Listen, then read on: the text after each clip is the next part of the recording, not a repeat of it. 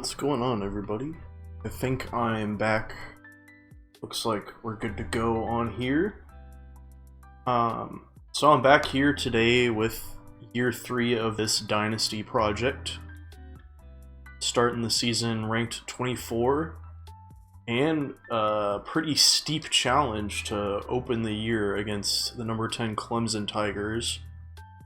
Got basically a perfect roster.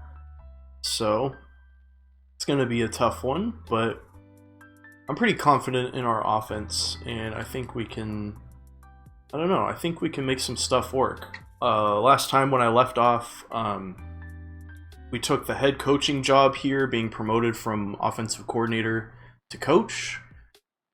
We've retained a lot of the star players on offense from last year.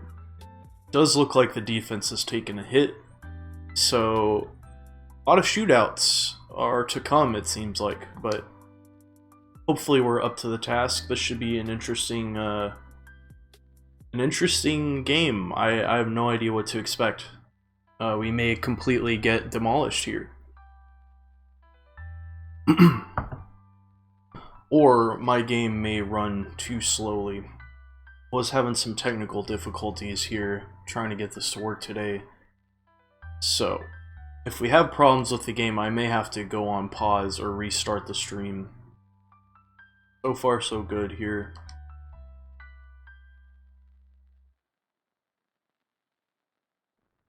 Okay, so we're gonna get the ball to start, and I'm just gonna go ahead and sim that kickoff. It does appear that the end zone graphics are totally screwed up.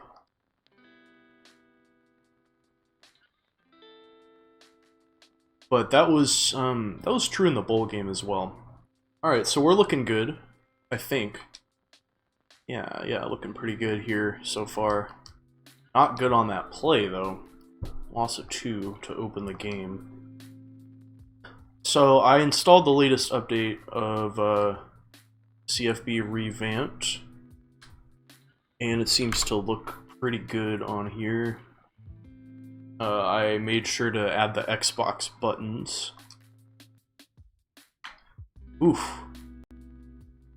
They sent the heat there, but we got bailed out by the screen, got us 9 yards back. Thought it might have been a little bit of a gutsy play call there, and it paid off this time. So now 3rd and 3. Number of different things we could try on this down.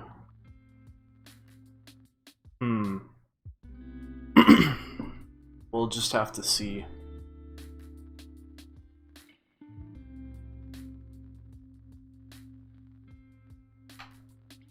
And kicked it out to White, and he does not come up with it.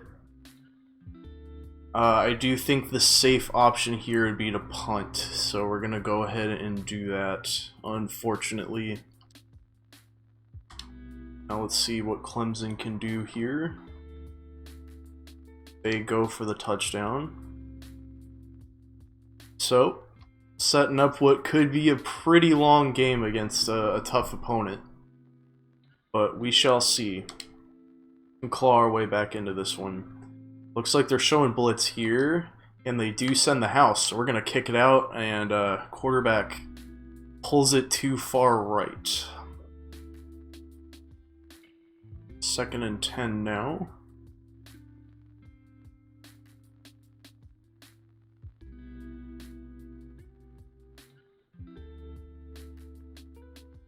Split out 4 wide here, see if we can exploit maybe the middle of the field. And of course the quarterback is again totally off target. We're going to have to throw 3 times in a row on this doomed drive, it seems to be. I don't know. I don't think we have much of a chance here. Call's got to get into some kind of rhythm. Instead, he throws it what should have been an interception there. Nobody open. Alright, so back to the punt we go. And Clemson could take a commanding lead here. They do just that. Oof. Punishing. We do retain a lot of the offensive stars from last year, but the team as a whole seems to have taken a hit, especially on defense. So we may not be able to have an undefeated season this time around, especially with a loaded schedule like this. Oof. Tried to force that one into triple coverage. Should have been picked. Really rough start to this game. Gotta shake the dust off.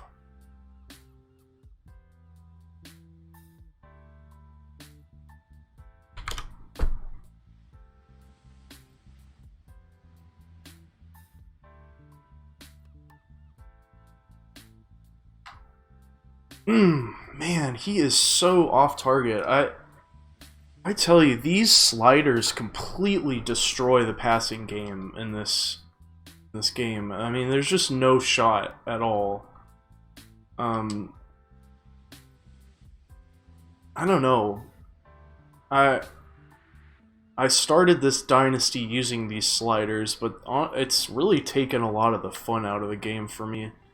I know they're supposed to be more realistic, but my goodness, it's just... The quarterback does not go like 1 for 8. I'm sorry, it's ridiculous. So, another punt and another likely touchdown. A deep, massive hole against the Clemson Tigers, and desperation mode already in the first quarter here.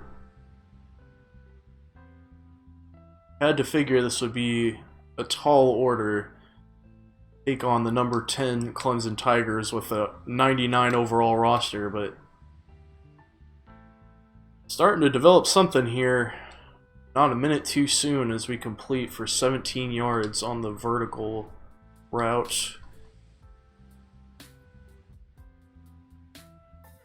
McCall needs to roll out, and he's going to try to force it, and it gets intercepted. Thought he could pop it over the head of the defender there, but instead it is returned. And Clemson is about to completely blow this game open here. And instead we get a key defensive stop that may have saved the game. Call is having a really rough go of things. He's known to be a slow starter in the passing game, and it does seriously take him some time to get into rhythm. No gain on the handoff there. That immediately.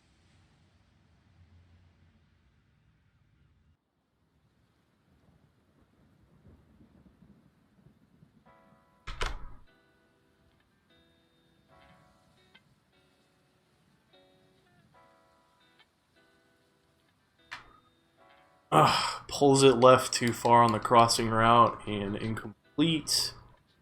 Trying to build up his confidence a little bit with that play call, but he's totally mentally checked out so far. 3rd and 10.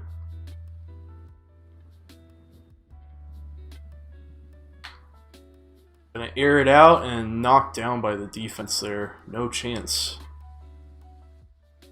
So offense is dead in the water, defense holding on by a thread. Do we have any hope in this game? 28-0 now. Just a total shellacking.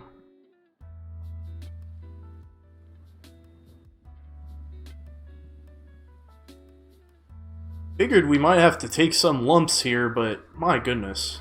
Johnson comes down with a good catch there in traffic. Moves the chains. I figured it'd be a good idea to load up the schedule with some more interesting opponents, but might have been too overzealous with a roster that's kind of taken a step back from last year and almost picked again. Should have been.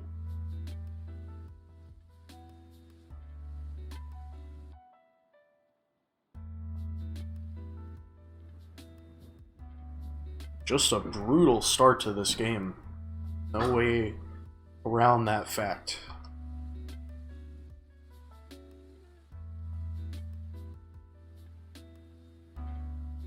There we go. Fountain gets a catch on the crossing route and gets a first down. moving the chains. Gotta get some points on this drive to have any shot of a fourth quarter comeback here. But it doesn't seem likely, considering the defense has only gotten one stop today, and the offense has a proclivity to turn the ball over at the worst time. Oof. Makes you just want to quit and restart the game after this result. And honestly, it's still pretty early on. I think we're going to go ahead and just sim this game. It's a bit of a disaster, and yeah, it's the result of having hours of technical issues and no time to get in some practice. So, with that fact in mind, we're just going to go ahead and sim the Clemson game. It is a close loss instead of a very lopsided one. I will accept that, and we will play the Florida Gators. Hopefully this time with a better outlook and a better game plan.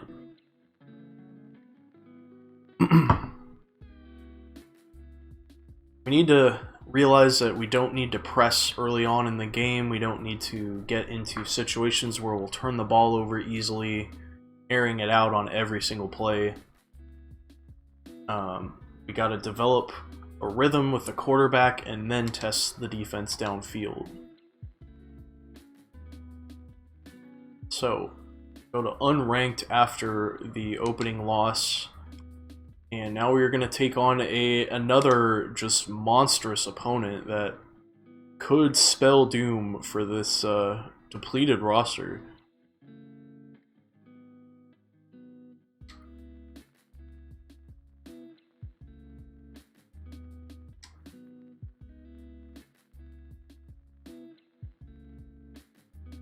Even though this is year 3 on the job, this is still technically year 1 for me as a head coach, and I probably should have just said that in the description of the stream.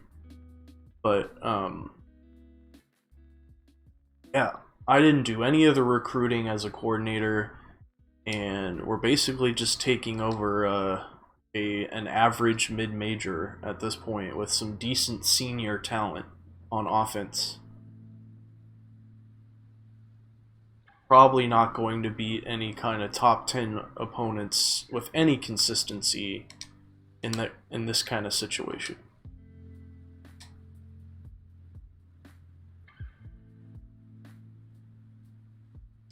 So here we go, opening the game against the Florida Gators, and we probably shouldn't go for a run play here.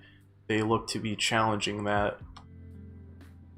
And instead we're going to throw it to the slant, and the receiver does not even make an effort to catch that ball. Dropped. That was definitely not on the quarterback, as he basically had it right where the receiver needed it there. He just didn't even reach his arms out there. 2nd and 10. This time handoff and lining up blocks pretty well. White gets 6 yards on the carry. Setting up a 3rd and manageable now.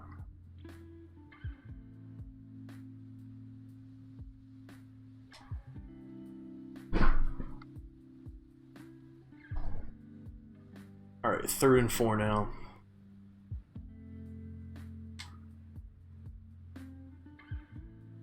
And they send the house, so we go to the screen. White stays on his feet, but can't make anything out of that and can't get back to the line even. So, punting, here we go, and Florida gets the ball on their own 50, is that correct? No. Oh, wow. So they are marching down the field now, and they are going to score their first touchdown of the game. Starting to look a lot like the Clemson game that we opened the season with.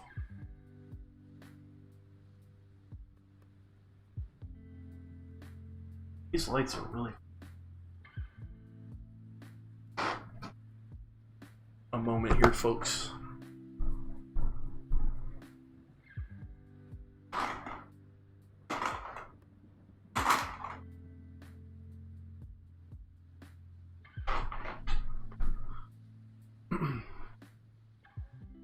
while we still have some daylight, I'm just gonna turn my front-facing lights off because it's hurting my eyes a little bit. Save it for later on if we're streaming later tonight, which we might be. I might be doing a little bit of Jedi Academy later on after this stream. Shall see. 2nd and 10 now. Starting to fall into the same kinds of habits that got us down. And almost picked off. 3rd and 10 now.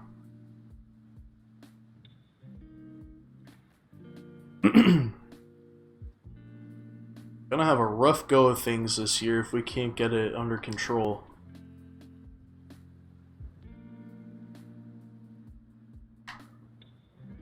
Fountain on the crossing route gets the first down and a little bit more after shedding off a tackler. Could have had a lot more if not for the last guy.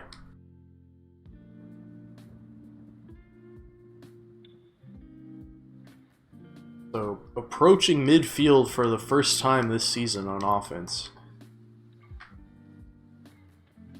White is met immediately, only a yard on the handoff.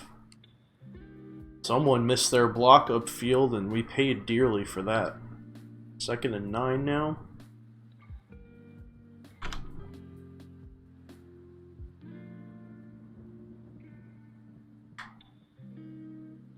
Robinson on the catch, but he is hit and drops the ball incomplete. No good.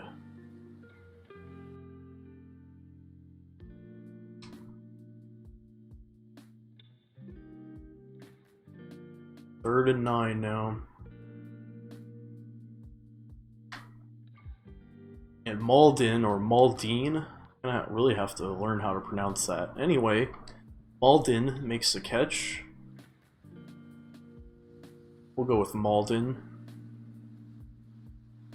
It's probably the wrong one.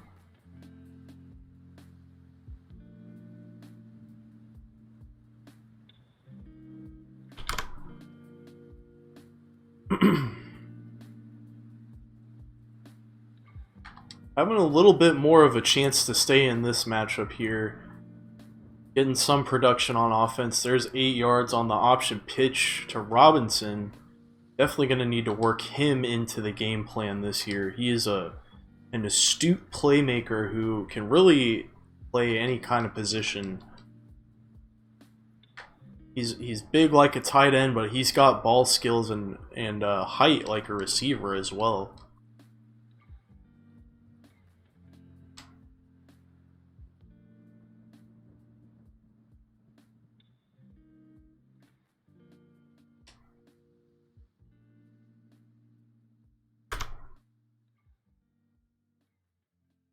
Here we go, they're showing blitz now, so we're going to audible to a slant. Defense shifts around, and now he's going to kick it out to the slant, and no catch there. If he would have caught that, there would have been daylight, but instead of miscommunication between the quarterback and the receiver, and we are back to basics here on 2nd and 10. McCall rolls out now. He's going to keep it himself, try to get the first down. He does. Very nice run by the QB. Who definitely adds an extra element to the offense with his rushing ability.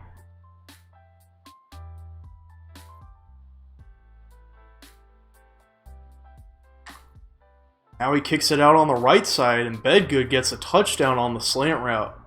Tying up the ball game now. Showed a lot of quit in the first game here, but none such attitude is present today against the Florida Gators. So we tie the game up pretty early on here. Let's see how they respond. In fact, we'll go ahead and play defense this drive.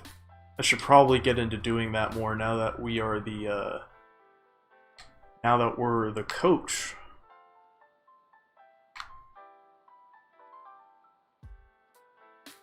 And picked off on the first play of the second drive. What an excellent play in coverage there to come down with the interception. Miles Baker sets us up pretty nicely at midfield.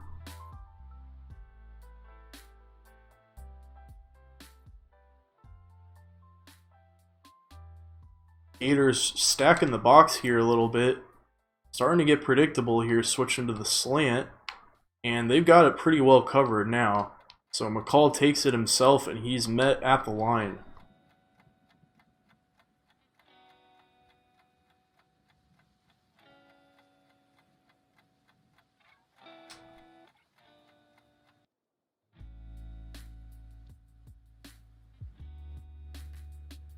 Crowding the line once again on second down. And they send a massive blitz, and they also read the screen pretty darn well. Defense was all over that. 3rd and 13.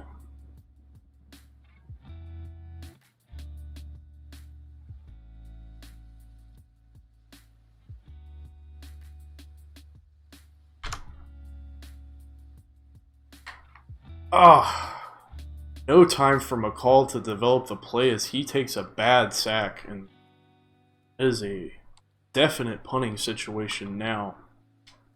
After showing some signs of life here, we've taken a bit of a step back on this drive, and we have to punt the ball away. Nice interception by Baker, but it turns into nothing as we punt the ball back to the Gators. Let's see how they respond. Jones gonna pass, and he is off target.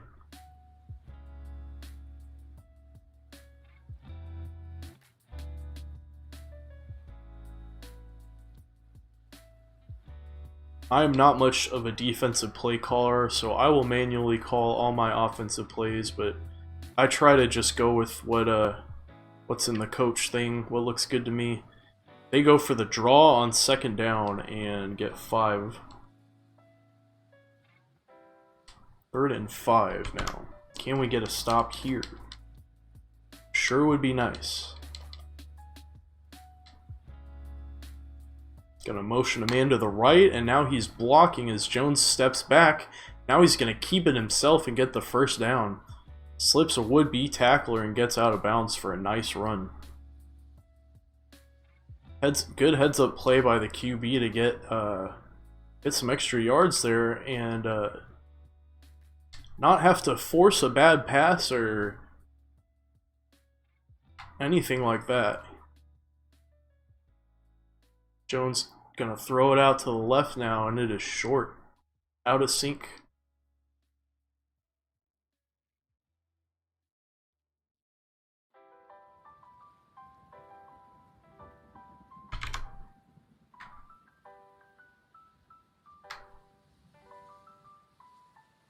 Pocket collapses, and Jones is sacked for 7 yards there. Nice play by the defense, giving us a chance.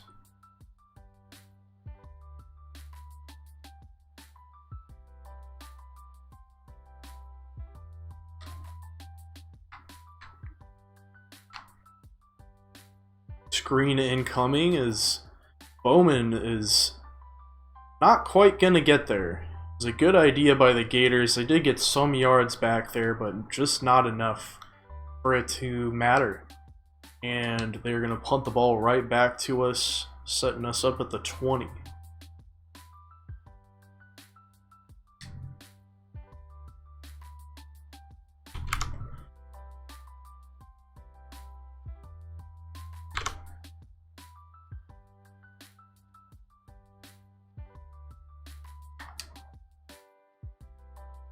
Oh no!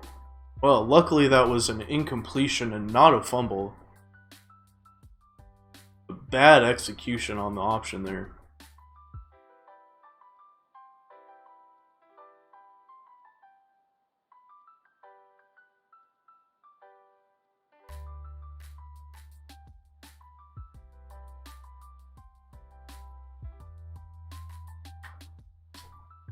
Fountain gets the catch on the crossing route and gets a first down. Such a reliable play when you need to bail out the QB.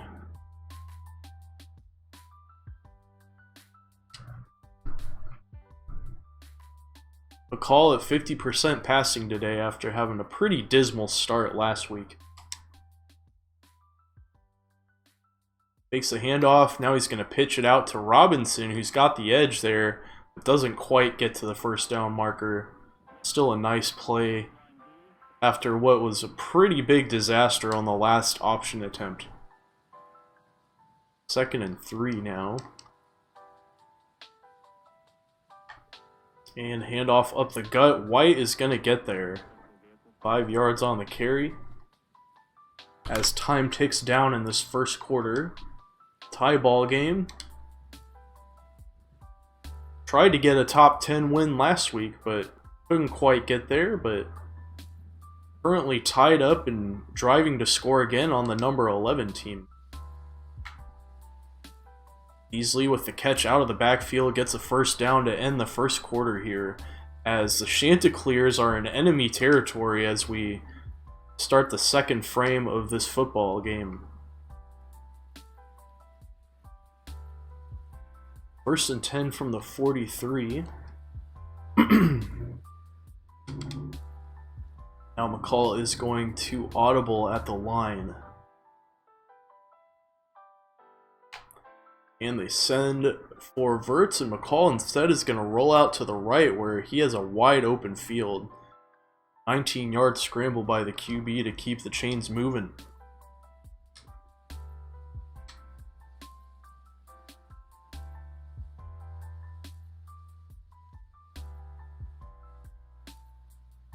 Gators send a blitz, but it's well blocked upfield, and White gets a first down on the carry up the gut. 14-yard rush, his biggest rush of the day.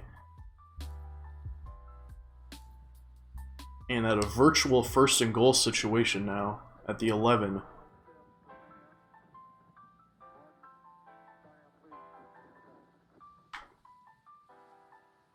Almost picked off. Tried to force it to the guy on the fade route, but instead it is incomplete. 2nd and 10.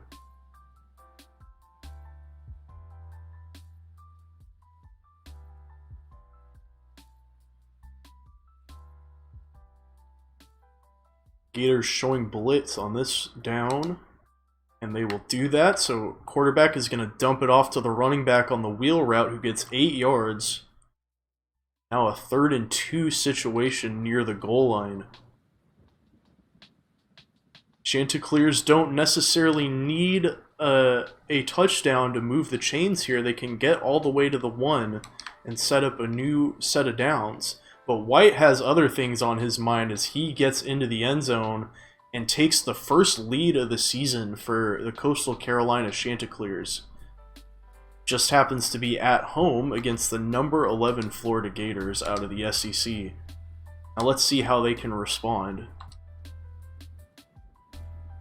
Instead, Florida is going to tie the game back up, but we do have 4 minutes and 53 seconds to put together an offensive drive and maybe take some time off the clock if we manage correctly here.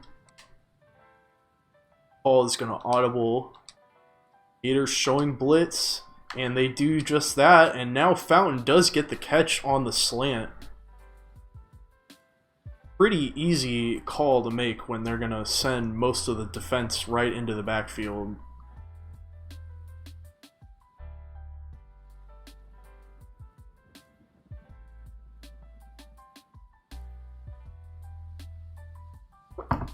Now we got 1st and 10. And McCall is going to roll out to the right, and now he's going to kick it out to his receiver, Bedgood, who makes the catch. 25-yard reception. Nice pass by McCall, who is scrambling out of the pocket for his life. Makes a nice play on what could have been a pretty bad situation for the QB. Now 1st and 10. Gators once again showing blitz. And instead they pull guys back into coverage. So McCall is going to kick it out to Fountain, who was open just in time there. Gets a little bit of extra yards after the catch now. Chanticleers driving once again after some athletic plays by McCall to keep the drive alive.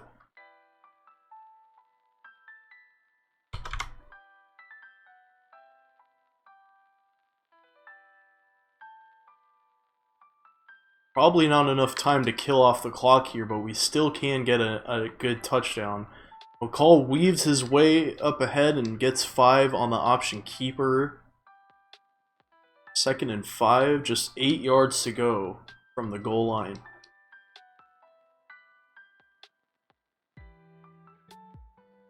This time handoff up the gut, and nice blocking upfield as White gets into the end zone. Looking for a first down, but wasn't satisfied with just that. And his 2nd touchdown of the day puts Coastal back up ahead here late in this first half. Gators get the ball at their own 33 now, just 3:26 to go. Can they match the Chanticleers on the scoreboard? Gonna get a handoff to Bowman, who only gets a couple, and now time is ticking down. Florida holding on to those timeouts.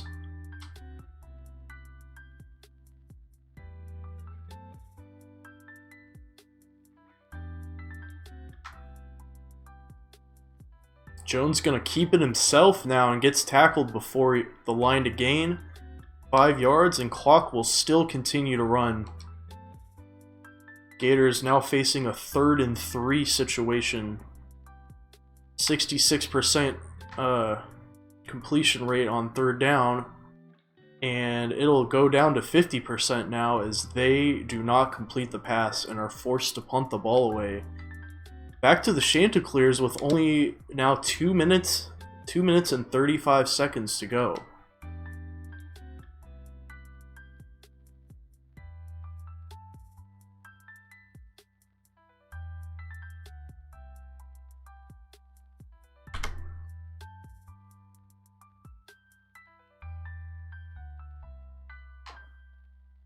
Call facing some pressure there, and he gets hit behind the line, sacked for 4 yards. Tried to escape the pressure, but just so many guys attacking all at once.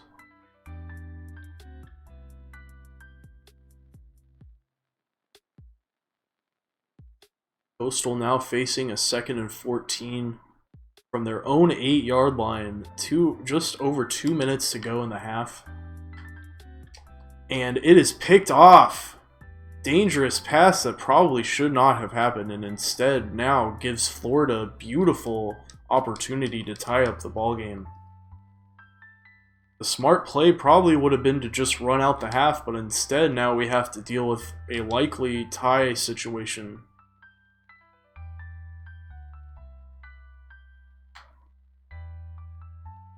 Bowman gets the outside handoff, and he gets into the end zone easily. So the Gators capitalize on the big mistake, and now we are back to 0-0 in this ball game. Coastal starts at its own 23 now, and likely just going to try to end out the half here, get into halftime tied up. Good blocks up front for White, who gets 9 on the carry. Clock still ticking. Coastal showing some urgency here, but is it too little too late for the Chanticleers? White will get the first down, stopping the clock with just 1:34. Now they'll go to hurry up.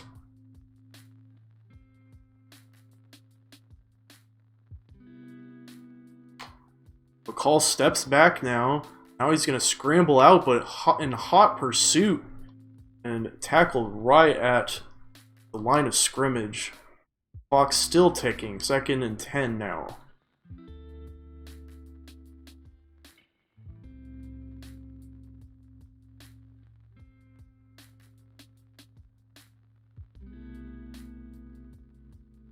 White is going to get pretty far ahead there, gets 9 on the play, and Coastal going to burn a timeout now.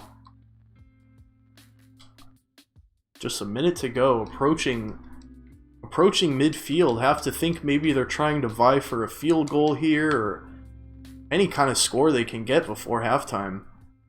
White gets a 4-yard rush there, another first down, under a minute here at midfield.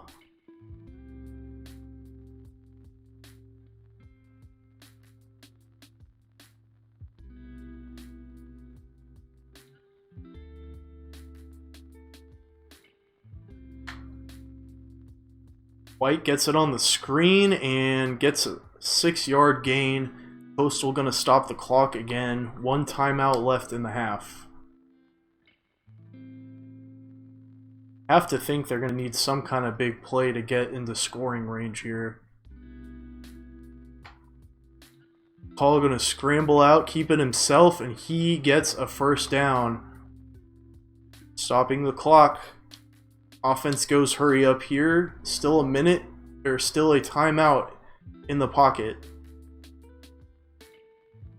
McCall rolls out, and now he's going to kick it to his receiver, Johnson. Excuse me, the tight end, DJ Johnson, who gets out to 1st and goal now. 29 seconds to go.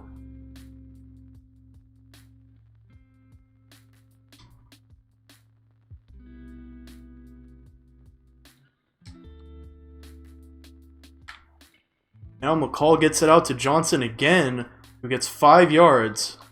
2nd and goal from the 2. Coastal has no timeouts left.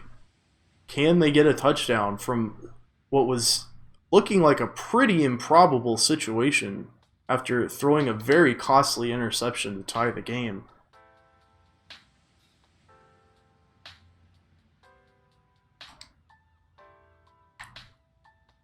White gets the catch out of the backfield and gets into the end zone for his first receiving touchdown and 3rd overall touchdown of the day.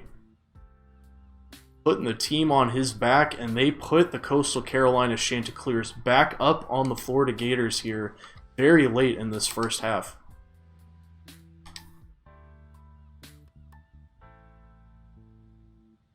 So Florida comes back onto the field with 12 seconds to go. Have to think they're probably just going to try to run the clock out, go into halftime, put together some kind of game plan, and they will do just that, handing off to their running back, and time will tick on down. So pretty wild back and forth affair so far in this game.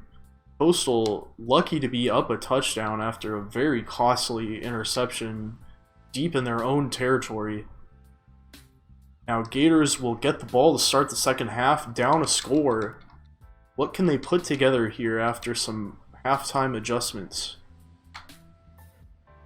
Handoff outside to Bowman once again, and he is met immediately. Just a gain of a yard there. Florida going to that play quite a lot so far today, and defense starting to key up on it. 2nd and 9 for Jones, who takes a step back, and now he's looking and he throws. Incomplete. Nobody even in the zip code of that pass. 3rd and 9. Gators just 50% on 3rd down today. Facing a low percentage situation.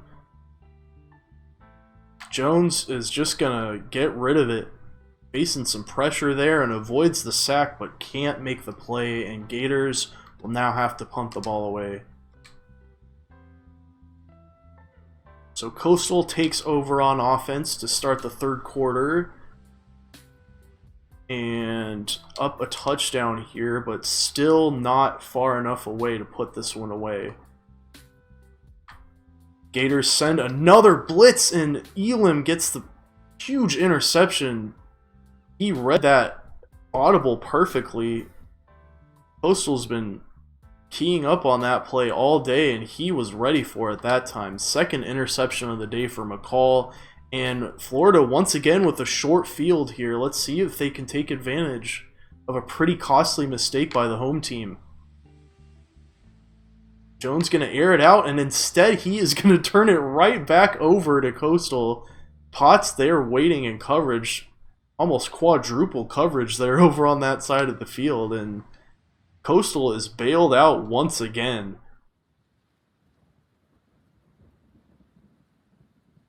Just a wild series of events going on in this football game.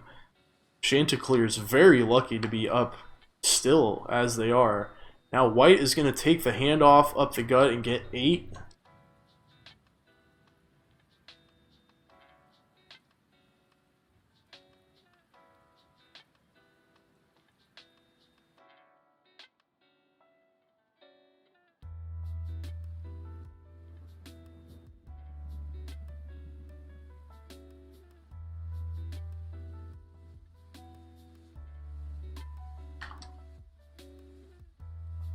McCall is going to get the first down on the keeper.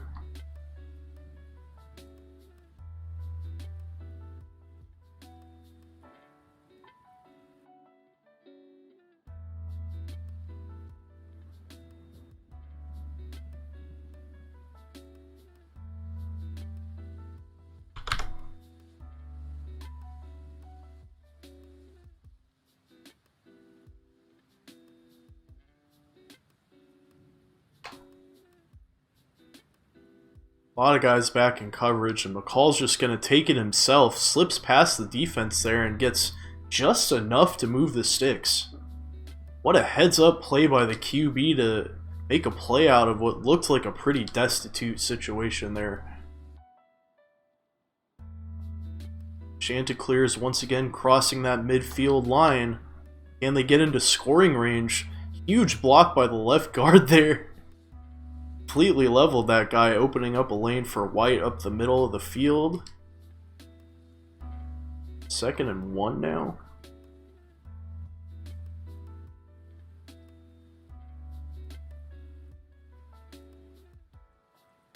Gators showing blitz once again, pretty heavy on the blitzes today.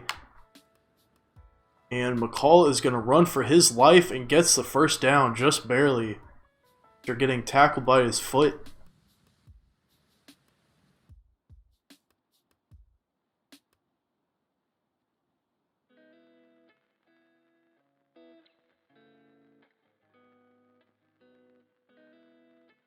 Gators crowding the right side of the field now.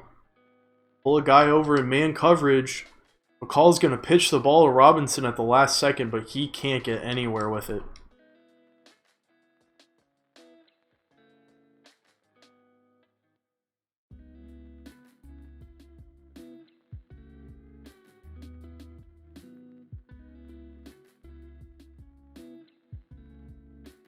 I'm still ticking in this third quarter.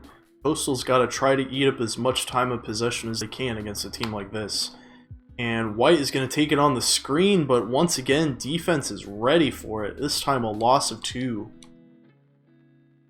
The usual conventions of the offense starting to break down a little bit here in this third quarter. The conditioning deficit against a ranked SEC opponent starting to show through here. 3rd and 12. Call, rolling out, and now he's going to kick it out to Johnson, who's open, gets the touchdown. What a crazy play there by the quarterback. And what looked to be a stalling out moment for the offense. Instead, Coastal catches them completely off guard, deep downfield, and Johnson makes him pay. Another touchdown catch for the tight end today, and now 2 touchdown deficit. Florida probably going to have to start thinking about playing with some urgency here. They still have plenty of time in the fourth quarter, but Coastal is looking pretty in sync on offense, and we are going to need to... they are going to need to get some stops to get back into this. Or at least try to keep pace. Good first down by the offense there, and back to it. Bowman gets a delayed handoff. 6 yards there on the rush.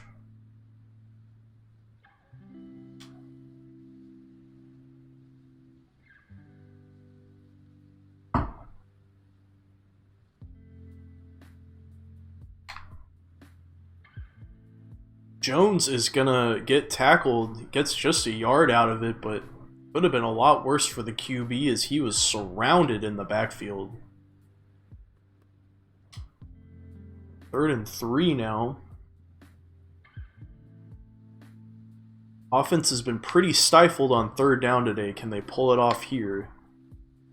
Bowman gets the handoff, and this time they will get a first down.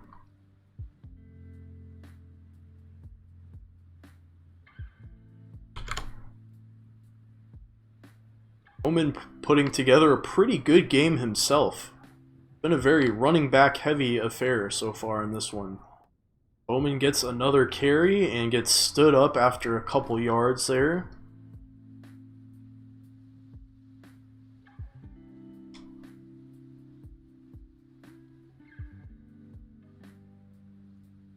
So Coastal's going to stack the box a little bit here. 2nd and 8. Fakes the handoff, now kicks it out to Shorter, who gets the first down on a very quick pass there. Nice play design by the Gators, and they get a first down.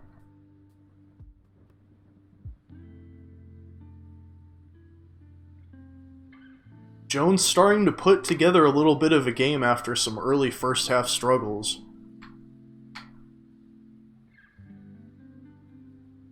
Now he's going to keep it himself after avoiding disaster in the backfield and gets the first down.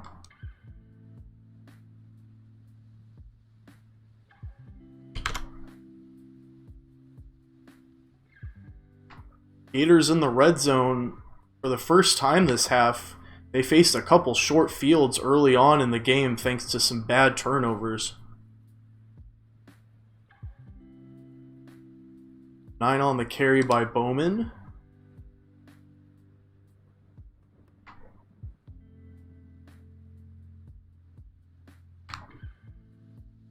Jones going to fake the handoff, keep it himself, and he is dangerous. Gets into the end zone for the touchdown, and Gators starting to claw back a little bit in this one. It is now a touchdown deficit. Coastal is going to need to keep them at arm's length to have any chance at this. The roster deficit is clear. The ranking deficit is clear.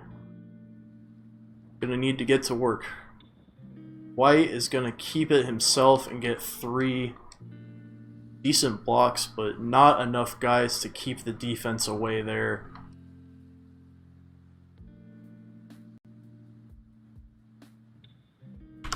So here we go, 2nd and 7 now.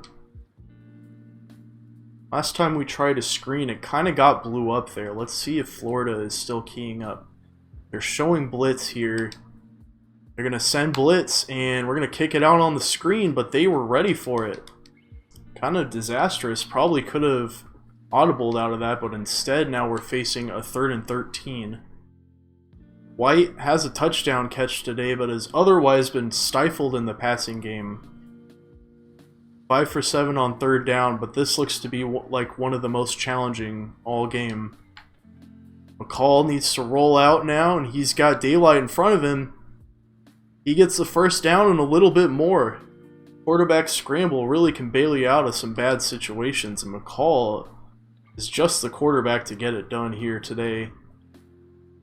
Keeping the offense alive and keeping the Gators at arm's length there, ensuring we can at least use a little bit more time on the clock. Time is ticking down here in the 3rd quarter now. See if the Chanticleers can get a play off here.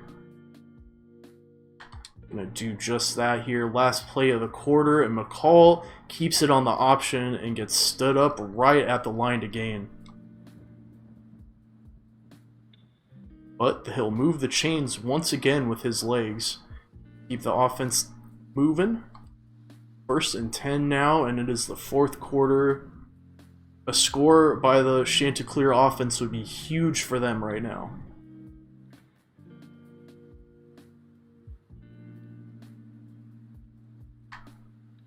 And Fountain is open on the crossing route, and he gets a first down. So reliable on that play. Run to perfection there.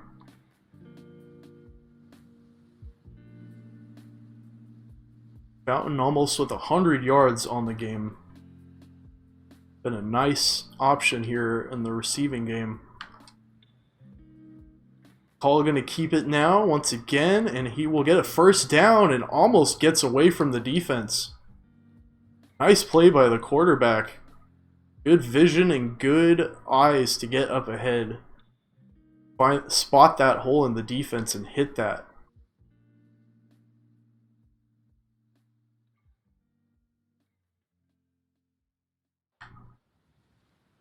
Good blocks upfield by Coastal, but collapsed before White could get anywhere.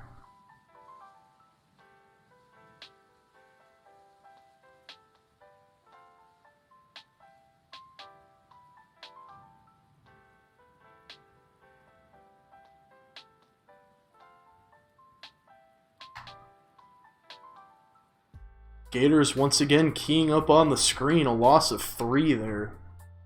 Now a 3rd and long.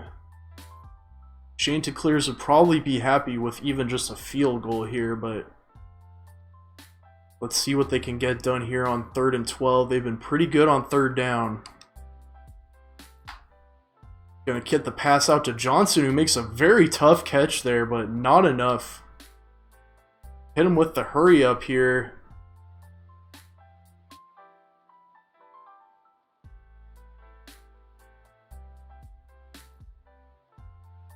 Now 4th and 3, Coastal's gonna go for it here. And McCall kicks it out to Johnson on the option there, but he does not have anywhere to go, and Coastal will turn the ball over on downs. So instead of coming away with some much needed points there, Coastal is going to give the ball back right to a 99 overall offense. 6 minutes to go here in the 4th. Gators just trailing a touchdown here.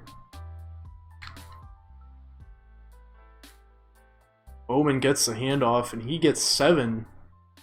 Such a shifty back he is, and he really can hit it on the outside. 2nd and 3 now.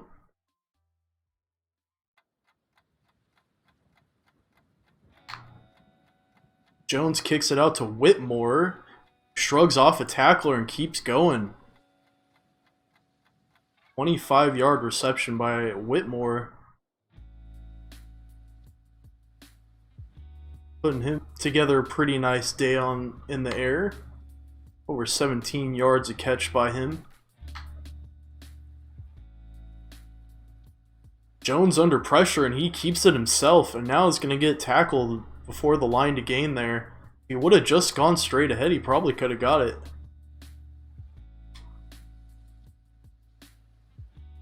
5 minutes to go, and Gators already at midfield here.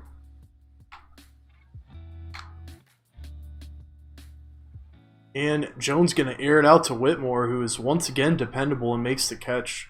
Move those chains.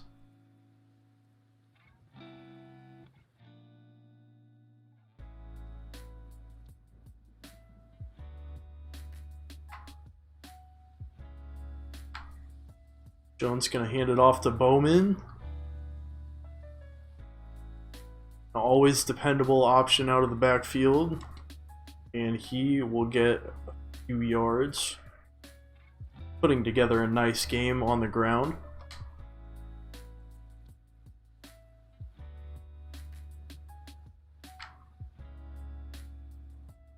Chanticleer show blitz, and Bowman tries to get to the outside, but he'll lose a few instead.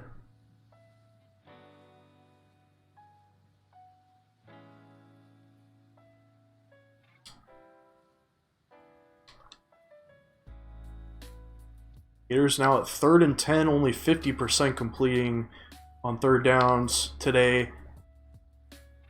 And they will get picked off. Baker with another interception. He gets a pretty decent return on it as well. Coastal, that may have just sealed the game for the Coastal Carolina Chanticleers. A huge, huge play in coverage on what could have been a crazy, crazy catch by that Gator receiver. Instead, it turns into an interception.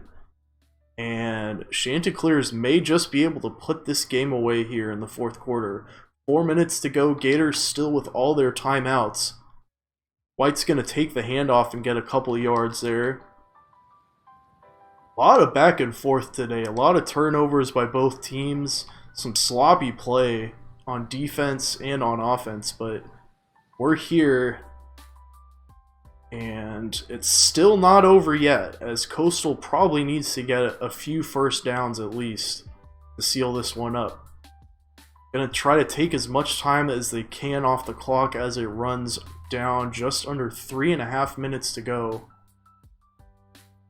Now they're gonna send a motion man, fake the handoff, and McCall keeps it himself. Tries to get the first down, but is stood up by the defense. Still a very tough run by the QB, and sets them up at a 3rd and manageable now. 3rd and 2 for the Coastal offense. Gators showing blitz here. And they will blitz, but White is going to take it, and he gets more than a first down there. Makes the defense pay for a bad play call. Now 1st and 10 from the 33 for the Chanticleers. Gators still with timeouts, but time is taking away for them. And a score here would all but seal their fate in this matchup.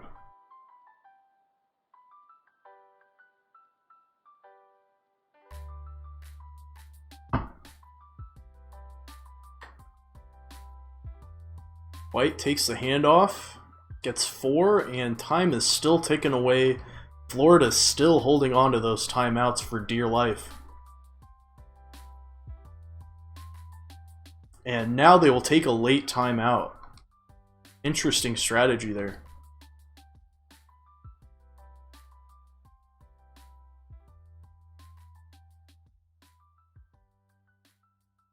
Now we got a 2nd and 6, and time is stopped. White motions out of the backfield and is followed in man coverage. So McCall gonna kick it out to his receiver, but instead it is swatted down by the defense. 3rd and 6 now.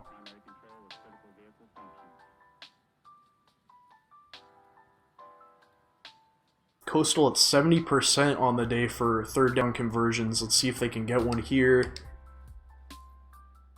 Gonna kick it out to White out of the backfield, who gets to the line. Nice play, and Florida has to burn their 2nd timeout now. You can feel life being choked away from the Gators.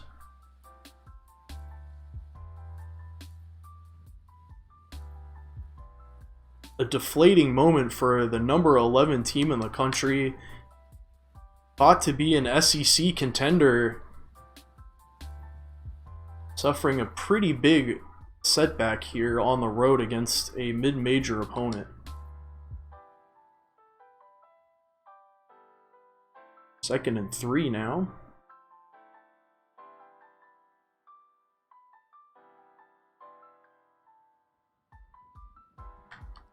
Gonna fake the handoff. McCall keeps it and gets the 1st down. So dependable with the ball.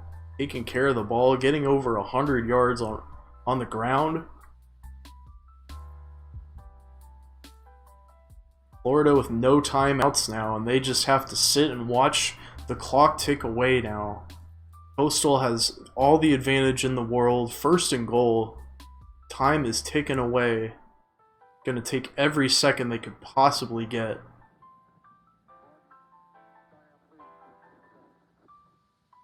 Probably expect a run coming here, as McCall's gonna hand off the ball to White, who runs into the defense. He had a lane to get into the end zone, but he smartly keeps the ball and lets time tick even further down. 2nd and goal from the 2. Coastal's going to take all these seconds they can possibly get. If they can get this to a 2-score deficit, there's just no way the Gators could even have a chance. Under a minute now. As soon as they snap the ball. 3, 2, 1. And hand off to White, and he's met immediately, but that's probably okay. As time will continue to tick away, they may even be satisfied with not even getting another score here.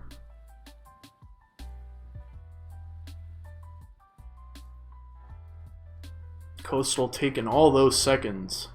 Probably the smart strategy.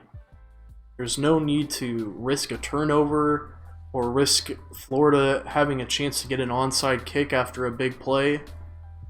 Just squeeze the life out of them.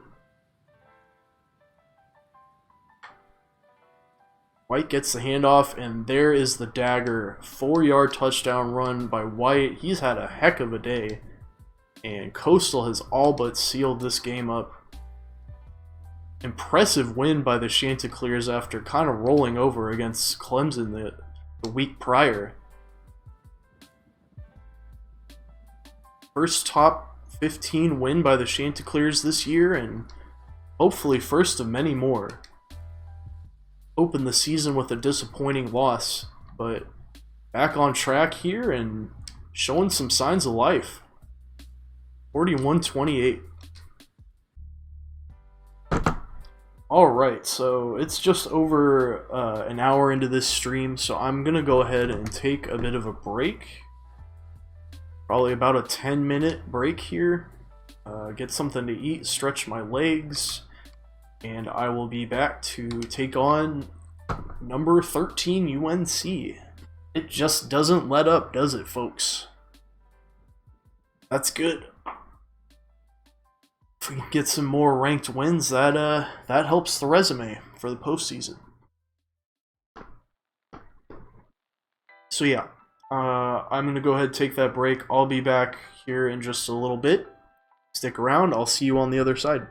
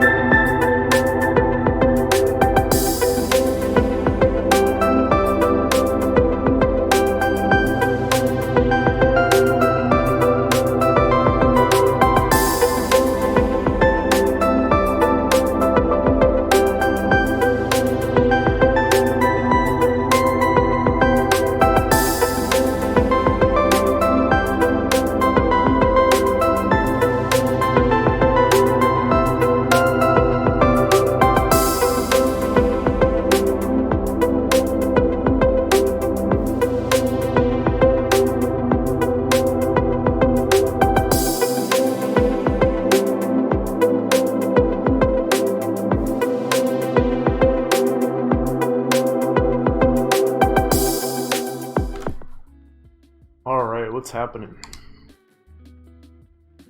Ready to take on this next matchup here. Lost a neutral site game, won a home game, so now, of course, we have to go on the road.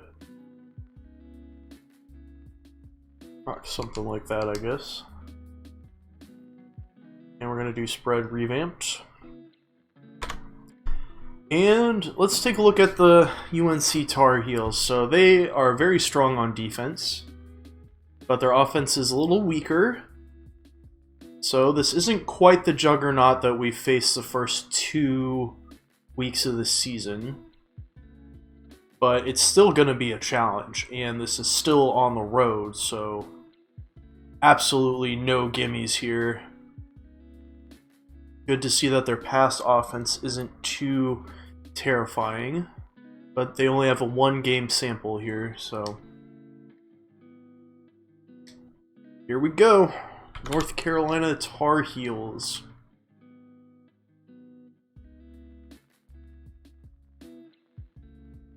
Another regional power.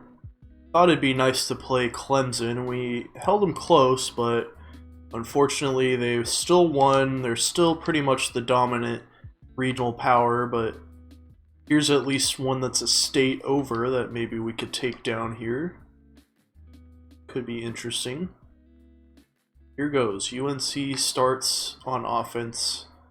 They're going to air it out to the Morables. I didn't quite see what that guy's name was, but incompletion there.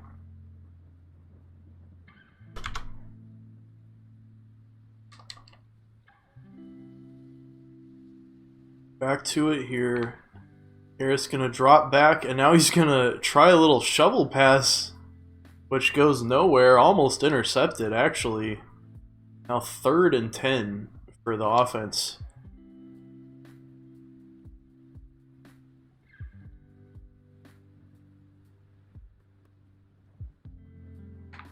And Harris is going to drop back again, and he gets sacked. Huge hit by the defense to set the tone of this game, and UNC has got to put the ball away on their first drive. What a massive tackle that was, and an excellent move by 90 to get around the blocker there. Textbook play about rushing the edge. So UNC has punted, and we are going to start on offense. Pretty decent field position here. Tar Heels going to stack the box here on 1st and 10. Let's try audibling. See how the coverage looks. And intercepted. He jumped the ball there. So we turned the ball over on the first play on offense. Not ideal. Receiver looked to be open, but Storm Duck with the insane play and coverage came out of practically nowhere to make that interception. And now UNC setting up shop here at midfield. After looking pretty destitute on offense, Harris now going to run out of the backfield, and he gets a first down with his legs. Nice run by the QB, Sylvester Harris.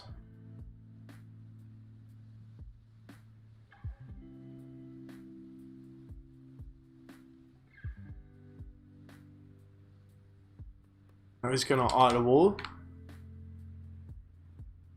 Now he's going to take it himself again and gets a nice block, shrugs off a tackler. Good runs by the quarterback to keep the offense alive here. Now UNC at 1st and goal.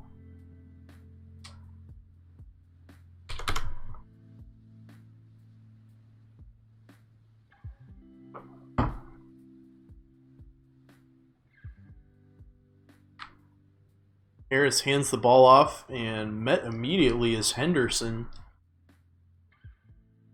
2nd and goal now. Chanticleers would love to hold the Tar Heels to just a field goal here after giving up some gashing plays on offense. 2nd and goal for the Tar Heels. Harris going to step back. Now he passes it to Simmons, who gets 6 yards. Still not quite enough there for the touchdown, but a 3rd and goal from the 4. What will the Tar Heels cook up on this situation? They've missed their one and only third down of the game. And they're just going to hand off to Henderson here. And he is not going to get there. So, what are the Tar Heels to do now? Are they going to kick the field goal? It appears so. They're sending the field goal unit onto the field. And Chanticleers are counting their lucky stars after a pretty disastrous drive on defense that they held them to just a field goal there. And Coastal is going to start at their 25, only down a field goal here after what could have been much, much worse. Pretty disastrous interception to give the Tar Heels some easy points. Gotta take better care of the ball here now. McCall gonna hand it off to White, who gets away from a would-be tackler in the backfield, but is met after just 2 yards.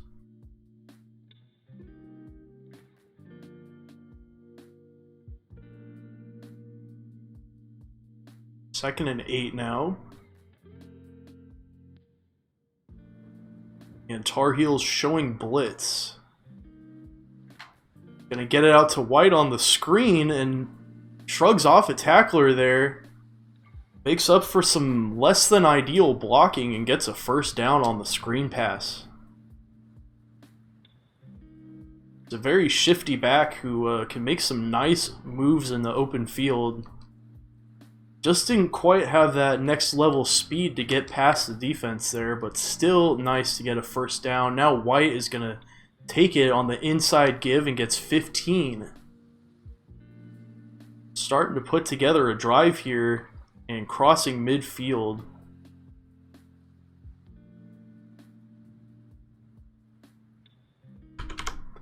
First and 10 for the Chanticleer offense on the road here against a number 11 team. They just played the previous number 11 team last week and now are trying to defeat Goliath once again this week. Gonna miss on the crossing route there on first down, so second and 10. UNC stacking the box. And now they'll pull back into coverage, so McCall gonna roll out to the right. He's gonna keep it himself and fumbles the ball out of bounds. Lucky that that didn't stay right behind him. He gets only a few there, and so now third and 7. What can the Chanticleers pull off on a third and 7 here?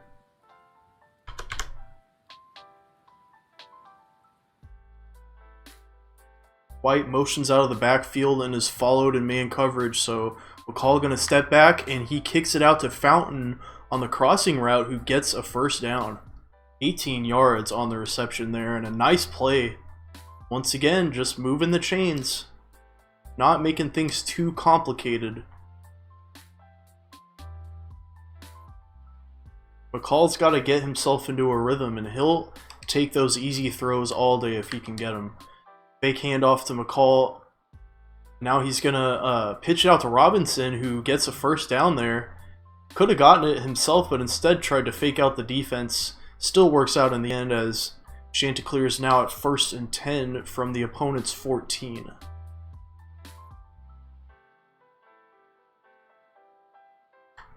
And handoff up the gut, and defense decides to cut back instead of go for the tackle there.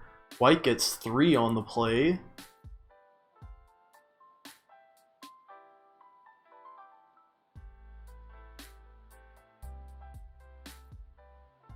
Second and 7, and pretty close to a first and goal situation.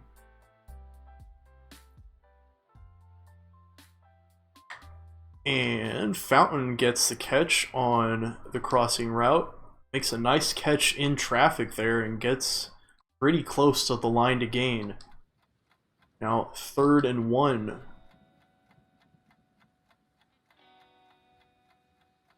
Coastal with their second third down situation of the day, and White will plow straight ahead to make it 2 for 2 for that Chanticleer offense.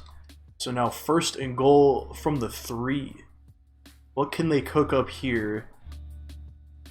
They just forced a team out of this situation into a field goal. Let's hope they can get a touchdown here instead of fall into the same trap.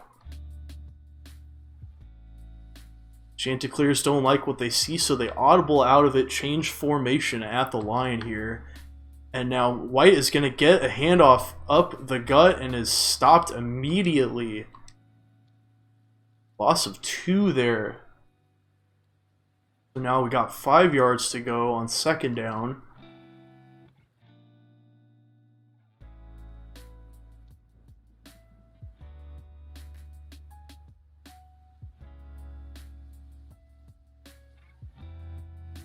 Hard to draw up plays in situations like this. Red zone always squishes things down a little bit. So now McCall is going to throw it to Robinson, who is once again deadly with that crossing route and gets a touchdown. Coastal is going to take the lead now. And thank you for the follow. Can't currently see who it is who followed. We're 12? BRRR 12. Appreciate the follow. Thank you so much. Alright, so we take the lead now. And UNC is going to go back on offense. What do they have in store here? They mounted a pretty impressive drive last time, but stalled out at basically the 1-yard line and had to kick a field goal. Henderson with the carry there gets 7. Nice setup for a 2nd and 3 now.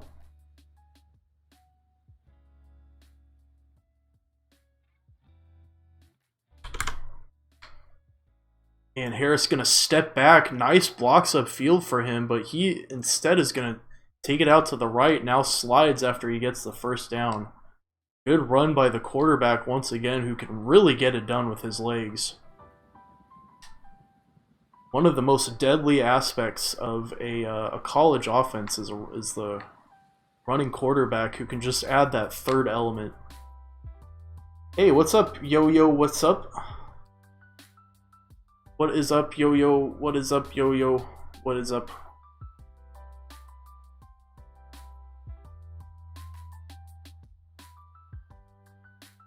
Trying to beat the 11 team in the country right now.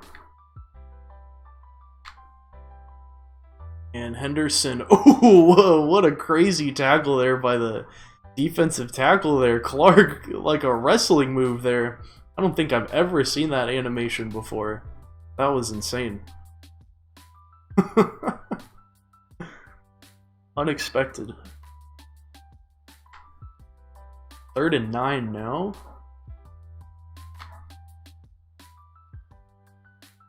And handoff to Henderson, only gets 7, so good stop for Coastal there. And UNC is going to have to punt the ball away to end this 1st quarter, as the Chanticleers have a 4-point lead and are looking to drive and score once again. Gotta take care of the ball here, no mistakes, no costly turnovers or penalties. White is going to get 9. Very nice run by the star running back.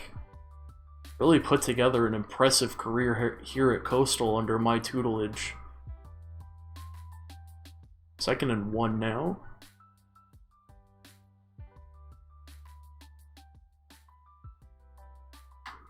And forces a throw, and Hollins is there to pick it off. Bad decision by the QB, very costly move.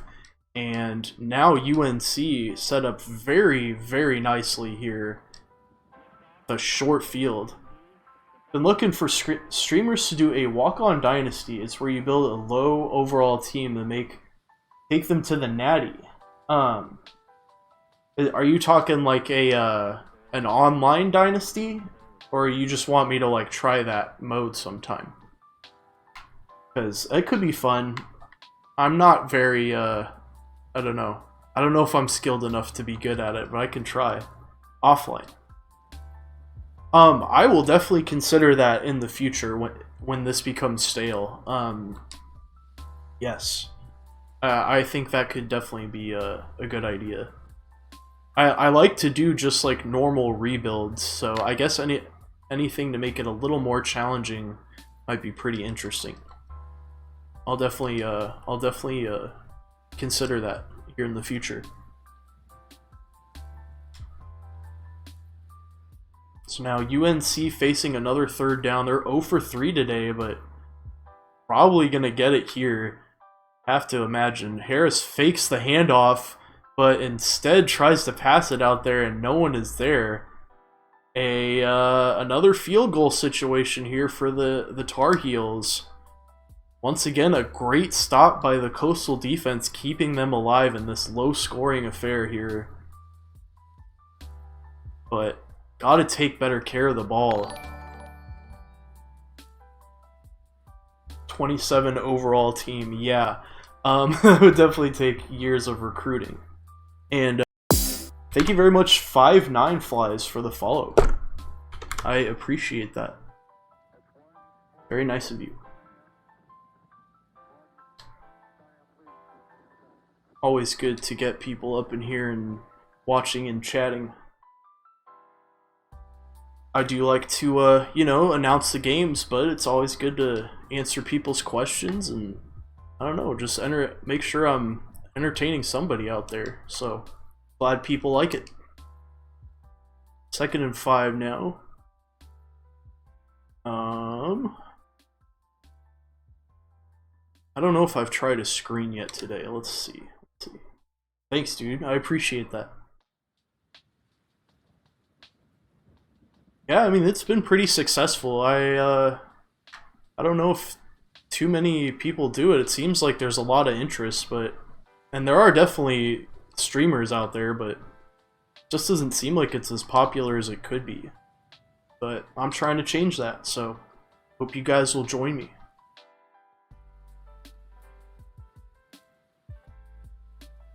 So now 1st and 10, handoff, nice block there by the left guard, and White is just going to continue trucking ahead. He is having a very productive day here against the Tar Heels, but still not much to show for it here.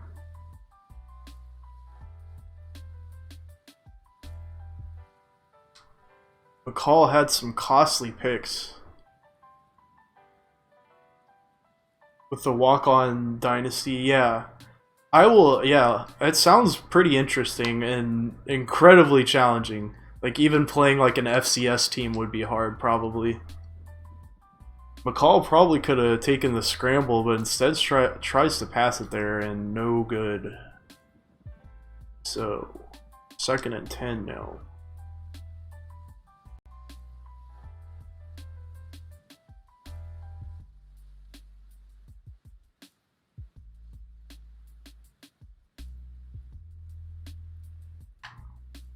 Call kicks it out to White on the wheel route, and he's going to cut inside, get 6 yards. Nice play there. If you win a game in your first season, you're a god at the game. Yeah, I believe it. I totally believe it. I could only imagine. 27 overall. That's just... I couldn't even imagine like getting a successful play to happen. Never mind winning a game. That just sounds crazy to me. But yeah, like you said, it probably does make really good content. So I'll look into that. See if maybe some other people have played it before online. I'm sure they have.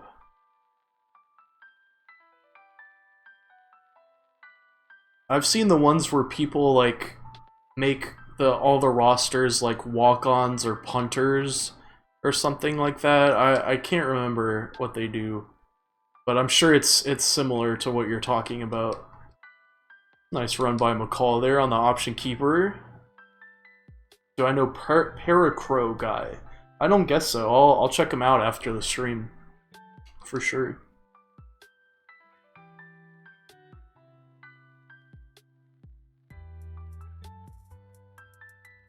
Does he stream on Twitch or is he a YouTube guy? Nice handoff there. He's not live. Oh, okay. Alright. No worries, I can, I'll keep an eye out.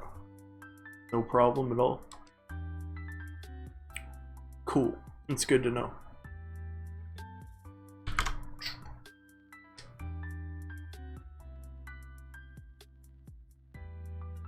Once again, we'll call on the option run that we continue to run over and over, probably too much, but I mean, if it continues to work this well, why wouldn't I?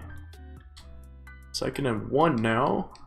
Getting pretty close to the goal line here, and time ticking away in the second half, or the first half, rather. Second quarter. Hand off to Beasley, who coughs the ball up. Oh no! Beasley comes into the game. Flag on the play. Personal foul. Face mask. Did that actually save us from the turnover? No, I guess not. It does not. So an unfortunate turnover. Another very costly turnover too, mind you. That makes 3 in this first half here, and we are lucky to still be leading at this point. UNC takes back over here. Can we get a stop? Henderson gets the handoff. Looks to be a pretty productive back himself. A little bit of a slow start here today, but he just needs to get a couple breaks. 2nd and 5 now. Time ticking away. But UNC with all their timeouts. Now a nice screen out on the outside to the wide receiver. Brown gets a huge gain on that play. 25 yards. Nice play design by the Tar Heels, and now they're in business.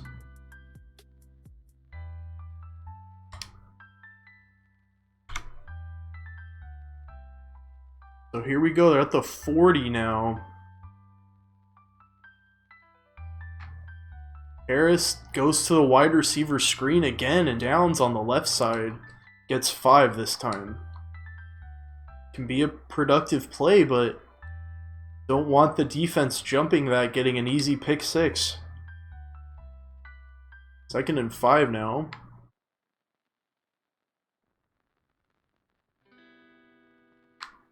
Harris gonna fake the handoff. Now he passes it out, but air mails it to the right there. No chance for his receiver to get it, and now 3rd and 5. UNC still with no 3rd down completions today, but had a pretty good situation here. Can they get it? Defense gonna blitz and kicks it out to Brown there on the quick pass. Nice play by the Tar Heels. Handled the situation pretty well there. So now 1st and 10. Harris at 50% passing today, but he's really got it done with his legs. Now they're going to motion a man to the right here. Could be a handoff. Henderson gets it up the middle. Now he takes it to the left.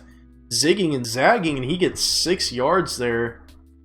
Taking all the possible running lanes he can get on that play, and now 2nd and 4 for the Tar Heel offense. Coastal is trying to bend but not break here on this drive. A score would give the Tar Heels the lead for the first time since it was 3-0 early in this game. 3rd and 4 now, another big 3rd down situation.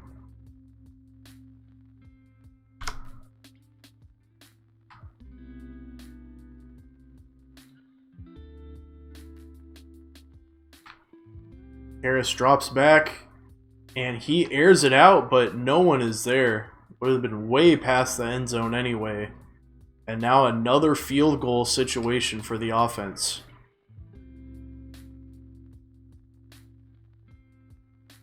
Chanticleer defense has held up very admirably in this game after giving up a lot of points in the first couple weeks. 7-9 now, minute 30 to go. That minute 21.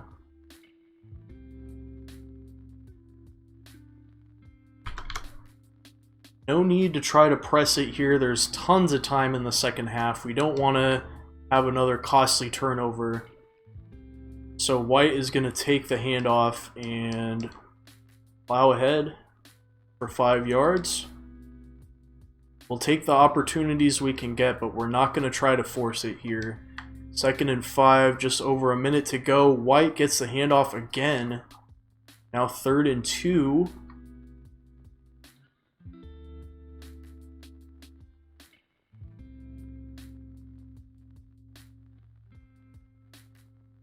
Time taken away here. And number 16, Morris, is out for a number of weeks. That is too bad. Not good for this team. With kind of a low amount of depth on the roster. White is going to get the first down there. But still just a little too many yards to go for this to be a viable chance. So we're just going to run time down here, get into the second half, only down 2. Still anybody's ball game.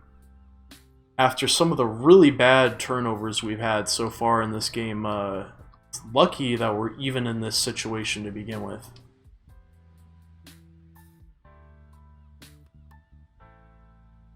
Time taken down here, just padding the running back stat line at this point. White is going to get the first down. Showing off some skills there, gets 10 yards there. Very nice run by the running back. And that should probably do it in this first half here. Chanticleers maybe could have tried to press and get some more points, but they play it safe. Down 2 here at halftime, and they will get the ball to start the 3rd quarter. Just want to say, if you like what we're doing around here before I get started, give me a follow, chat me up, ask questions. I should be here for a while tonight, so hope you are enjoying the stream. White gets another handoff and avoids some tacklers there right in the backfield, gets 4 yards. 2nd and 6 now.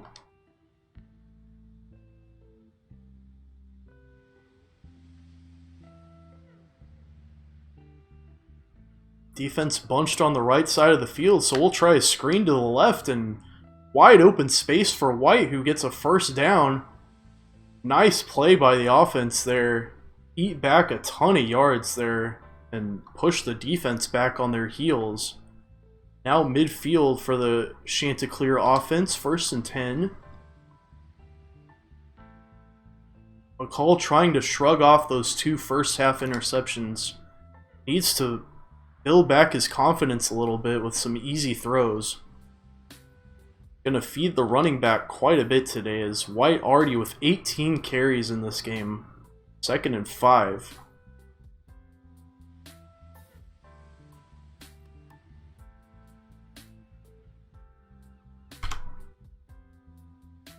Low scoring affair here, but Coastal can take the lead back on this drive if they play smart. Pass to Malden on the crossing route, and he only gets a couple there. Met quickly by the defense in coverage. 3rd and 3 now.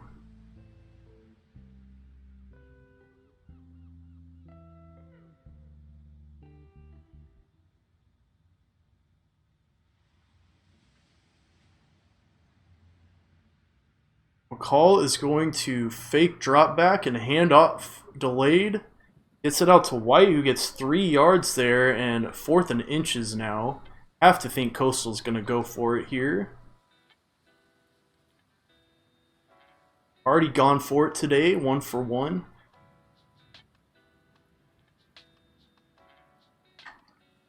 And McCall is just going to dive ahead with the ball and get the first down. Make it 2 for 2. Keep the drive alive here and keep taking time off the clock.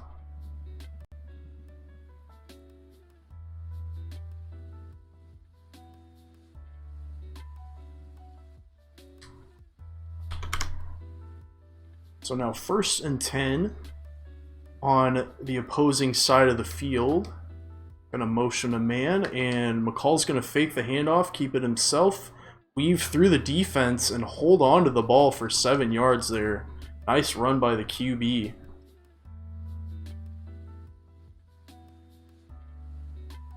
Got 2nd and 3 now.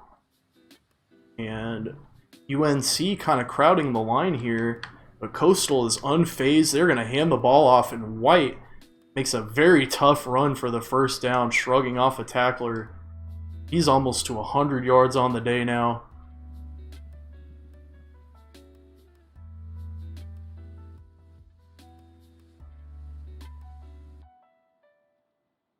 Clock's still ticking here in this third quarter. UNC playing it close to the vest, trying to keep the Chanticleers off the scoreboard here. Robinson makes a catch, but he's going to lose a couple there. Not ideal.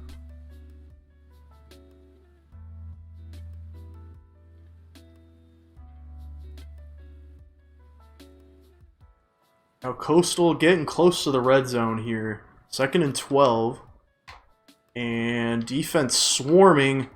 McCall gonna force a throw, and Storm Duck is there to get another interception. His 2nd of the day. Bad decision by the Coastal offense, and they will pay dearly for it as UNC takes over at their own 20.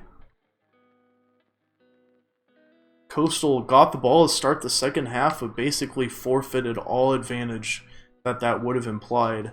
Now UNC going to motion a guy to the left side, and now they're going to go for the screen, and it is read perfectly by the defense, who stops him for a loss of 1.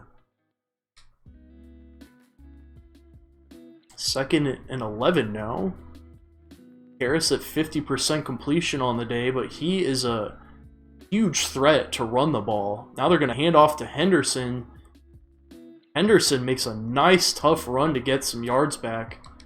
Make it a 3rd and manageable for this team. 3rd and 2 now.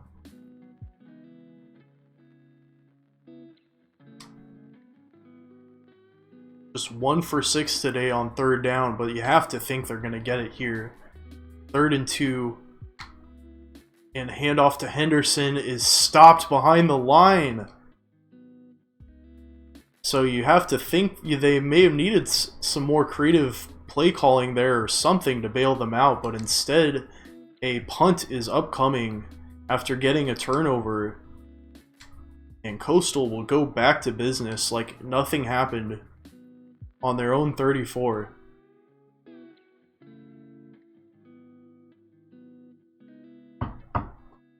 So here we go, stacking the box once again. And blitz incoming. White is going to avoid it, though, and get 7 on the carry.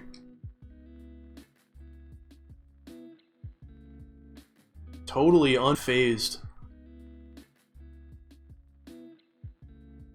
2nd and 3. 3 minutes to go here in the third quarter now. Coastal has got to put something together here on one of these drives. They cannot afford to be complacent. And McCall is going to run right into the teeth of the defense there. Gets a first down on the option keeper.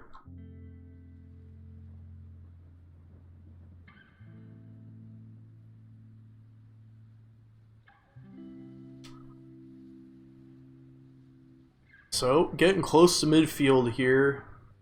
Got to get some points on this drive of some kind. A touchdown would be preferable. And White gets it on the screen, but the last line of defense is there to stop him for a loss. Defense sent a very intense blitz there, and White could have gotten away if not for number 9 there. Nice tackle.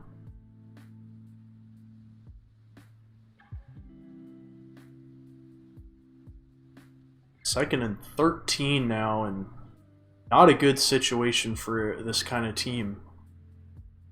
After having already thrown 3 interceptions today. McCall's got to drop back. Now he's going to take off. Scramble off to the right there and try to make a man miss. Can't quite do it though. Still a pretty good run by the QB to make some get some yardage back there. And now 3rd and 3.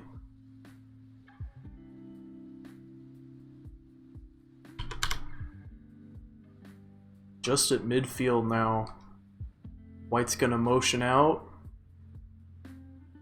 Now McCall alone in the backfield, steps back, and now he keeps it. Now he's going to run for it. Got a nice block by his receiver there, and 22-yard scramble by the quarterback keeps the drive alive. Quarterbacks getting it done with their legs today.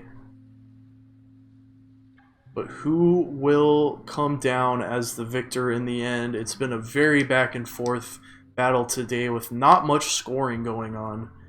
Now Carpenter comes into the game for McCall, and he gets a first down. His first action of the season gets him a first down, showing off some leg strength there. Nice play by the young man on his first snap.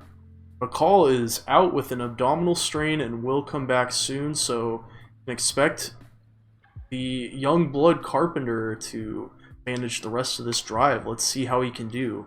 He's going to keep it himself, and he spins, misses a tackle, but can't get past the next line of defense there. Still a pretty good run. 3 yards there.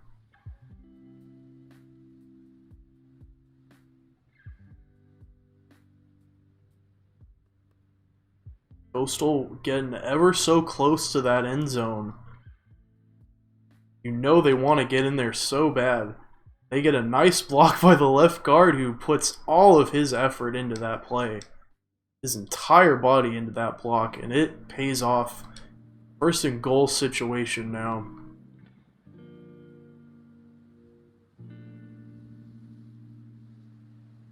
Carpenter still in the game here on first and goal. He's going to hand the ball off to White, who will cruise into the end zone thanks to some nice upfield blocking. And there you go, folks. Coastal taking the lead back here in the third quarter, showing some fight in them. And they will get the 2-point conversion, 15-9 now. So UNC starting back on offense. Only about a quarter's length of time to go here for them. Henderson with the handoff. They don't need to press here, but they do need to play with some urgency and try to even up the score here. A touchdown would take the lead by a point, but they got to make that extra point too. 15-9 here as we approach the fourth quarter. Kind of an oddball score, but it's been an oddball game. Wide receiver screen out to Downs, who only gets a yard there. Defense really keying up on that play. UNC trying to lean on it like a crutch, and it does not work for them here. 3rd and 4.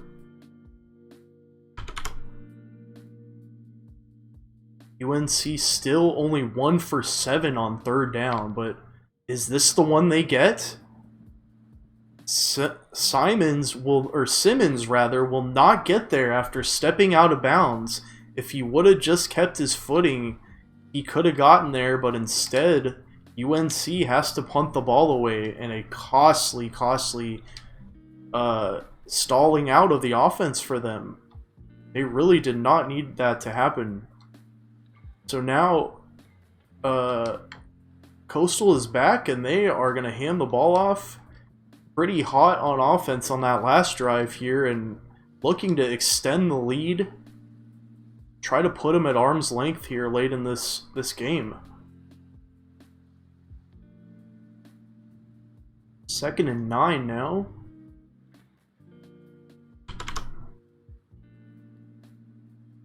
Here comes a screen. And nice blocking upfield for White, who will get a decent gain there, set up a 3rd and manageable.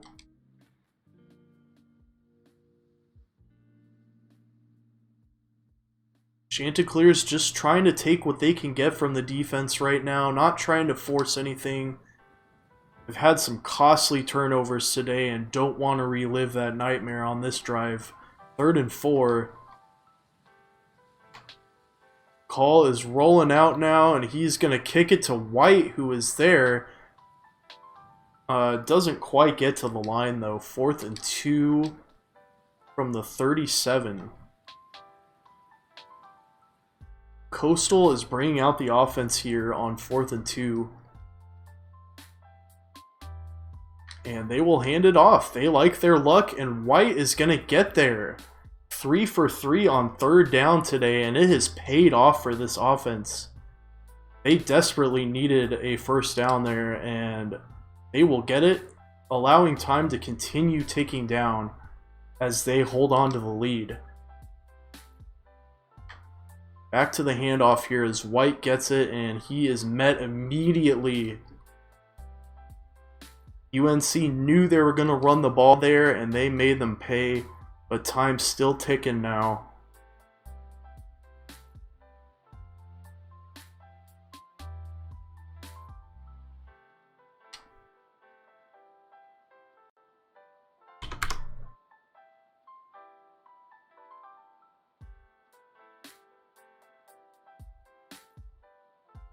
Kick it out to the running back, Beasley.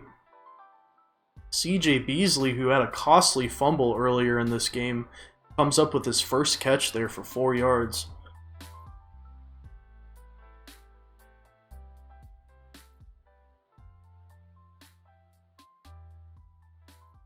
So now 3rd and 7. Been a very, very close game here in a tense 3rd down situation at midfield. Coastal takes the snap, and McCall's going to run the ball, but gets tripped up from behind there, only 5 yards. And now another 4th down situation on this drive. Do the Chanticleers elect to go for it here? They're bringing the offense out. They say they're going to go for it. Didn't get a 3rd down there, but they're 3 for 3 on 4th. 3 yards to go. And the catch made by White, who gets the first down out of the backfield. They like what they saw on that play, and they took their chance. Pays off for them there, and now they will move the chains and continue moving that clock. Hand off to the left side, but White's going to cut back and gets 3 on that play. And the clock will tick down. UNC still holding the timeouts.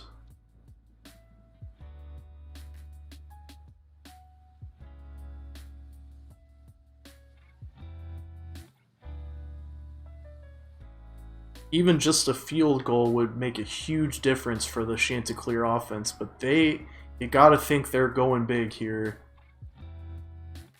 Another nice run by White gets him to 3rd and 3.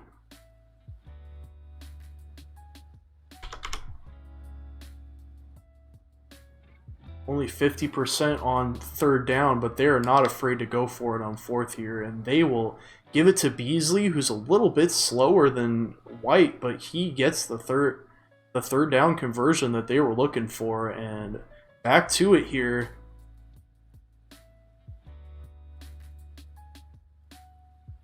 Time's still ticking down here. UNC starting to get into desperation mode a little bit. You have to wonder when they're going to start thinking about those timeouts. Coastal is going to take their sweet time, try to squeeze the life out of this team, and come away with another top 15 win. Just barely got the snap off there, and McCall is met immediately. Not the play they were looking for there, and a loss of 4. They were lucky to get the snap off in time. Looked like there was a little bit of miscommunication there, and McCall takes a hit there. 2nd and 14 now. Time still ticking away. Defense sends blitz, so he's going to kick it out to White. Tries to get a block from his receiver there, but can't quite get it. Still gets an excellent gain and eats back some yardage that was lost on the previous play. Now 3rd and 1, and UNC has to burn the first timeout. 2 timeouts to go here. Here's a massive 3rd down situation. Could be a game-deciding situation here. And the blocks will hold up as White cruises ahead for another first down. He's been doing it all day, almost 30 carries from that young man. And UNC starting to lose a little bit of hope here late in this game. 2nd timeout of the day taken by the Tar Heels. Of the half, I should say. And McCall gonna kick it out on the option. Robinson cuts inside, almost gets almost gets a touchdown there. He saw an opportunity, almost gets there. Nice play there to establish dominance here late in this game. 2nd and 1 now. UNC with no timeouts left, and Chanticleer's looking to get that kill shot, and they will hand off to White, who gets stood up right at the line, but it is enough to get a 1st down. So now Coastal has a bit of time to kill off the clock here. They're going to go ahead and take as much time as they can. Give UNC as little chance as possible to come back in this game in any scenario.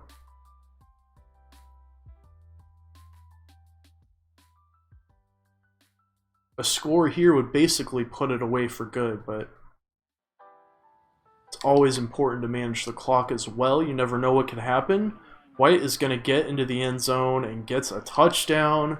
Going to make it 22-9 here late in this game. UNC does not likely have enough time to come back with no timeouts. They'll have to mount a miracle drive to have any shot here. 2-point conversion, no good. So here we go. What can the Tar Heels cook up? Do they have any shot of coming back? It looks pretty hopeless at this point, but let's see what they can put together here. Harris going to drop back. Now he fires deep, and number 1 can't quite get there. If he would have just reached his hands out, he might have been able to get a catch there, but instead, incomplete. Dangerous play there that Coastal would have definitely regretted, but lucky to come away with an incompletion there. Harris going to back up once again and now fires out and almost picked off. KJ Johnson with a nice play in coverage, but should have got the interception there.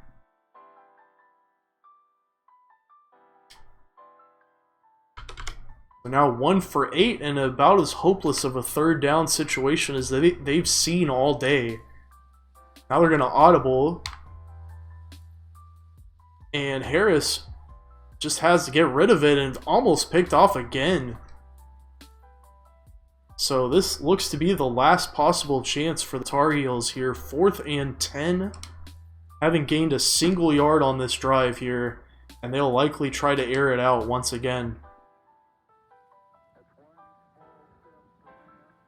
Harris drops back, sees a man, gets it to Brown, but Brown just has to fall down to even be able to make that catch, and they turn it over. And that should pretty much seal the deal here. Coastal is going to get another top 15 out of conference win and go to 2-1 on the season.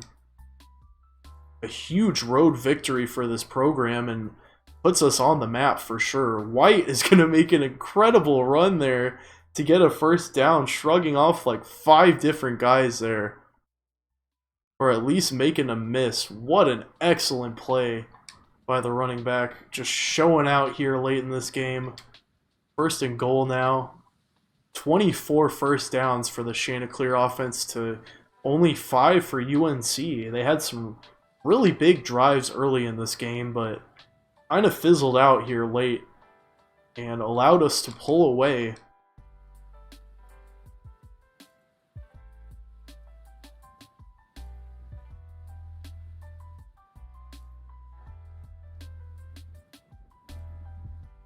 Just trying to find the exclamation point here to put on this game.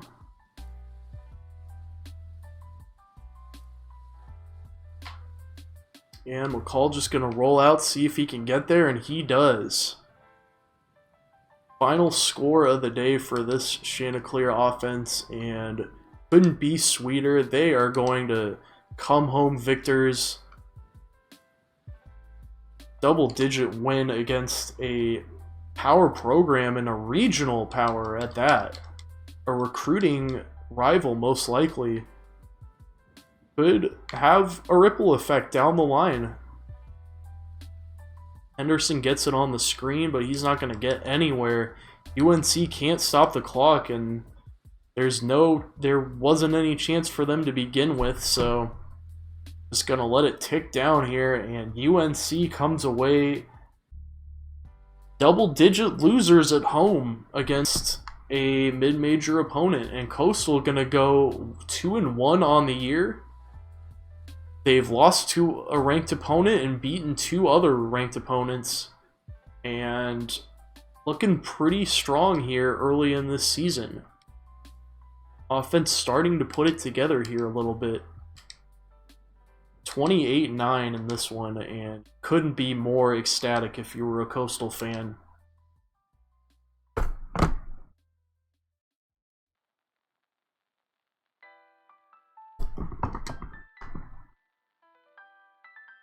Go ahead and upgrade the coach now.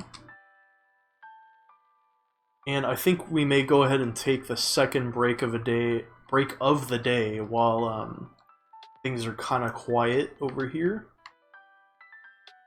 So I'll be back in about 10 or so minutes. We're going to continue on, play some more of this Dynasty here tonight. Looks like we're probably going to get into the conference slate here. And later on, I'm going to switch games. We're probably going to play some Jedi Academy later on. So stick around. Hope you guys enjoy the stream tonight. I will be back in just a little bit.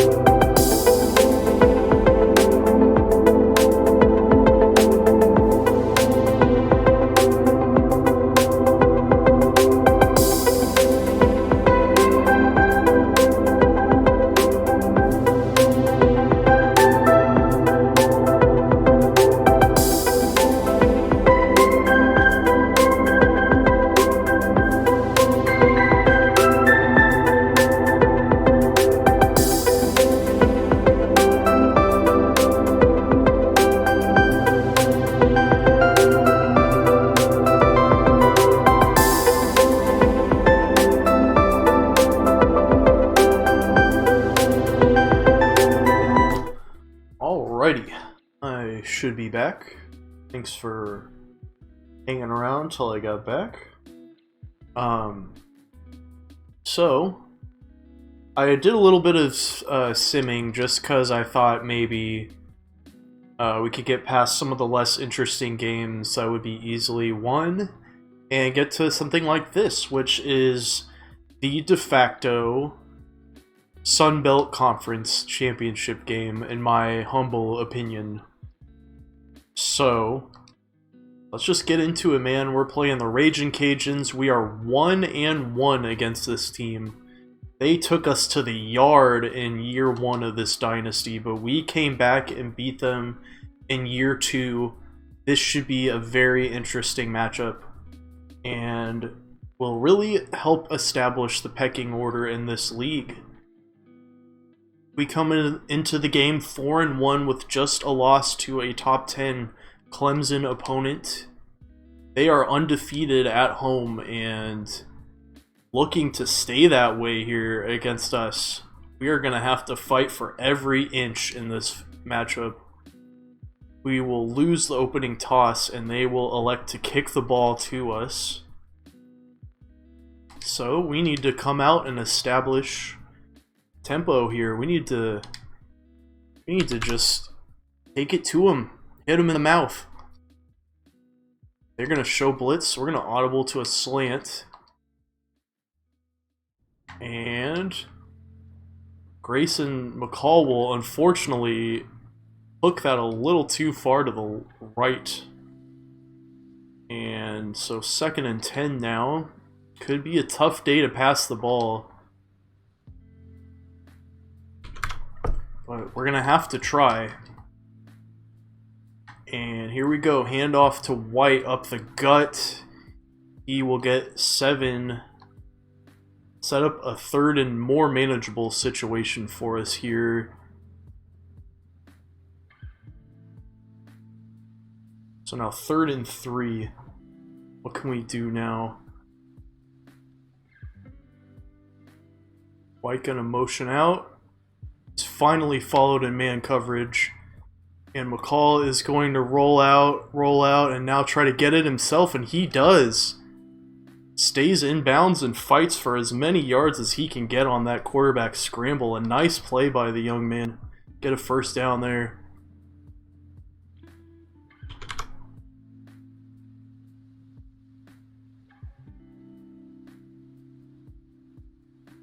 Robinson going to motion, and now we're going to fake the handoff. McCall going to keep it himself again. And fights for more yardage. Not afraid of that defense and not afraid to get hit. Takes a hit there and gets 5 yards on the carry.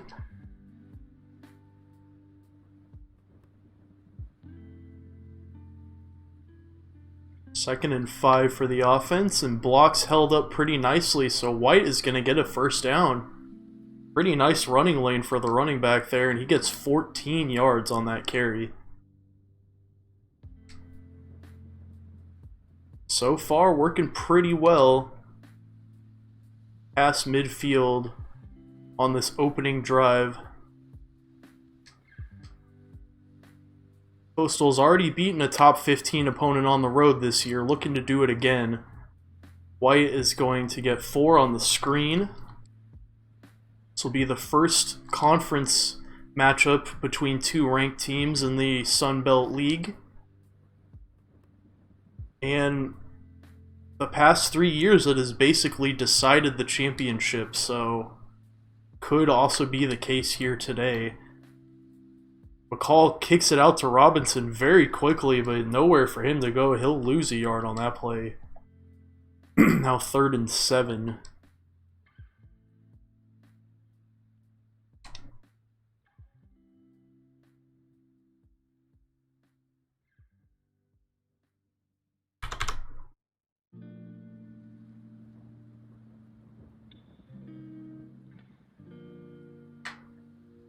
And McCall, that was not a good pass by the QB. Tries to get it up over the defender's head, but instead it is returned for a pick 6. A costly turnover early in this game sets Coastal back Just like that. Didn't have to give them the ball at all. They do miss the extra point though, so 6-0 now after a bit of a lapse in judgment by the QB. And not a good throw either. Blocks held up pretty well, but Beasley not fast enough to get away from the defense there. Lucky to get back to the line.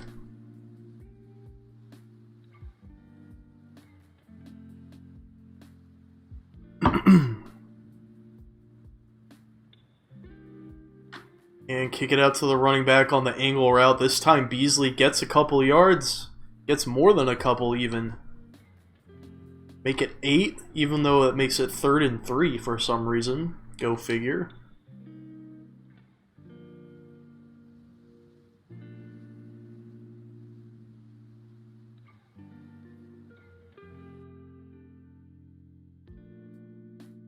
White motions out, and he is not followed in coverage. So White is going to get the reception there. Good choice by the quarterback to check down to the running back who was uncovered there for a brief moment. Nice catch. Moving the chains.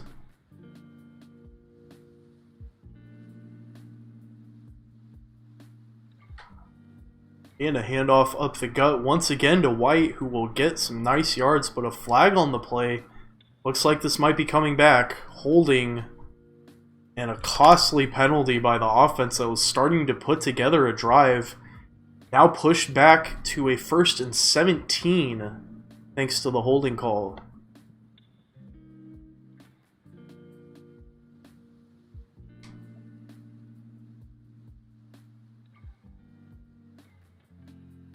So back behind midfield thanks to the penalty. McCall going to take a step back, and now he's going to scramble out. Now he's going to kick the ball out to Johnson, who makes an amazing catch. And look out, quick strike touchdown by the Chanticleer offense, a 53-yard touchdown. And just like that, Coastal is back in the game after a dismal interception to open the game.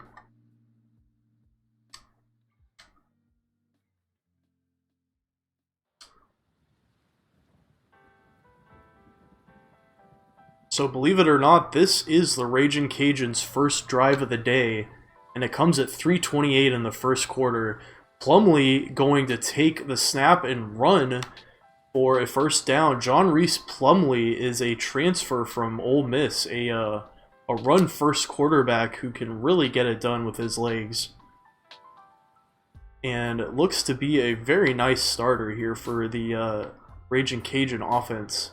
We're going to motion a man to the left side. Plumlee going to hand off to Douglas, who gets a pretty nice gain there on first down. Jakee Douglas. Give him 8 yards.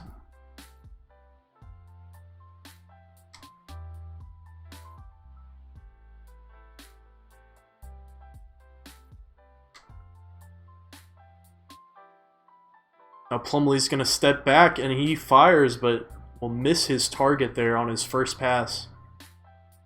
That sets up a 3rd down situation here for this offense.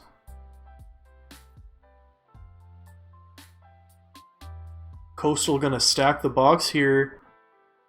2 men in the backfield. Plumlee fakes the handoff, then keeps it and shrugs off a tackler to get the first down.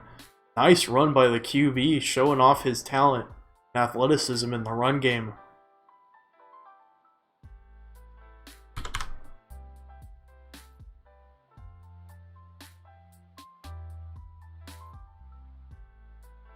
Motioning a man to the left, defense showing blitz, and now Plumlee going to step back, and now he's going to take it himself, outruns the defense, showing off why he deserves to be a Division I FBS athlete and even a Power 5 quarterback.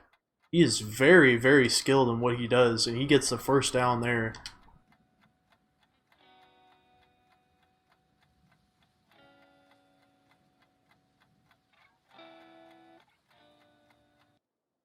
Now a motion man coming. Here's a design run, and Douglas gets the handoff. He almost gets to the line there. Nice play design by the Ragin' Cajuns, and they almost get a first down out of it.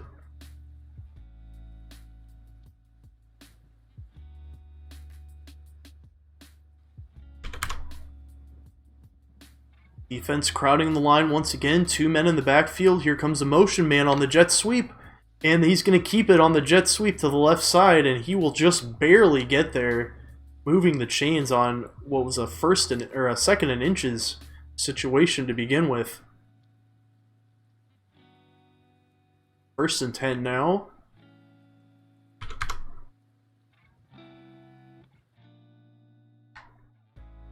And Plumlee going to kick it out to LeBlanc on the quick pass, but it does not go anywhere.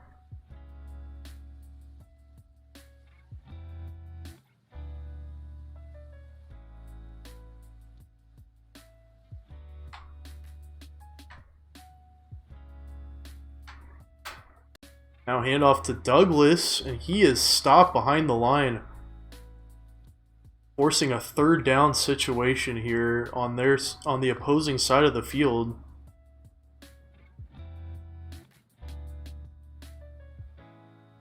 Raging Cajuns already with a 1st down or a 3rd down conversion on this drive. Let's see what they can do here. Backed up a ways. Plumlee gets the pass off just in time, but oh, it's almost picked off, but it's deflected, and Jones there for the catch. Oh my goodness. If the receiver, or if the defender had not tried to go for the catch there, it may have fallen incomplete, but instead it gives Jones an opportunity to get the catch, and he takes that. And just like that, Raging Cajuns go up a score, but here come the Zebras. Will this be overturned? Gonna take another look at this, but I have to tell you, I do think it's a catch. It's a very, very unfortunate series of events for the Chanticleers, but I do believe it's a completion there. And it will stand, so Raging Cajuns now taking a lead thanks to an incredible play by the receiver. A very nice heads-up play for them to get that touchdown catch. And now it is back to a 6-point lead for the home team.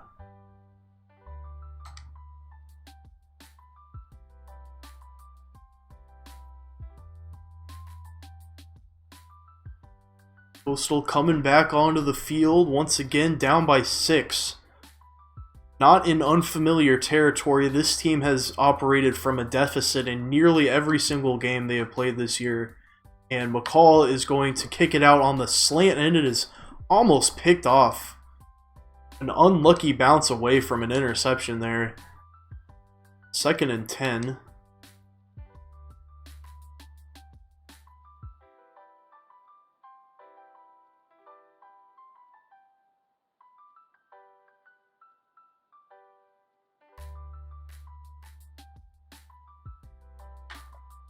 And White gets the catch out of the backfield on the angle route, gets 5 yards, gets them a little closer here on 3rd down.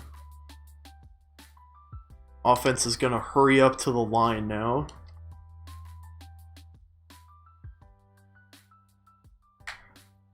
And McCall is going to airmail that pass. Nobody even in the zip code of that pass, and it is now 4th and 5, so likely punting situation for the Chanticleer offense. And the Raging Cajuns will take back over on their side of the field, looking to extend their lead for the first time today. Douglas will be stopped immediately on the handoff, so 2nd and 10 now.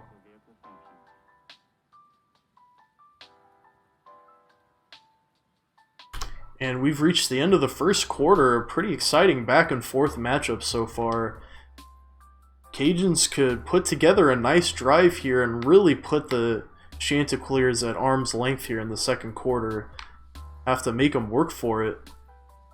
Instead, Plumlee is going to be sacked for a 4-yard loss. He's going to try and scramble out, but an excellent move by the defensive tackle Clark to get in there and make a tackle on a very swift and elusive quarterback. 3rd and 4 now. Or 3rd and 14, excuse me. Loss of 4 after the sack puts him in a hole. Now Plumlee is going to step back. He fires Douglas on the screen, but defense read that perfectly, and he will not gain any yards there, forcing another punt situation.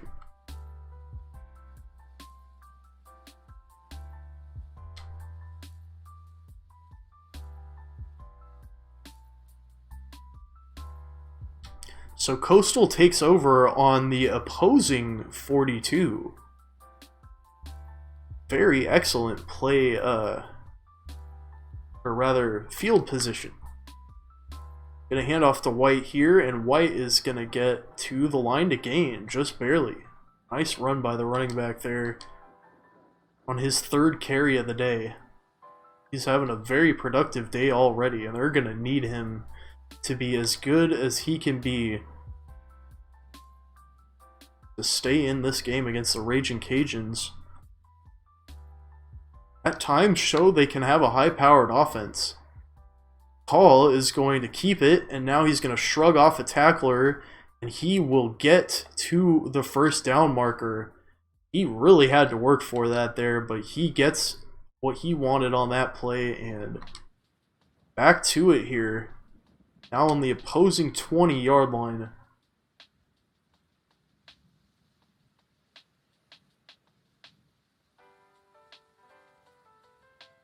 Coastal going to fake the handoff. Now they're going to pitch at the last second to Robinson. Robinson tries to shrug off his tackler but can't quite do it, and he will not get anywhere on that play.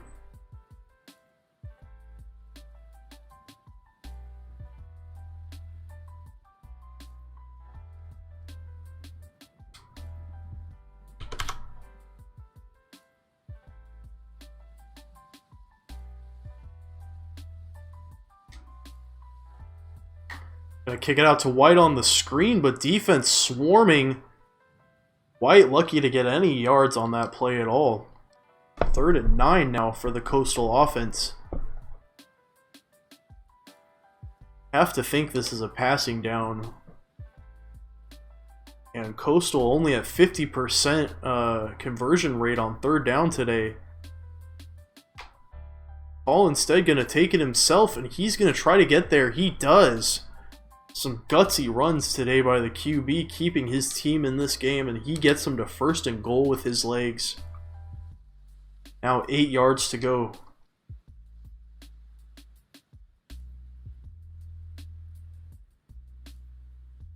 Hand off up the gut, and there's some nice blocks for White upfield, who gets 5 on that carry. Now 3 yards to go and just 3 more downs.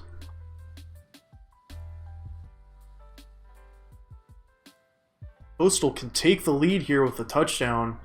Louisiana showing blitz, so we're going to audible. And they're sending the house, so Fountain is open in the back of the end zone on the slant route for the easy touchdown. McCall with his 2nd passing touchdown of the day, and Coastal is about to take the lead with an extra point. So now Raging Cajuns will take back over with just 4 minutes 43 seconds to go. Plenty of time for them to mount a drive here, but they gotta execute first.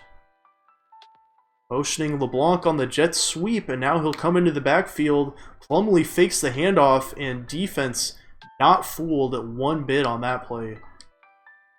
Stood up at the line for no gain. Now 2nd and 10. For the Raging Cajuns, who actually do trail now.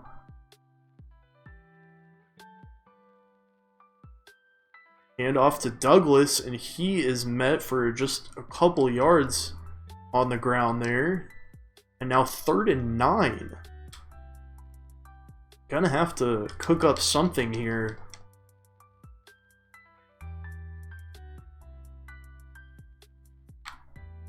Plumlee drops back, he's surveying, and now he fires. Jones out there for the catch, but has to come back behind the line to make that catch, and no 1st down for the offense. A punt incoming.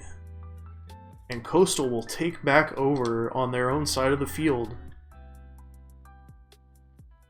The Raging Cajuns have been putting together some decent offensive plays, but they haven't been able to string it together into a successful drive these past couple drives. Mostly in this second quarter here.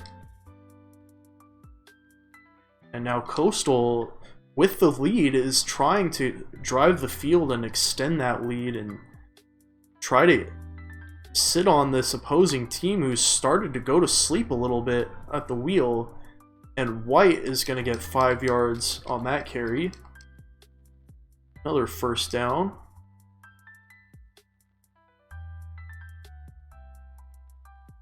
Coastal always being very methodical, not trying to force the issue, just take what the defense can give them, work in different kinds of plays, keep them guessing, keep them on their heels. And when it all falls apart, McCall's just going to take it himself and he'll get the first down. Why not? McCall with 14-yard rush there. He's averaging 10 yards a carry on just 5 carries today. That is impressive. And back to it. Gonna hurry up to the line and set up a play. McCall gonna step back and he's gonna peel off again. And he has got daylight in front of him this time, and he will smartly cut out of bounds just before a tackle. 27-yard rush this time for the young quarterback.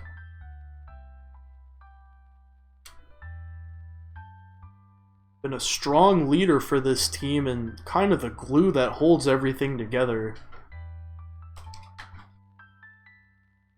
Hand off to White, and he only gets a couple there.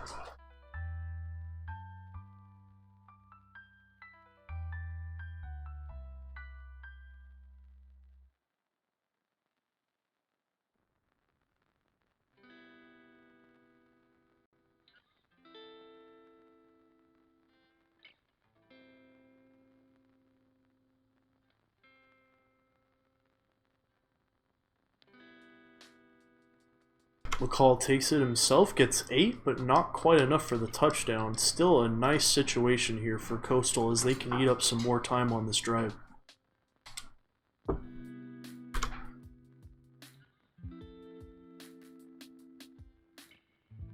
They're going to take all the seconds they can. They don't want to give ULL any chances in this half to score again, even drive the field and get a field goal. Gonna use up all those seconds.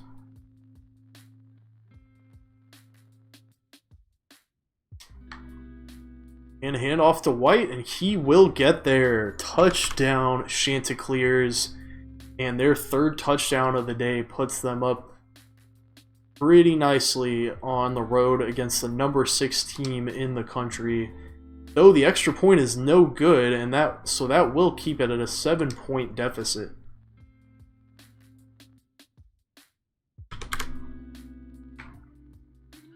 Plumlee back to start on the offense for the Raging Cajuns and throws it right into the face mask of the defender there. Lucky that wasn't picked off.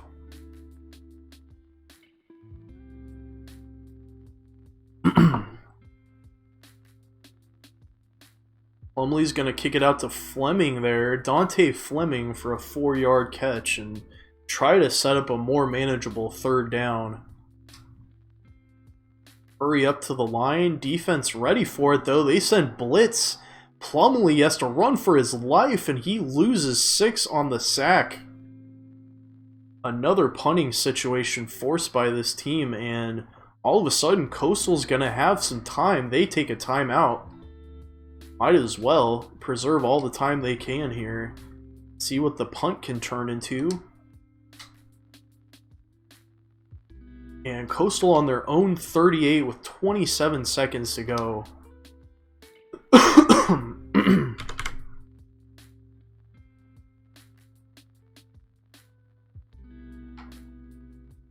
Paul rolls out, and now he's going to take it, and now he is going to only get 6, and second timeout taken by Coastal Carolina. Maintaining a 7-point lead on the road. in what would be a massive win for this program and their second ranked road win of the year. McCall gets it out to Johnson, who's there for the catch. Nice running pass by McCall, who got it off his back foot out to his receiver out there. Hurry up to the line, and they're going to run it back. And this time McCall gets it to Malden, who gets a nice catch. And now 14 seconds to go. One timeout left. Chanticleers once again call hurry up. Going to try to get as many yards quickly as they can here. Try to blitzkrieg this opponent. And McCall gets it to Maldine again, who needs to get down. He gets to the first down, and now it is 9 seconds in the half. What can happen here, folks? We got close to a goal line situation, and McCall is going to hurry back to the line. Now he's going to roll out, keep it himself. He is going to fake out a defender and get into the end zone. Oh my goodness. What an insane play by the quarterback, and just in the nick of time gets another touchdown before the half. Completely faked out the defense there on what could have been a touchdown saving tackle, and instead it is now about to be 27-3 here in the first half. And that will be the end of halftime, and Raging Cajuns will get the ball to start the second half. Down 8 points. And wait a minute. Oh, just kidding. They got a touchdown. I guess I misunderstood what happened there. They must have got some kind of punt return or kick return touchdown there. And so that puts them back into it now. I'll make it a 7-point deficit. But we get the ball back. So let's counterpunch here. I know a special teams touchdown can be pretty deflating, and they've already had a pick 6 today, but they only have one other touchdown besides that, and I believe they missed the extra point on that. That's how they would have ended up with 20 points. So with just one offensive touchdown today, we can just keep the mistakes down. We should be able to pull away from this team and win our second win in a row in this series. But we can't put the cart before the horse here. We have to execute.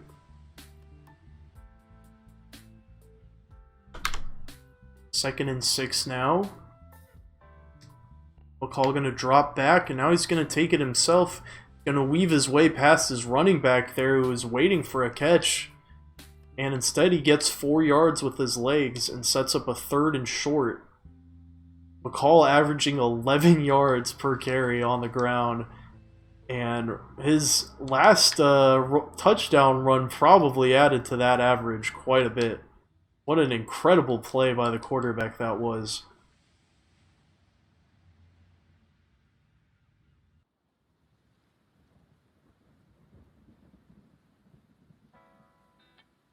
So back to it now. Got Raging Cajuns crowding the line, and now we're going to fake the handoff and then pitch it out to Robinson, who makes a man miss, and now he's got the outside. Look out, Robinson's going, and he got an amazing gain after that catch there, almost 40 yards on the option pitch.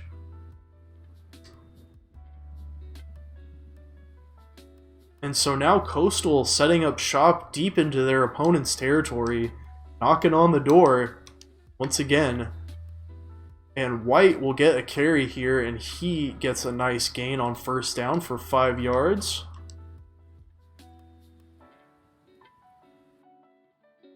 Second and 5 now.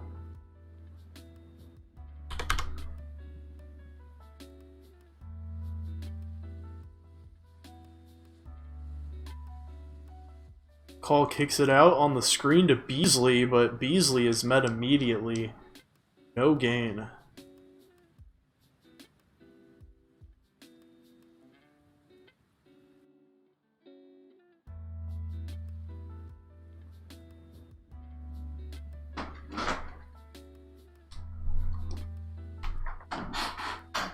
Ball rolls out, and now he's going to take it himself, and he almost gets the end zone there.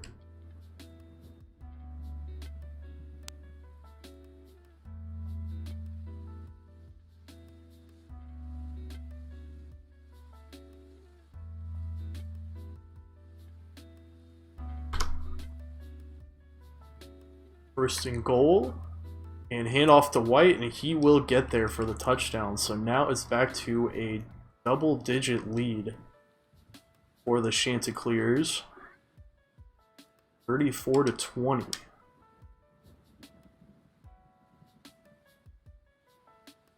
They can just keep this team at arm's length here. It should be a win. But Plumlee is a dangerous quarterback when he can get an open field. He stumbles out of the pocket there, only gets 4.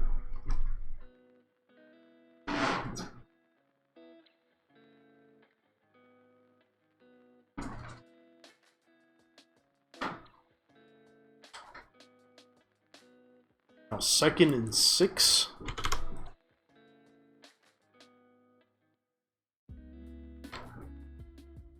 And nice block, but Plumlee is going to get sacked for a yard loss there. He has taken a few number of sacks today, and that was not a good time to do so. So now 3rd and 7 for this offense that desperately needs some points here.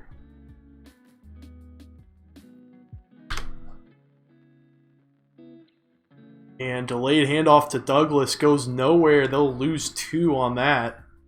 So another punting situation for the Raging Cajuns. They had a pretty hot start to this game, but have cooled down in this second half and allowed Coastal Carolina to take a pretty commanding lead. Now they get great field position here at midfield to start this drive. Handoff up the gut to White, who gets 7 yards.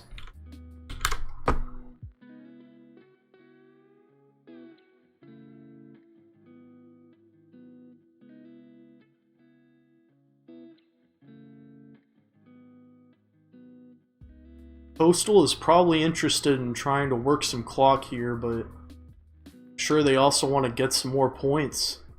Can't get enough points against an opponent like this. McCall is going to roll out. Now he's going to pass it off to Fountain at the last second, but Fountain can't come down with the catch. Would have been a nice play by the QB. Instead, we're back to a 3rd down situation here. Just 3 yards to go. Coastal had a pretty good clip on 3rd down today. Let's see if they can continue that. They'll hand off to White, and White will easily get the 1st down. Nice running lane created by the blocking, and Coastal once again moving the chains today.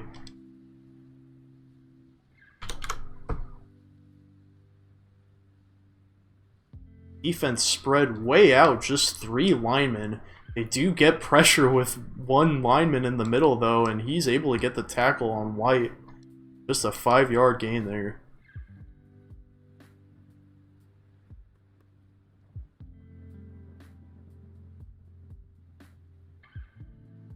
Second and 5 now.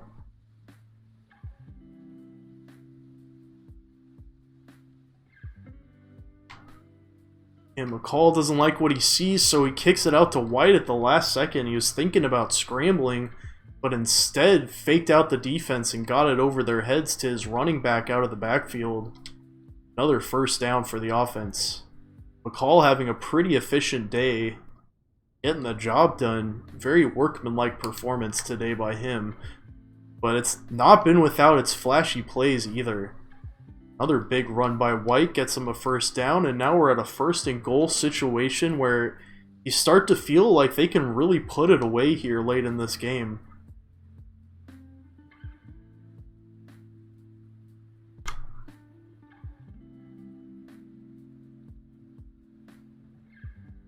All gonna step back, and now he passes it out to Bedgood.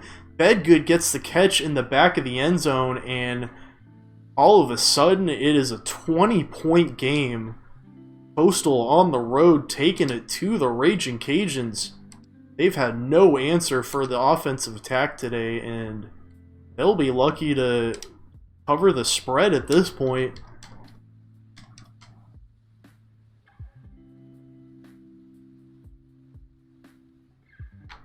Plumlee's got to drop back 5 wide. He passes out to Fleming for a short gain there, stopping the clock. But they got to get something better than that if they're going to have any chance of coming back in this game. They still do have some decent time in the fourth quarter, but have to think Coastal is going to try to keep the foot on the gas and put the dagger in this team.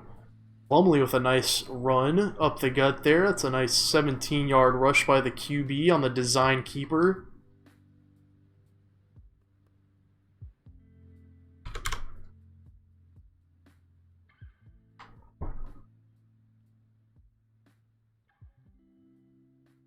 Alright, now they'll motion a man into the backfield and fake the handoff. Plumlee pitches it to Lacey, but Lacey will lose a couple of yards. That looked like a pretty busted play from the get-go, and defense was not fooled one bit.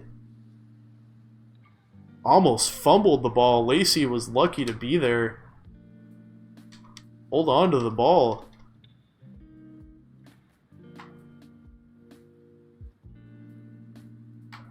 Now Plumlee's going to step back again.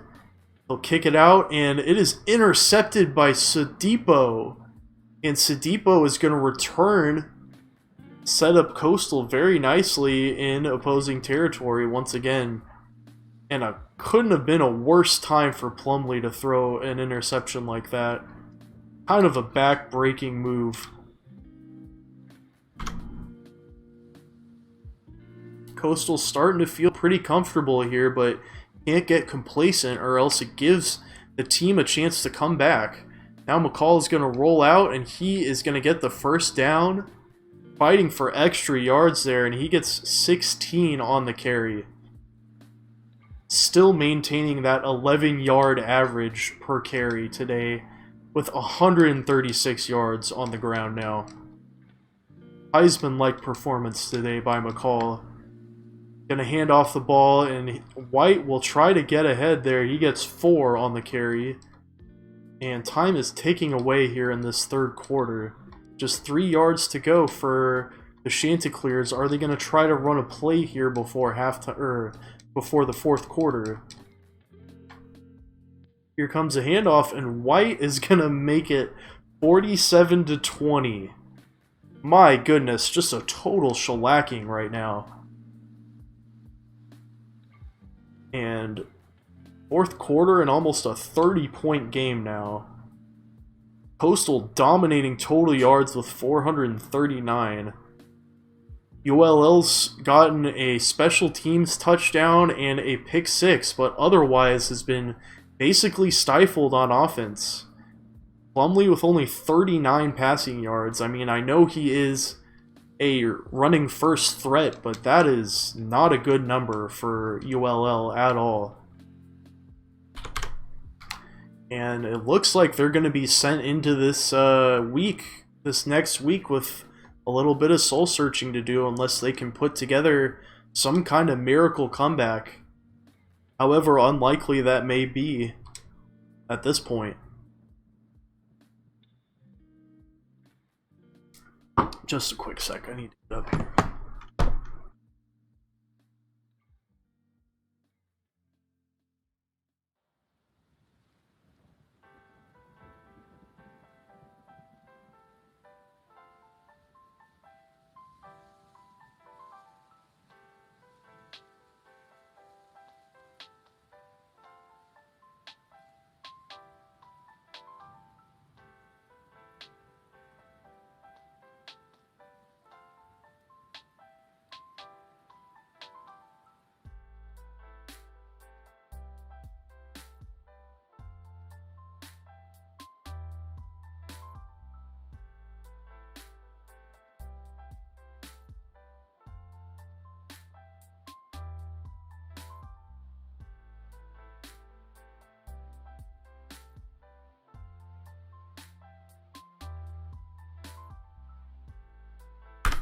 Alright, I'm back. Sorry about that.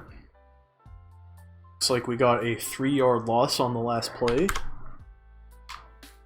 Plumlee's going to drop back and pass it off to Lacey. Get some of those yards back there. Maybe set up a more manageable situation. And it's time for Kitty Cam. Your favorite part of the show where I show you my kitty who really wants to get up and see me. Say hi to the camera. It's my kitty. Isn't he a lovable kitty? We love him so much. Aw, look at that. Isn't that a sweet boy? Aw. Alright, I gotta let you down now. Okay? Alright. Kitty Cam complete. Can't not have the kitty. Oh. Oh, and it looks like it's time for a doggy cam. Come on down, Casper. It's time for doggy cam. Oh, my doggy cam.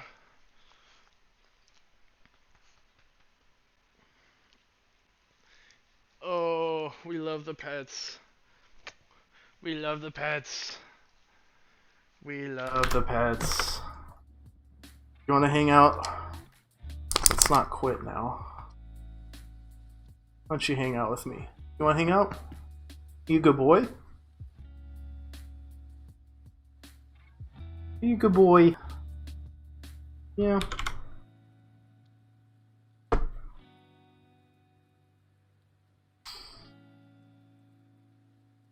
My sweet buddy.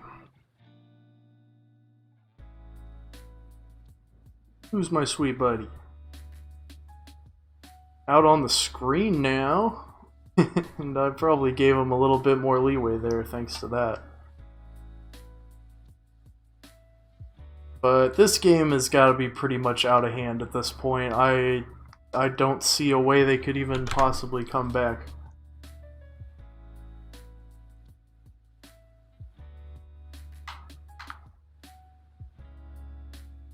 Plumlee gonna take it, and now he slides.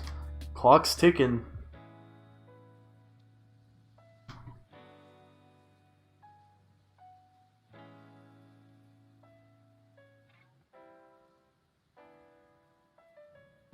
My cute dog.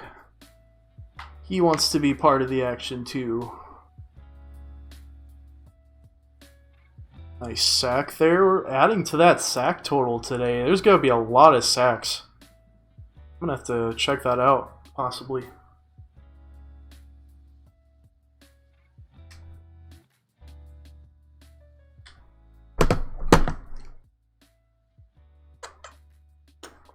Oh, we love the buddy. We love the buddy. We love the buddy. Almost sacked there once again. Able to complete it, but no yards. And this could be their last chance here.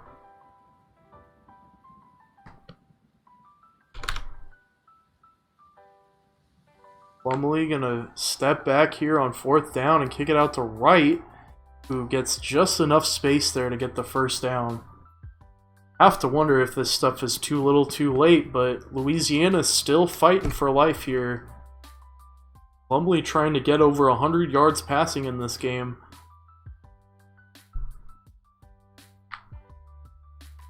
He will step back and then take it himself after a little bit of hesitation.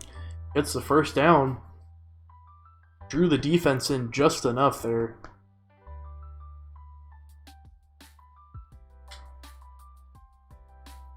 Alright, Casper. You're a good boy. You want to go lay down? No? Oh. You want to be the star of the show.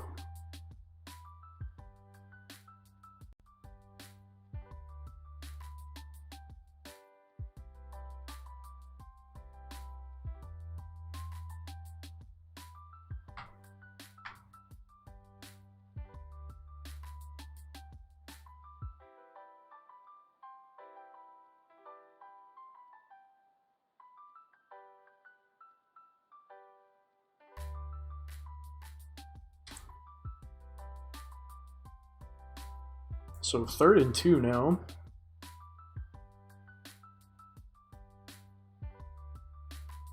motioning a man in, and I almost went off sides there. They fooled me. Douglas gets the handoff and gets the first down regardless, so. But even with the touchdown here, it's still over a 20-point deficit. They would have to score 3 more touchdowns. And with under 4 minutes to go here, it doesn't look like they have much of a chance. No gain on that carry as time continues to spiral out of control for this team.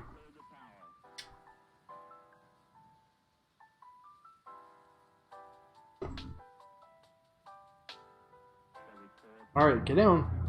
Get down. You're a good boy. Yes, you're a good boy.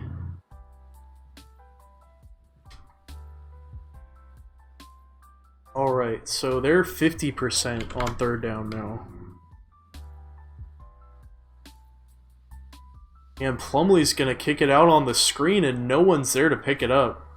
21 got out there just in time, and now it's 4th and goal. In garbage time.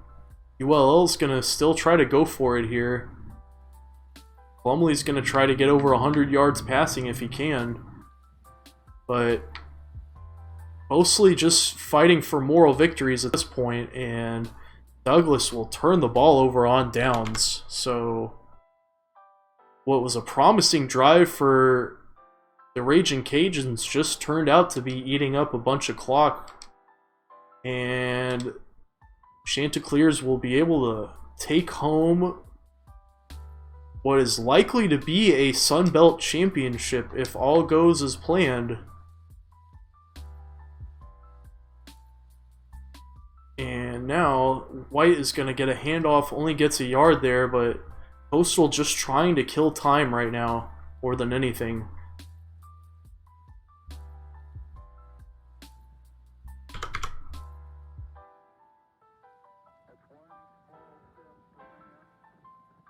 McCall backed up all the way almost to his goal line.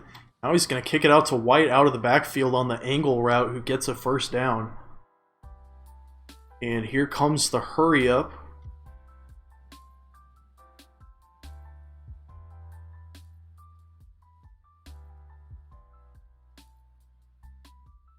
And the direct snap to White, he is met immediately.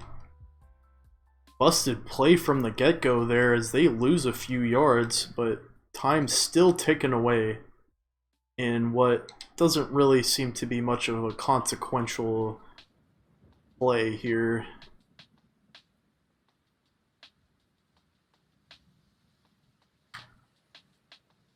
White out once again out of the backfield making a catch, and now eats back some of that yardage lost. 3rd and 3.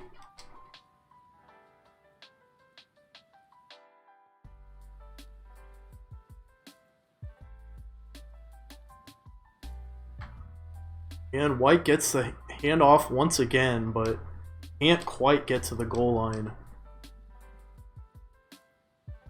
So another 4th down situation here for Coastal, but they just want to try to finish things out here. Going to try to push ahead on 4th down. And McCall going to dive ahead, get an easy first down there. And that should basically sum it all up for us. Gonna go ahead and sim the rest of this affair here. 48-20 final in a very lopsided rivalry game that could end up deciding the Sun Belt Championship. Coastal Carolina has faced some adversity this year, but they took out a lot of frustration on this ULL team and completely buried them from the word go. So, on to the next matchup we go, and that will make 3 top 15 wins for this team and their first actual top 10 win of the season. First win against a ranked opponent in conference this season, and will likely be the only ranked opponent in conference.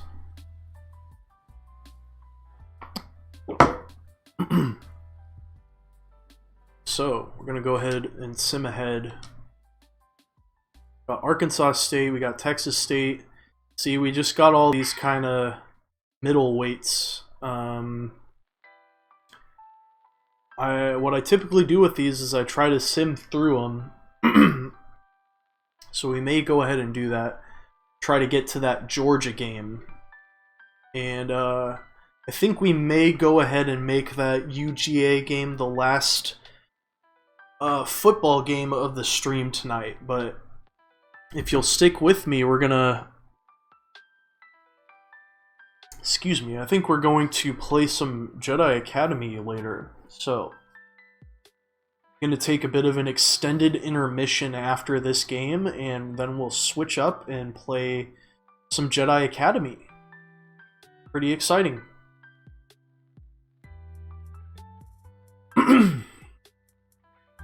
Just gonna wait around while this simulates. In fact, I may go ahead and take a break and rest my voice here for a bit. So I'm gonna go ahead and sim to the next interesting game here. And I'll go on break. I'll see you guys on the other side. Be back in just a little bit.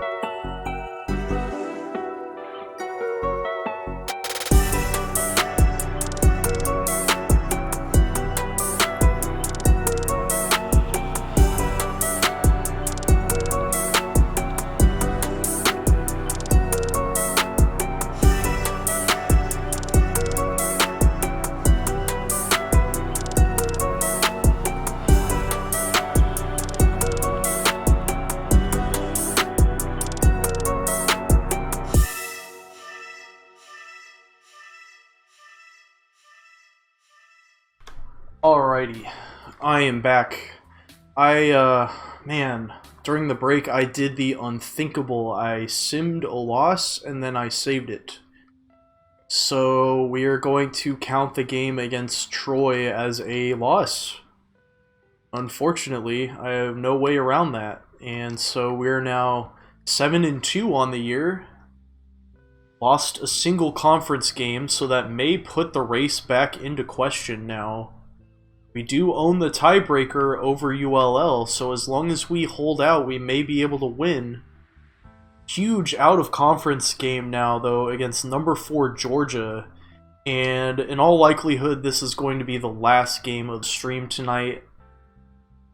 We'll pick up next week where we left off, try to get to a good bowl game, and bring this momentum into a big year 2, where we'll be losing some offensive talent, but hopefully bringing in some hopeful, some good young players to replace them. I hope. We shall see. But all we could do is try to win with what we've got right now, and I'm going to do that today against Georgia. This is going to be the last game of the stream. After this, I'm going to go ahead and take a bit of an extended break. Not sure how long it'll be. Could be 30 minutes, could be an hour, I don't know. Hopefully not that long, but we'll see. But I'll come back after that and we'll be playing some Jedi Academy, so look forward to that. I don't think I like how that looks. Could we do white? Yeah, I guess we'll just do that. Alright, last game of the stream. Let's hope it's a good one.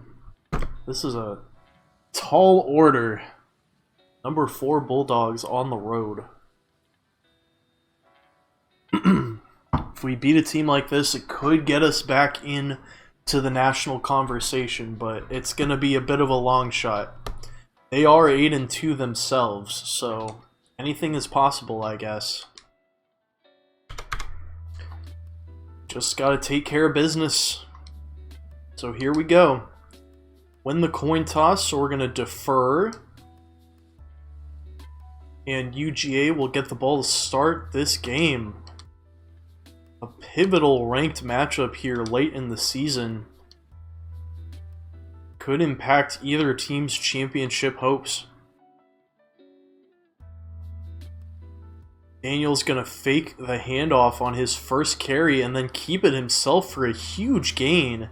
JT Daniels is balling out. He is one of the best quarterbacks in the nation, and he just did what Grayson McCall likes to do, but did it way better there. 1st and 10 now for the Bulldog offense. And they will now hand it off to Mackenzie Milton, who gets almost to the first down. Check that. That's Kendall Milton. It's a 9-yard gain there.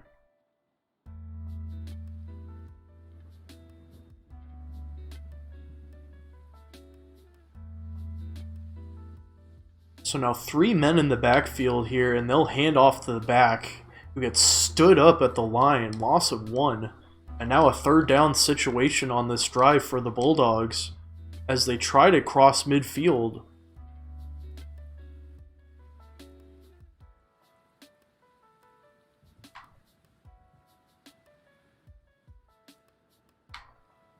Daniel's going to drop back, surveying, and now he kicks it out to Weaver, who is open on the left side of the field and gets a 1st down after stepping out of bounds, or before stepping out of bounds.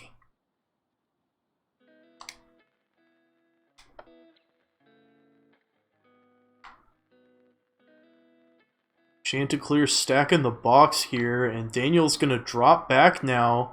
Now he kicks it out to Milton on the wheel route, but he'll lose a few yards there. Read well by the defense, and nothing doing.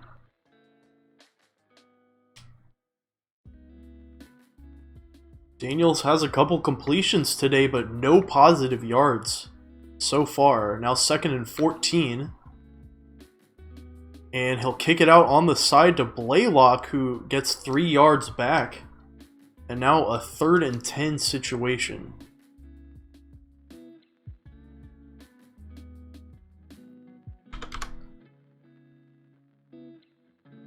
Daniel's still perfect on the day, and Bulldog's still perfect on third down. But a tough play. Milton tries to make a catch there, but can't come up with it. Probably ill-fated from the start. Side-to-side passes typically aren't going to get you too many yards on a 3rd and 10 situation. And now Bulldogs come away with an excellent punt, pinning Coastal way deep in their own territory. They will start on their own 3 here, hand off to White, who takes it up the gut. Try to push him out of the end zone here, and he will do just that by getting 9 yards on his first carry. Now a 2nd and 1 for the Chanticleer offense on their first drive after getting a pretty nice stop. And White will take it, and he gets to the 20. Tough run by that kid, and he is not phased at all playing on the road in an SEC environment.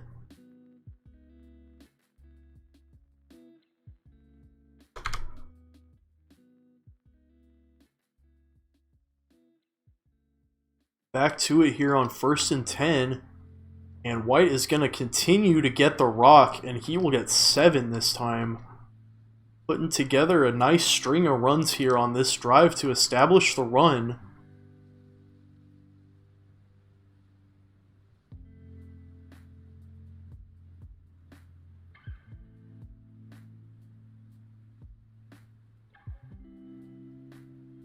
Now 2nd and 3. Gonna motion a man from the right side. Then McCall's gonna take the snap. He'll fake it, and then he throws it out, but Dean is there for the interception. And a costly turnover for the Chanticleers early in this game as they were trying to put together a drive there. Had some nice runs going and tried to get him with the play action, but defense not fooled at all. And an excellent play and coverage to set the Bulldogs up on Coastal's side of the field here. Daniel's going to kick it out on the screen to George Pickens, who gets 5 on the catch.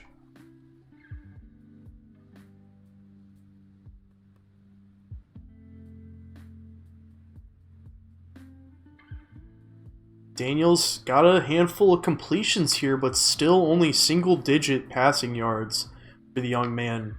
He's gotten it done today with his legs. Now he gets it to Fitzpatrick for a 1st down. The Bulldogs starting to run that train on him.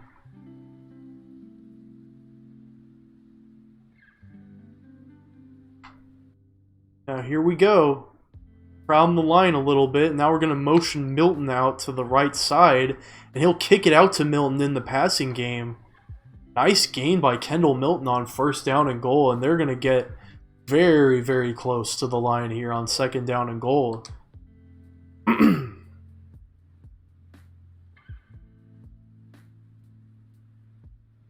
Bunched up at the line. Now he'll hand it off to Milton, and Milton gets a very nice lane out on the left side there, and he gets a touchdown. Open up the scoring in this game, and the Bulldogs pull ahead 7-0 on their 2nd drive.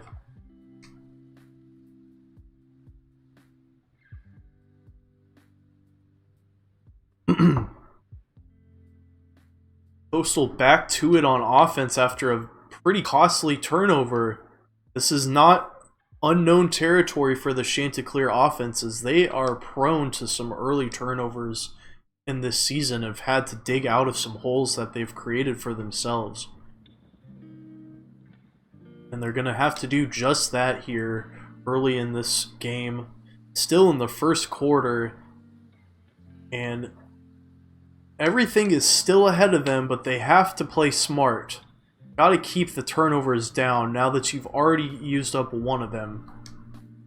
And we're not even a quarter through this game.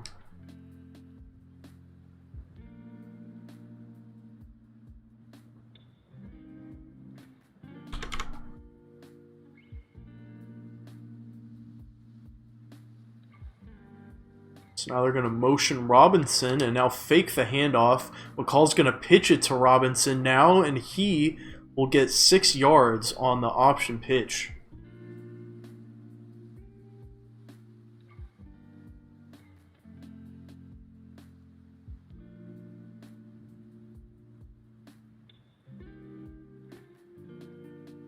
Now a handoff to White. And only a couple yards for White as he is swarmed immediately.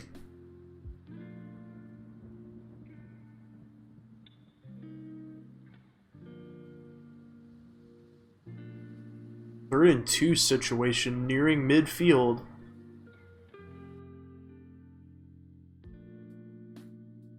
Call gonna drop back, and now he's gonna take it himself.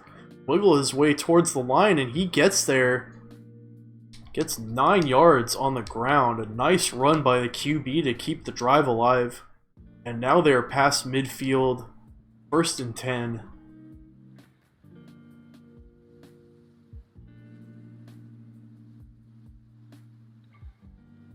And a handoff to White.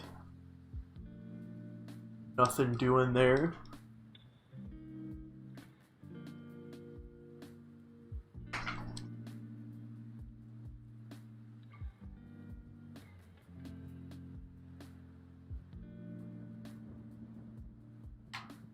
Now McCall is going to step back, and now he'll roll out, get to the right side of the field, and he will get out of bounds after getting a 1st down.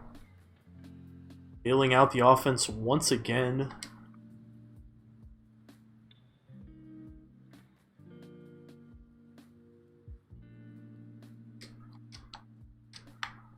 Now a handoff up the gut to White.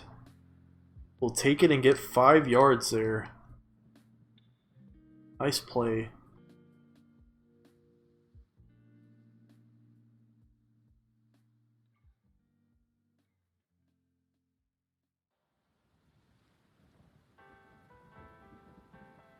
Now 2nd and 5. Couple guys in the backfield. Call fakes the handout. Now he pitches off to Beasley, who's got a nice opening on the outside, but doesn't quite have that closing speed to get anything out of it. Only a yard on the gain. Now 3rd and 4.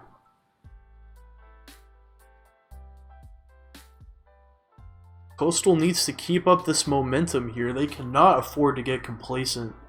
Fall behind.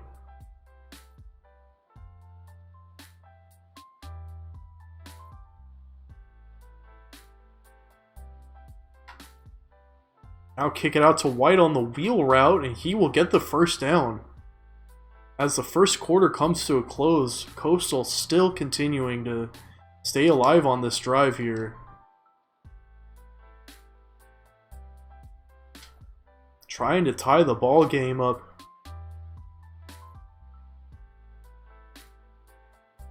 Bulldogs stacking the box, so McCall is going to audible out of the situation. He didn't like what he saw there.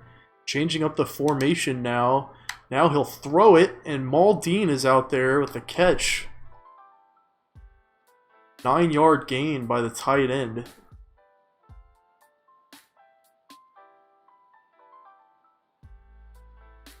McCall completing 3 out of 4 passes so far today. Hasn't really needed to force the issue too much. There was a pretty bad interception early on, but otherwise he's been managing it pretty decently, and he's put together a very nice drive here that's now sitting at 1st and goal. He will hand the ball off to White, who will cruise into the end zone. Untouched for a touchdown, and the 1st touchdown of the game for the Chanticleers. Hoping to tie the game up, and they will do so with the extra point. Bulldogs take back over from their own 16, now tied up. Daniels has shown some flashing with his some flashes with his running game. Passing leaves a bit to be desired though, as he will totally airmail that pass on 1st and 10. Made some completions so far, but it's been side-to-side stuff. They really need to open up the playbook here and flex their muscles if they want to impose their will on a mid-major opponent like this. Milton is going to shrug off a number of tacklers there and almost get to the first down marker. Tough run there by an SEC workhorse.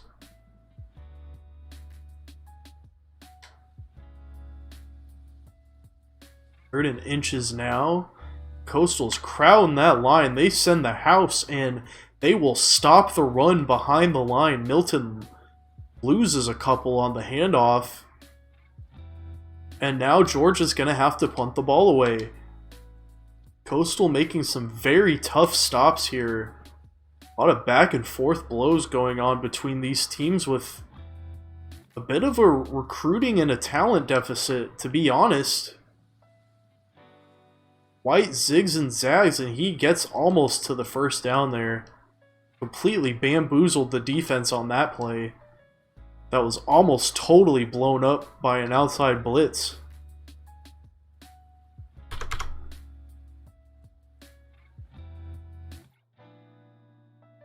McCall's going to drop back, and he's getting rushed, and he is not fast enough to avoid the pressure there. Takes a 7-yard sack. And now 3rd and 8 all of a sudden. Coastal is 2 for 2 so far.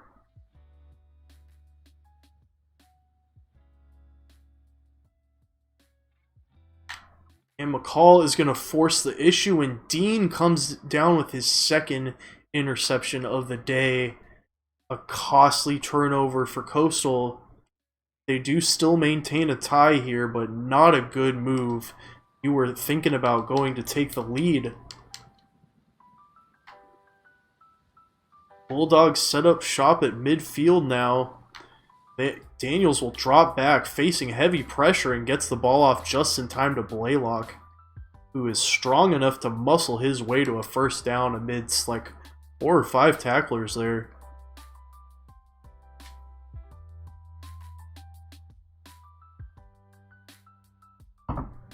Now 7-9 passing today, only 33 yards, but taking care of the ball. And totally missed there. Out of sync on that play.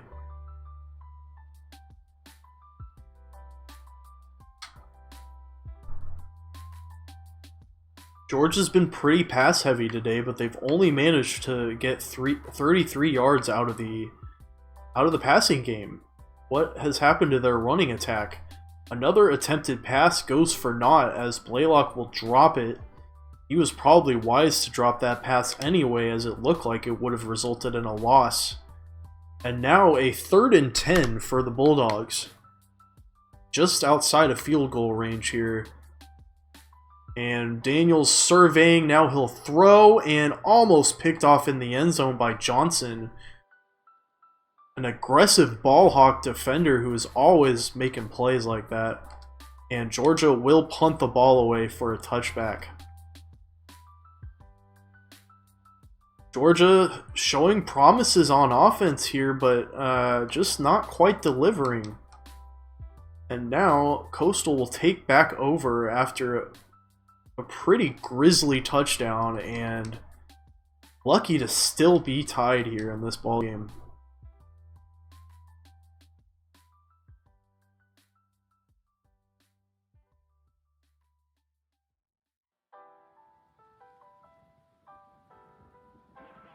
Running back in the backfield, 4 wide. McCall's going to step back. Now he'll scramble out to the right, and he has got daylight in front of him. Cut outside just when he is about to get tackled.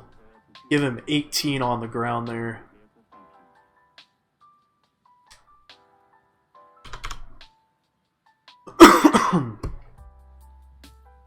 Coastal winning time of possession, winning first downs, but not winning the ball game just yet. McCall zigging and zagging, trying to get to that first down marker on the option keeper. Still gets 8 on the play. Nice run by the quarterback.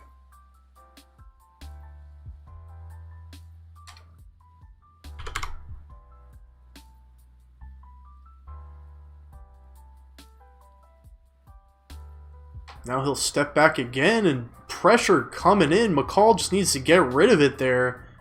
Almost threw it right into the arms of the defense, and he's lucky to not take a sack there. 3rd and 2. Georgia's starting to dial up that pressure right when they need it. They need a big stop here to keep the Chanticleers from taking the lead. And White will make the catch out of the backfield and get a first down. 12-yard gain out of the backfield by the running back. The ever-present threat in the passing game.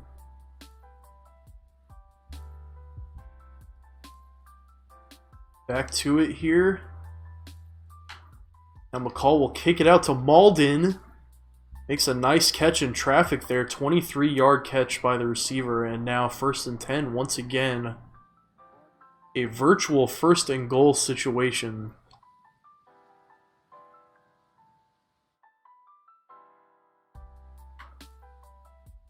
White gets the catch out of the backfield. 6 yards.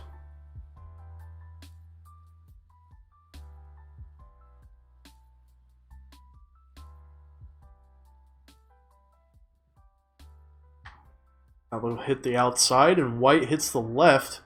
Flag on the play, though. This could be coming back. And a costly holding penalty in the red zone. The last thing you want to see here. Once again, McDonald with the hold. He has been liable to commit those penalties all year. And not a good one when you're trying to take the lead. 2nd and 12. No loss of down there. McCall gonna roll out. Now he just has to get rid of it in time. Georgia defense swarming the quarterback. No opportunities to run.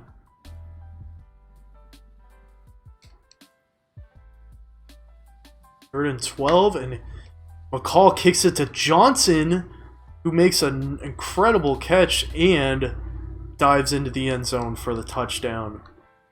As Georgia was sending the house, McCall makes the right read and gets it out in the middle of the field to his tight end, who's there to make a play. First lead of the day for Coastal, and Georgia will take back over with just 2.5 minutes to go, but Sudapo comes up with an interception on the first play from scrimmage in this drive.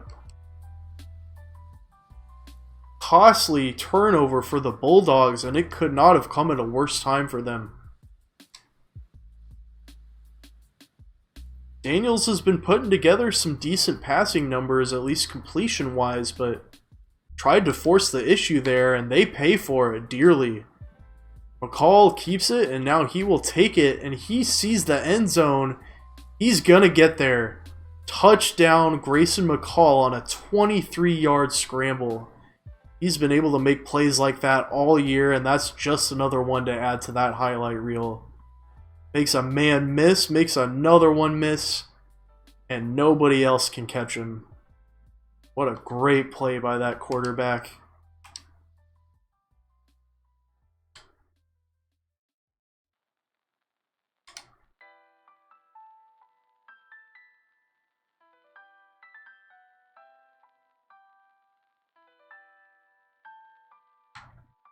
Daniels stepped back now, and now he delivers to Burton. Georgia's still with plenty of time here in this first half to come back and make it something. But they got to get to work. Burton makes a nice play, though, and sets him up.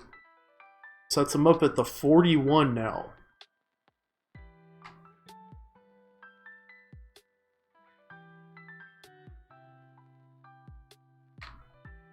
And Clark is going to get called for encroachment there.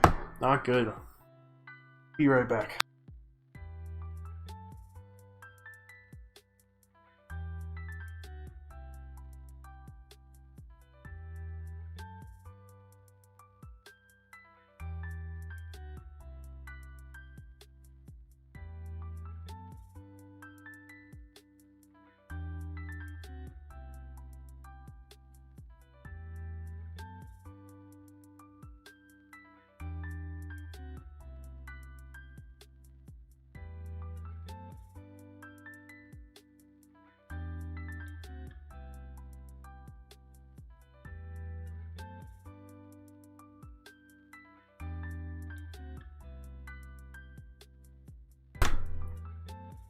Alrighty.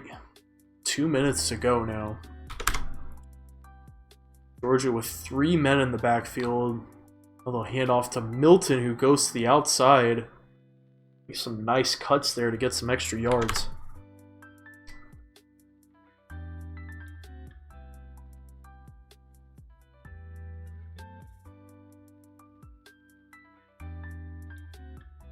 Georgia with just 115 total yards today. Getting out muscled by what should be considered a lower level opponent.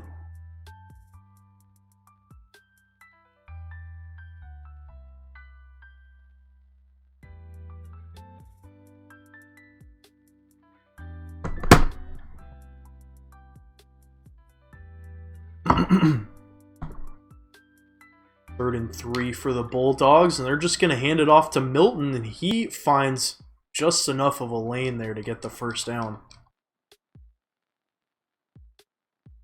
Minute 22 for the Bulldogs, still all their timeouts.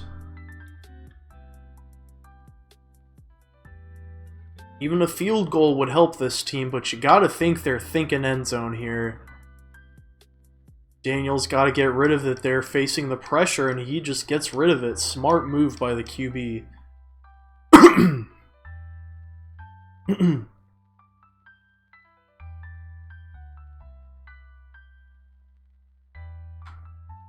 Now Daniel steps back, and a screen incoming to Milton.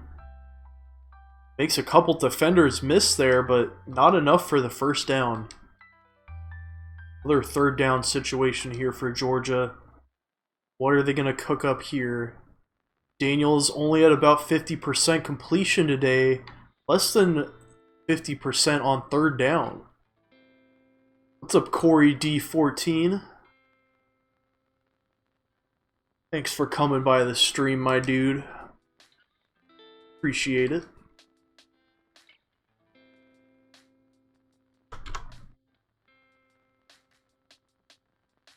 Just, we're about closing out the football here for tonight. This is going to be the last game of the stream, but I am going to get on Jedi Academy here after this, probably. Going to take a little bit of a break, have some dinner, I guess, and then I'll come back for some Jedi Academy shit if we're all still going to do that. I'm going to. I don't know about y'all. I'm going to motion him out, and Daniels kicks it out to Burton. Nice play, and Burton shrugs off a tackler, gets an easy touchdown. Quarterback read the pressure perfectly and gets it out to his receiver, who just totally bamboozled the defense there. And Georgia pulls back within a touchdown now. Coastal with just 43 seconds to go in this half. Probably just going to try to count down the clock here, take it into halftime, up a touchdown. White hands off the ball. The last thing they want to do is turn it over again.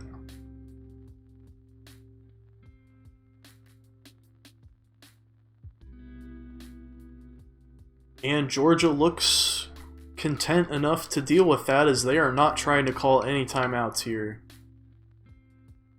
White will get the first down, pad out his rushing stats a little bit. But Coastal is looking to take this into halftime. Once again with a lead on the road against a top 10 opponent.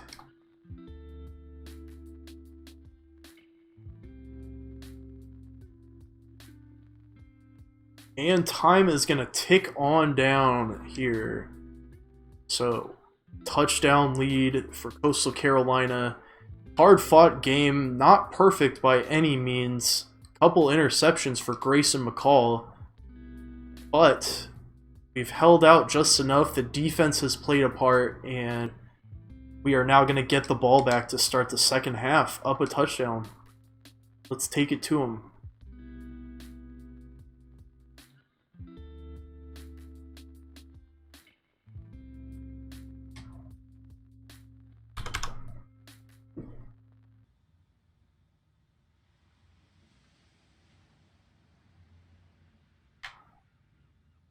Fountain is there on the crossing route, but a nice play by the defense to disrupt that.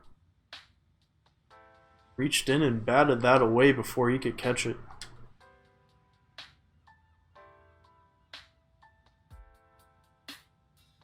Second and 10 now.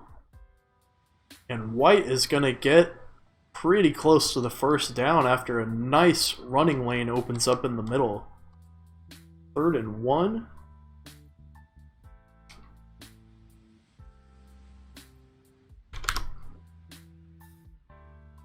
Georgia's stacking the box, showing blitz here. They will send the house, so McCall is going to kick it out to Malden, who is wide open in the middle of the field. Totally uncovered there for a 28-yard reception. Bulldogs paid dearly for that overzealous play call.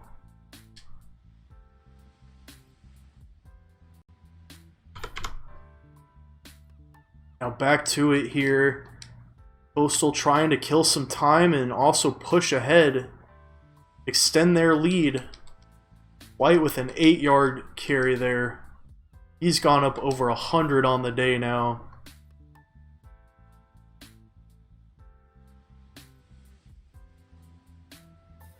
Second and 2, Georgia once again stacking the box here. They're going to blitz. McCall is going to roll out and take it himself. He's going to get a first down and get him all the way to 1st and goal. Excellent run by the QB, and just when they needed it there. He's almost to 100 yards on the day now.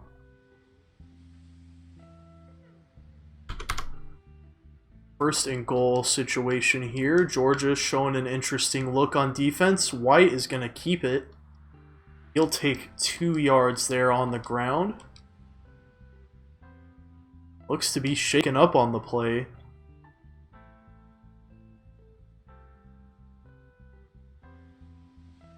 Now 2nd and goal for the Coastal offense.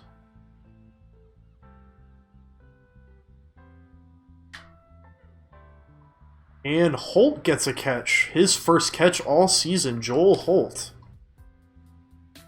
Gets a catch on 2nd and goal for 4 yards to set him up closer at 3rd and goal from the 2 now.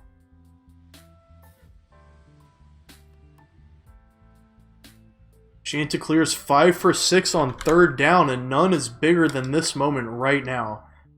White is going to keep it, and he will waltz into the end zone untouched for another rushing touchdown. And it is now a double-digit lead for the road underdogs.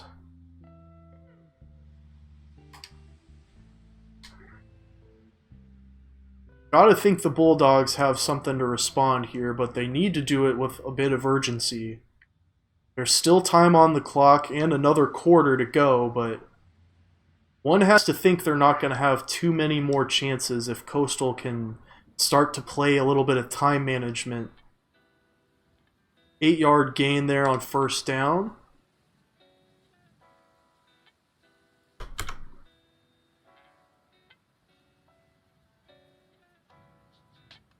A lot of men on the line there, and then Daniel's going to take it himself. Nobody out there to stop him. Daniel's not the fastest runner in the world, but he's getting away from the defense, and he's going to go all the way. Crazy run by the quarterback there, but just when his team needed it. And just like that, the Bulldogs are back within a touchdown after an incredible run by JT Daniels.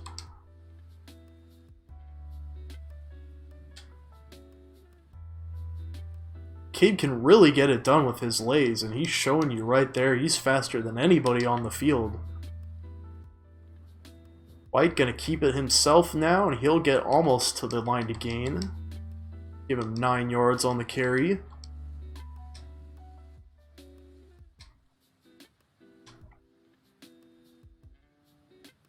Now a 2nd and 1 situation. Georgia kind of crowding close to the line there a little bit. Now they're going to send blitz. McCall's going to read that nicely and get out to the outside where he can get some extra yards. 13-yard scramble by the QB, and he's up over 100 now. Averaging almost 12 yards a carry in this game. Yes, you heard that right. 12. 1st and 10, handoff to White. And now White is gonna teleport through a line of defense there. Not exactly sure how he got past those guys, but 7-yard carry there by the tough and bruising running back.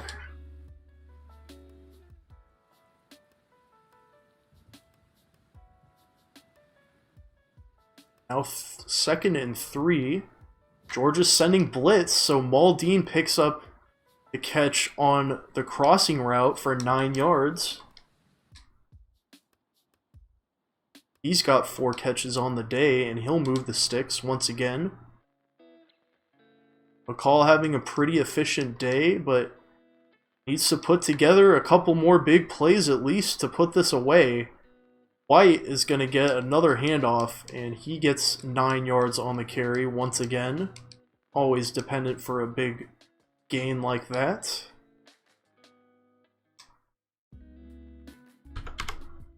Time ticking away in the 3rd quarter now.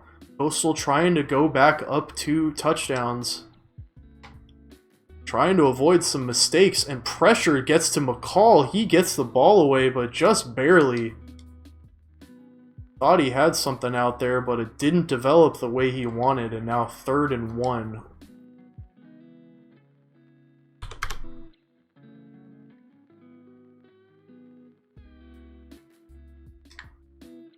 And off to White, and he is swallowed up. Nowhere for the running back to go, and now it's a 4th and 1. Coastal probably going to go for it here, but this is not a gimme because that is a long one. It's about the longest 1-yard gain you'll ever see. 4th and 1. McCall just going to dive ahead, and he gets it. 2-yard gain there, and quarterback not afraid to put his body on the line when his team needs him the most.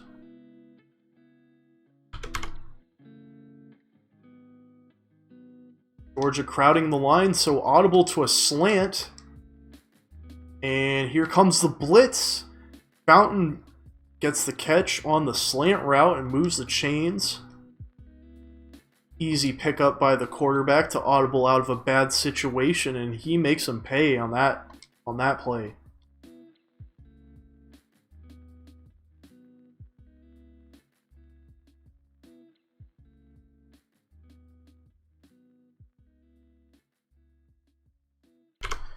Okay.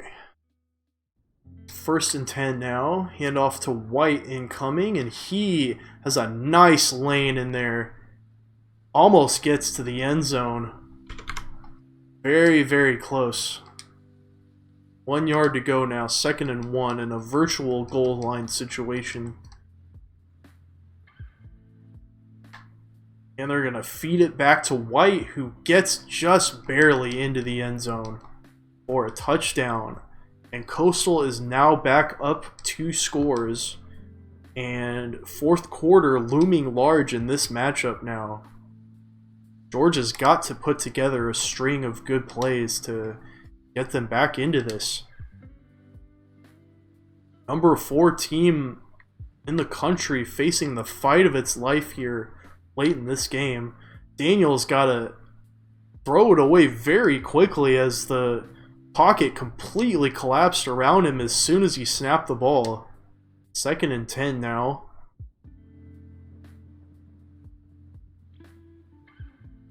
Three men in the backfield, and Daniels fakes the handoff, and now he's going to take it himself, and he has been dangerous with his legs. Gets an easy 1st down there.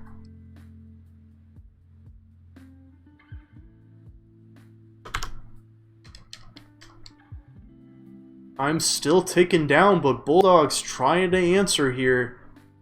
Keep it within a playable margin for them. Blaylock with a huge drop there, though. That was a costly drop. Couldn't afford that.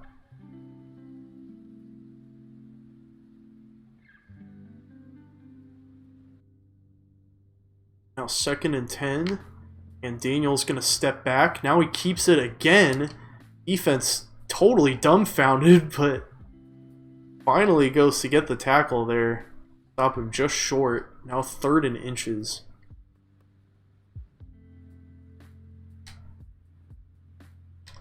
Bulldogs just 50% on third down today, but this looks to be a pretty easy situation for them. Daniel's just going to hand it off to Milton, who easily gets across the line totally untouched.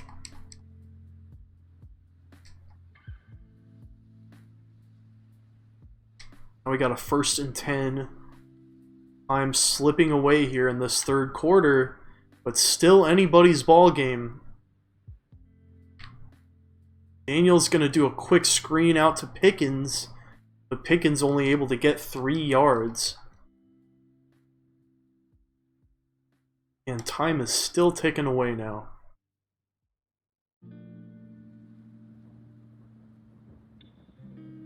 Four wide receivers. Now they'll motion the man out, and Daniels steps back. He'll kick it out to Milton out of the backfield, but he only gets a couple yards there.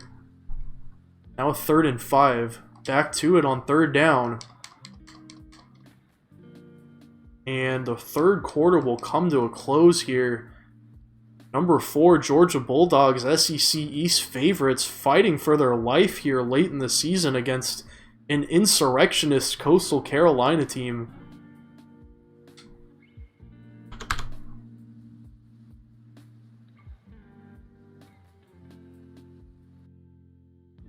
So 3rd and 5. Now they're going to audible, motion a man to the left. And Daniels will step back. And he's going to get sacked by Clark, who makes an athletic play to get through the line of defense and get to the quarterback, pushing his man out of his way and imposing his will. And Bulldogs drop way back out of field goal range. Now they have to go for it on 4th and 11.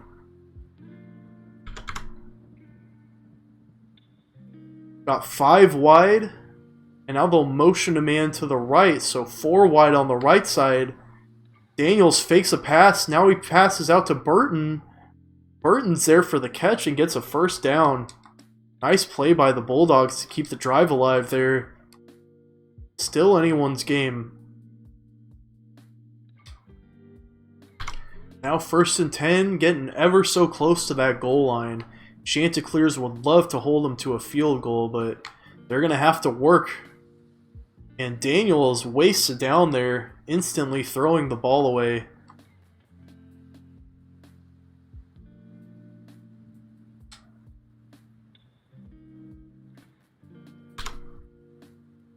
So 2nd and 10, 4 wide, man split out to the left in the backfield. Now he'll go out in a route, and Clark almost there for another sack, and Potts almost there for a pick. Georgia looking pretty out of sync here all of a sudden. Now 3rd and 10.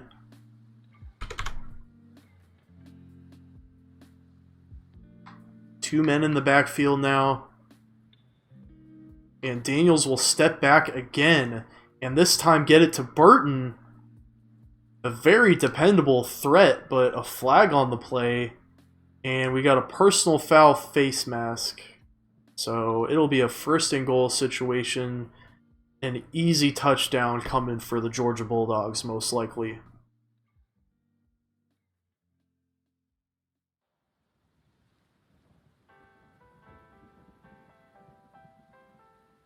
So here goes. 1st and goal. Daniel steps back. Now he kicks it to... I didn't see who that was. Weaver? Either way, it's an incompletion. And we're back to it on 2nd and goal from the 1. Gotta think a run play would be their best option here. We got Milton split out back into the right. And now they'll motion a man to the right side of the field. Daniel steps back again. And this time he'll be sacked. 5-yard loss for the offense. And disaster strikes for the Bulldogs, who probably should have just taken a rush there. Gotten the easy touchdown. Instead, now it is a 3rd and goal from the 6. And a likely passing down upcoming. Daniels stepping back again. Surveys, looks, fires. And, oh my god, Jack Saint is there for the catch and the touchdown. An incredible play. And makes a catch while being double covered. Risky pass by the QB, but it pays off. And all of a sudden, Georgia is back in it. just down a touchdown here.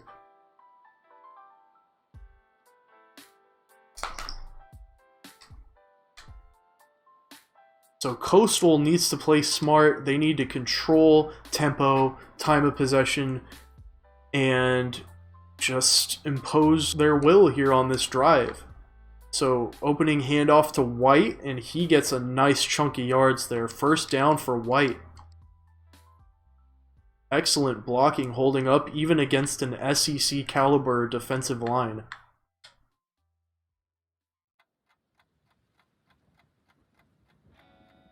So we got 4 linemen, 1 linebacker. Defense spread out, so we'll line up a hat on a hat here. And White is going to get 5 yards. Time's still ticking down. But Coastal not out of the woods here yet. They still have got to do some work to get this done. And a handoff to White once again. And he will get a first down with some nice blocks, but a flag is looming. And it will be a chop block by the offense. Not a good time for that to happen. And all of a sudden we are backed up a yard, instead of having gained 10.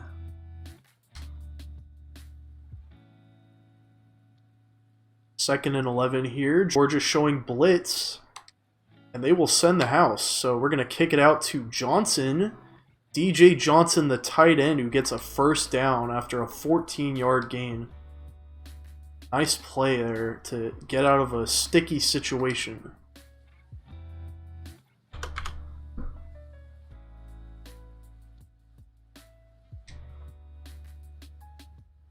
Now McCall's going to fake the handoff. He'll keep it himself. Try to cut the defense. And only gets about 7 yards on that carry. Only. As if that's a small amount. Averaging 10.5 currently, so he'd probably like to get that number back up. Second and 3, audible to a slant because Georgia's showing blitz. Now they pull guys back into coverage, but Fountain is still there to make the catch on that slant route. And Coastal got a very huge first down there. Just what they needed. Georgia crowding, so here comes the audible. They're going to change up the formation at the line. Now McCall tight against the center there, and now he'll step back, and he's going to peel out under pressure, and he throws an interception. Mitchell with the pick there, and he's going to return it all the way out to the 29. Not a good play. But it is just what the Georgia Bulldogs needed to get back in this game.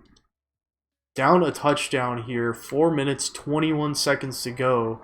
Daniel's going to take the snap, and he steps back. And now he fires out to Jack Saint, who had that huge touchdown in the end zone earlier, in the back corner of the end zone. And he gets 9 on that catch. Second and 1. I'm still taking Georgia with all their timeouts. Coastal had plenty of opportunities to put this game away, but now deeply in question as this SEC team, the number 4 team in the country, is about to mount a drive here and try to tie the game up. Washington with a 9-yard grab, and he gets a first down. All of a sudden, the Bulldogs are at midfield.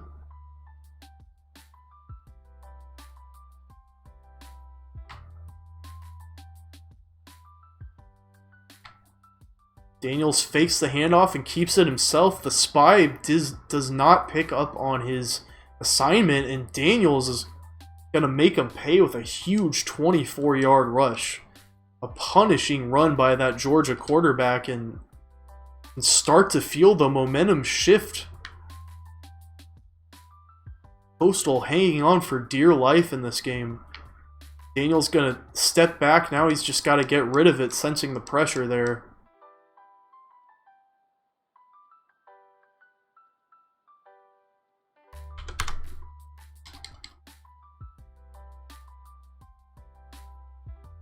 Four wide, one man split out left in the backfield. Daniel steps back. Now he fires, and Burton is there for the catch. he's come up with some huge plays in this game, and none more clutch than that one there, as Georgia desperately needed a conversion there, and now a 1st and 10 from the Coastal 14.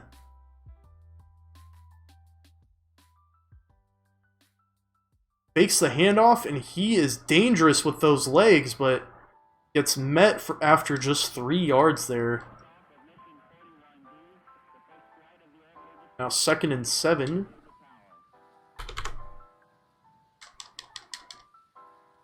Coastal at one point was leading by double digits, now facing a possible tie situation here late in this game, as Milton will get the handoff, but he will be stopped after just a few yards.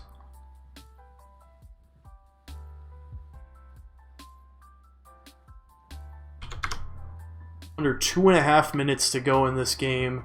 Georgia trying to take up some time here and tie the game with no time left. And McIntosh has other things in mind. He's got the catch on the screen, but he will be short. 4th and 1 now. Do the Bulldogs decide to go for it here? They are going to bring the offense on the field. Try to go for it on 4th and 1 here. And they probably should.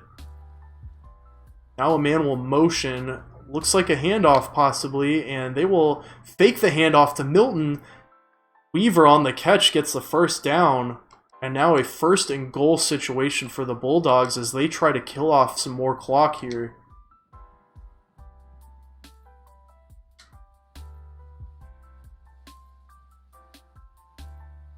Motion man from the right side. And Daniel's going to step back. He surveys. He's looking all the time in the world for the quarterback. And finally sacked. He fumbles the ball. And Geiger comes up with the fumble. Oh, man. Yes. What a crazy play to end this game. And the big man comes up with the fumble recovery after 48 comes up with a huge strip. Oh my gosh, couldn't have come at a better time for Coastal Carolina. And now they have 1:42 to go and just need to kill the clock to win this game. Hand off to White now. What a just insane series of events to lead to this point. And now Coastal can put away this game for their 2nd SEC victory of the year. Previously beat the number 11 Florida Gators, and now we're going to take it to the number 4 Georgia Bulldogs at their own stadium. White is going to get 2 yards there, and Georgia's got to use their 2nd timeout. Crucial 1st down here upcoming. And Coastal has been very dependable on this down. So here we go, 3rd and 1. Design quarterback run. McCall takes it. He doesn't quite get there though, only about a half-yard gain, and now 4th and inches. Coastal gonna go for it here on 4th down, already with 1 conversion today. None more important in their entire season than this one. And McCall is going to get there. 2-yard gain. Georgia has no timeouts, and you can hear the crowd deflate right now.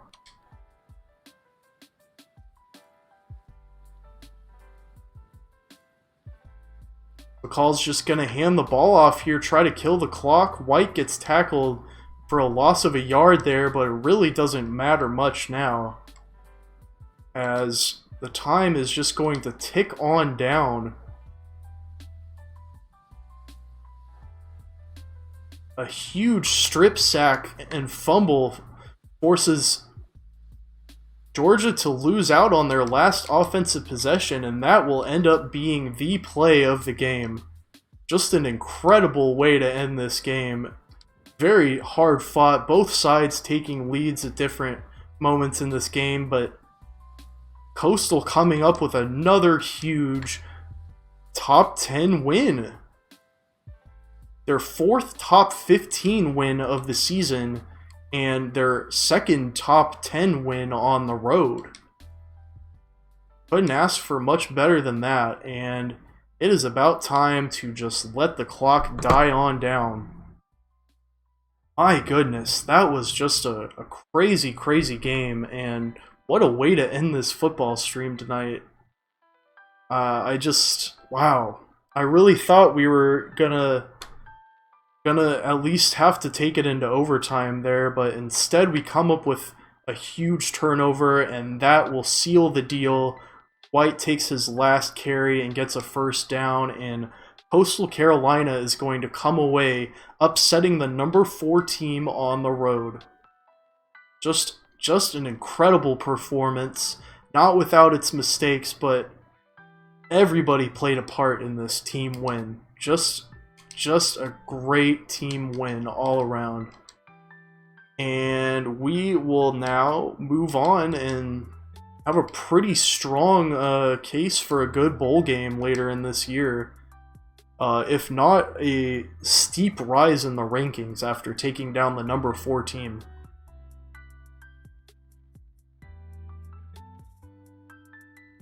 Alright guys, well that about brings us to the end of this football stream tonight.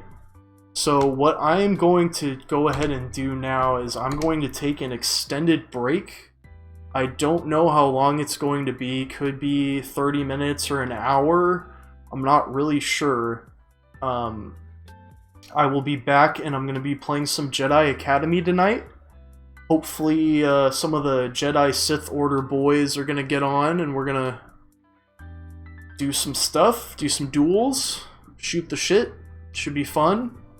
But in the meantime, I'll probably just do some practice, get warmed up. So for now, I hope you enjoyed the football stream tonight.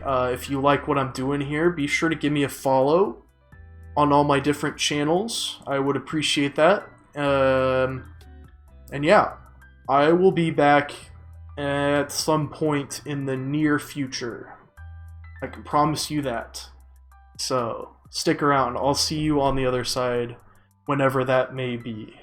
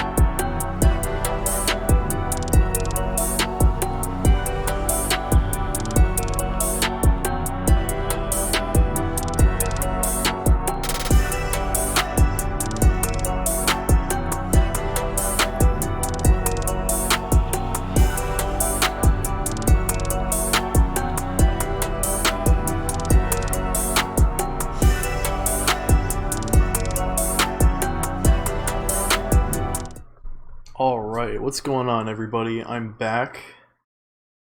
Just camera just a bit. That's better. And we're back just here to play some Jedi Academy. At least for a while tonight. I don't exactly know how long we'll be doing this. I was hoping maybe I could join up and play with some of the Jedi Sith Order guys, but it doesn't sound like there's gonna be much of a crowd tonight, so this stream is most likely going to just be duel practice, in all likelihood. I think I may go ahead and just join the voice chat over on Discord and see if anybody joins up. Maybe try to get something going tonight, but if not, it's fine. I really just need some more duel practice. I'm totally rusty, man, and I want to get some of that in, so I figured I'd use this opportunity to stream some of that tonight. And goddamn, I've already been streaming for like 5 hours today. My voice is starting to get kind of shot, so I may keep the chatting and talking to a minimum tonight. We'll see. It's kind of hard for me to do that, especially trying to draw viewers in and stuff. But we'll see. Gotta keep that water glass handy. Definitely need some of that tonight. But first up, gonna go ahead and check out EJO tonight and see if they are up to snuff, or if I'm up to snuff for that matter. Had some pretty good duels here the past handful of days, and I haven't done any dueling yet today, so I need to get some practice in. How about you? It's definitely hopping tonight on EJO.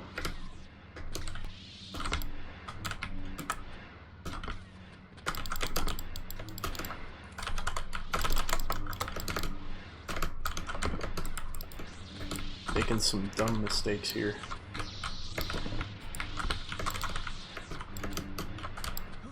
I've had some pretty good success streaming this game past couple times. I streamed on Tuesday, I streamed on Wednesday, got in some subscribers and chats and all that good stuff. And for a game that I thought was basically dead and that no one would want to watch at all, I actually kept up some pretty steady growth, at least in terms of my growth of this channel. Gotten some good follows tonight as well, and we haven't even gotten started on the Jedi Academy stuff, so let's see if we can keep that train rolling, keep up some growth here on the channel. I'm still trying to get to affiliate status, so not like in a rush or anything to do that, but it would be nice, of course.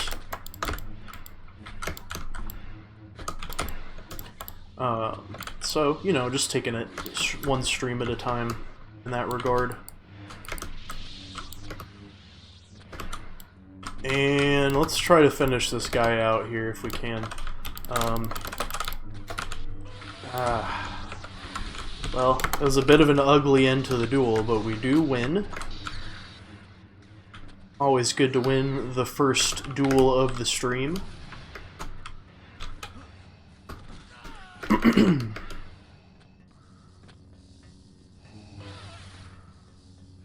I keep forgetting this server has laming on. Alright, Jack Shack. What you got? You looked at me the wrong way. I had to duel him. Ooh!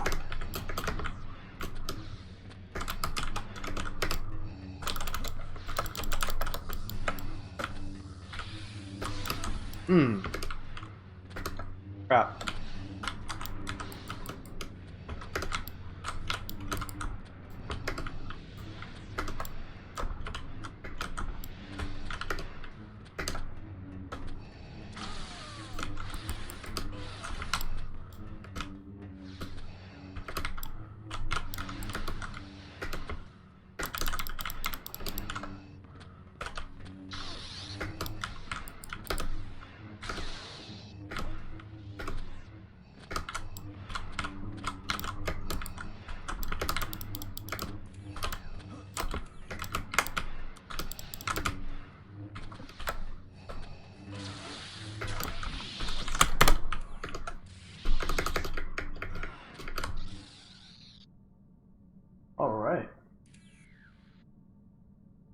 a pretty standard duel. I mean,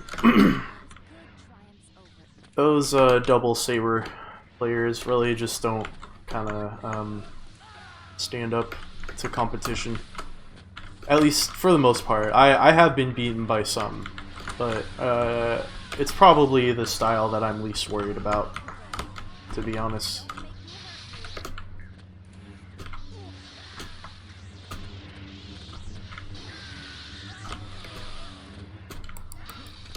Got into some crazy FFAs the past few days on this server. Seems like there's always one like this.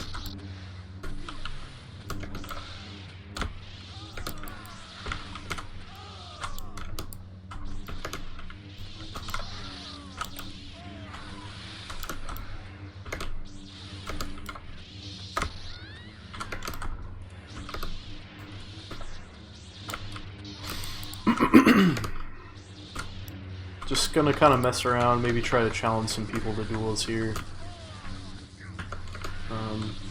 It's kind of hard to do that in this massive crowd. This guy he has too much fun doing that spin move thing. It's hilarious.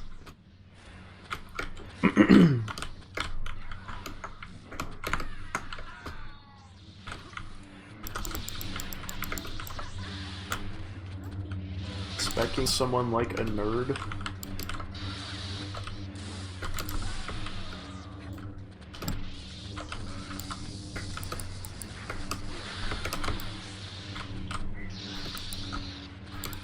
I'll never understand people who just spectate randos on this game.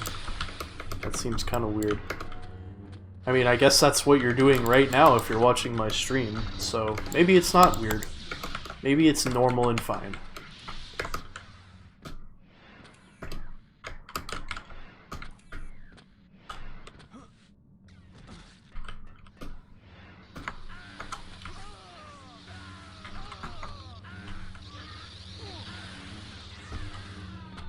Got Jack Shack with a staff this time. Oh, hello.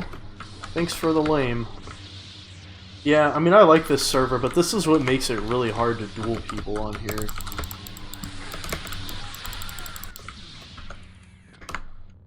At least I get good ping for the most part.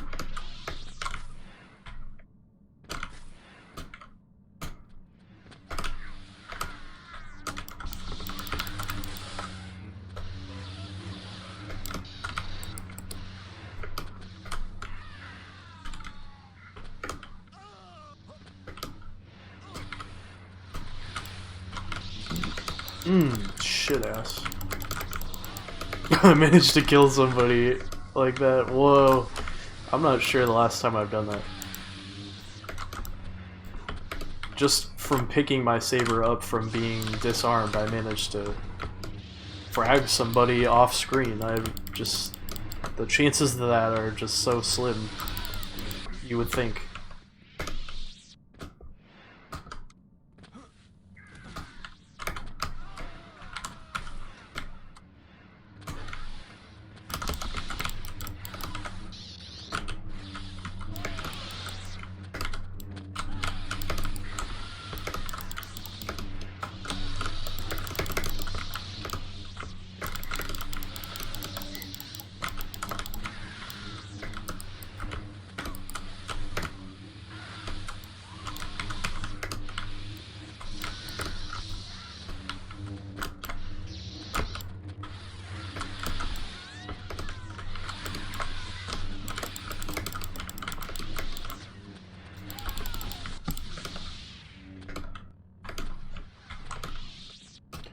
Well, I do want to get some serious duels in tonight, but it doesn't seem like anybody on this server actually wants to do that. It's all this FFA bullshit. How about you? Whoever wins this exchange, I'll challenge to a duel. Alright, you. Thunderfoot. Or not. Jesus Christ. They wonder why they have rules against laming.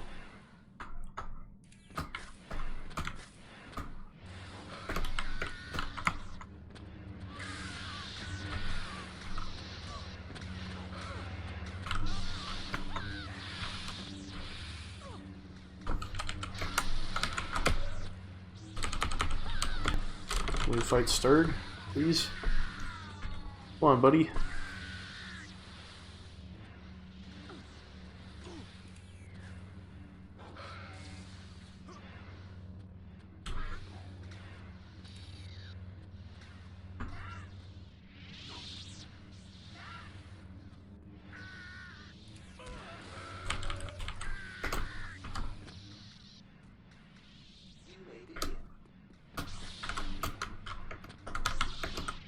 See if he'll follow me in here.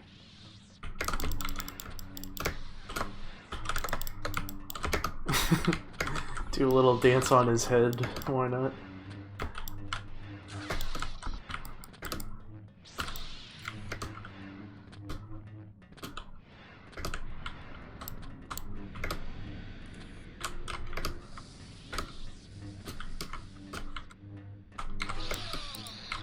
Yeah, there's a nice hit. He got me back a little bit there, but I think I still won the exchange. Another good hit on him. Might be below shield at this point. If I'm lucky. I doubt it though. I usually am not lucky in that regard.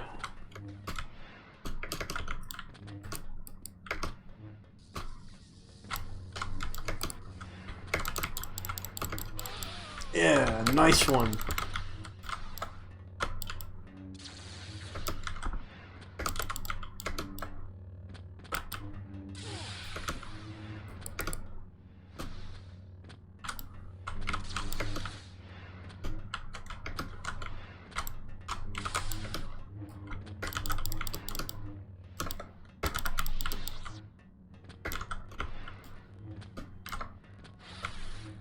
What's this guy doing? Good fight?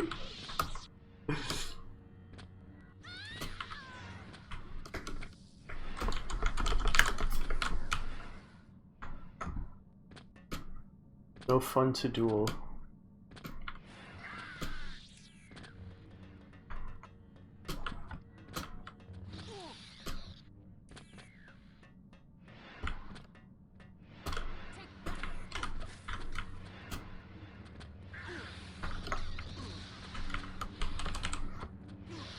I guess because I'm too good.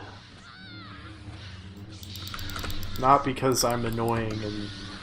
I don't know. I don't know why he thinks I'm not fun to duel. Funny, but... It would, of course, be a Rosh pendant skin.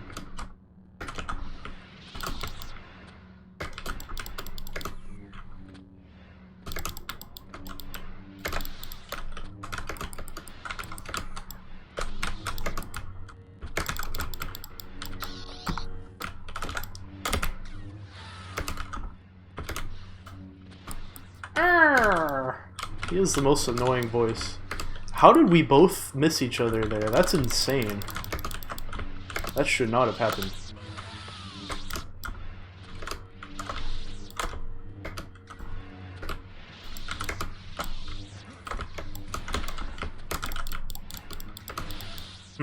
Not good.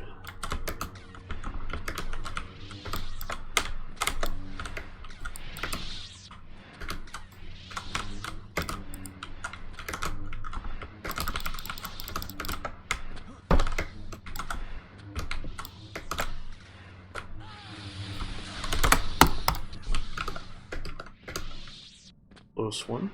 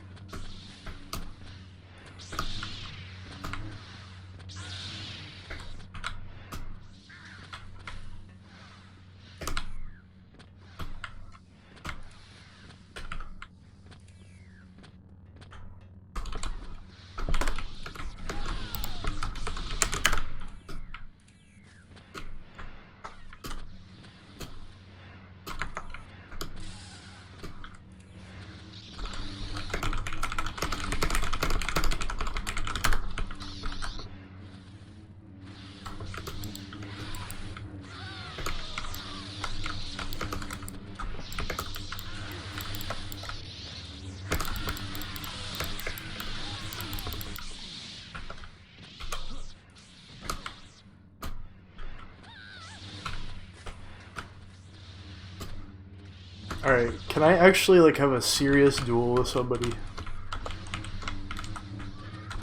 Sure would be nice. How about you? Finally.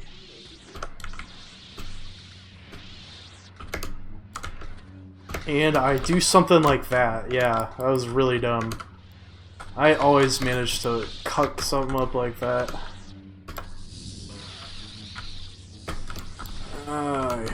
Yeah, I really shit the bed this time.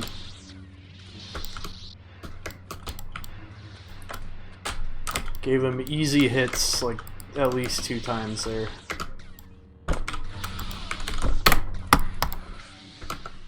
Alright, we'll get him next time.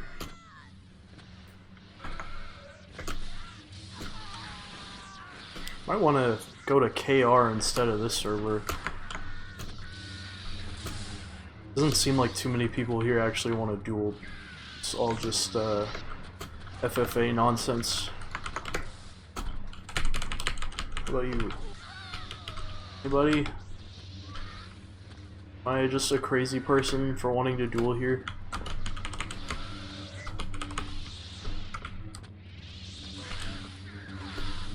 Yeah. Alright, well, we're gonna hop and go to KR, because this place is cancer tonight. Let's check out KR. There'll be some serious duelers over there. Who knows?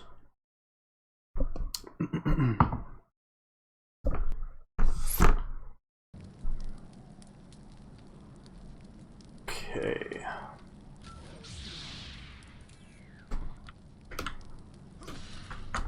On cell data. I think I've actually done that before. Desperate times. I bet a lot of people in Texas are playing games on cell phone data right now.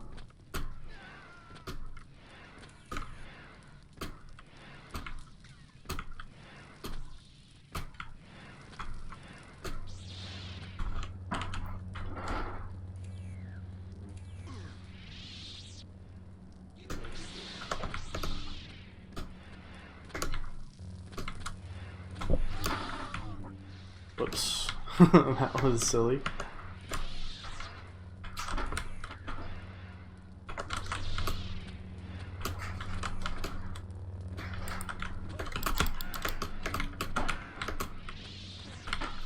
Yeah, he'd rather fight somewhere where I can fall easily.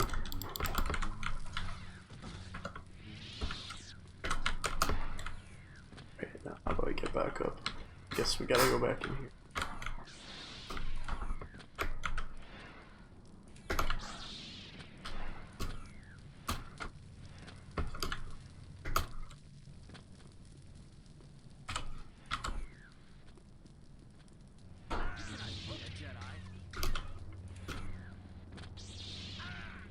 Now I gotta go find him. That's why I don't like this map very much. I don't think it's very good for big servers. Well, I seem to have lost my opponent here. He was gone. There he is.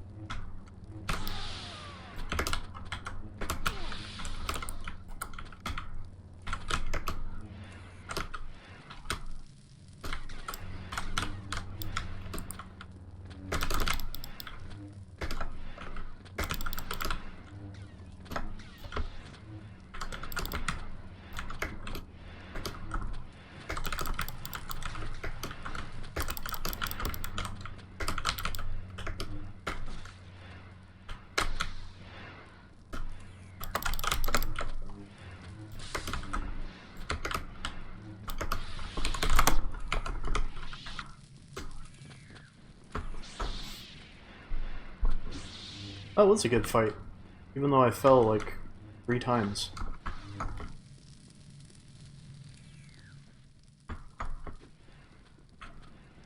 This place definitely seems like, I don't know.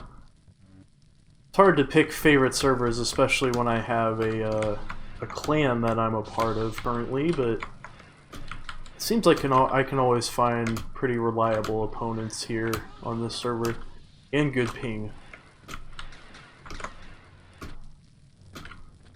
And a lot less racism to boot.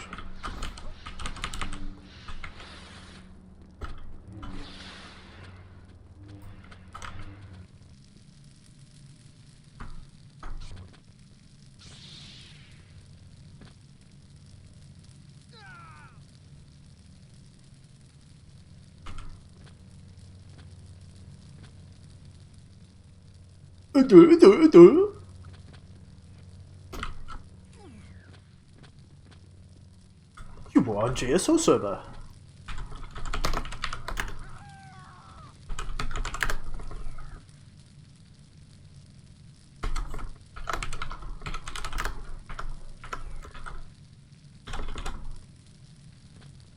Yes, good to see you.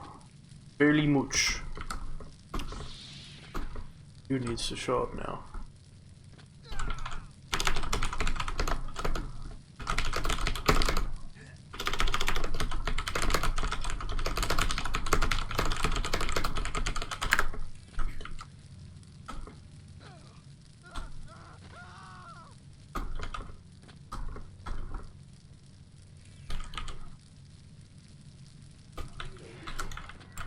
Well, that was weird. What the hell just happened? We'll follow him to his preferred arena.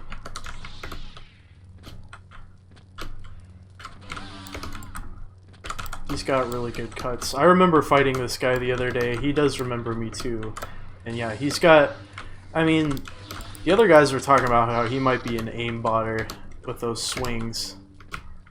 I don't know. He's a good duelist for sure. I only got to fight him once or twice, I think.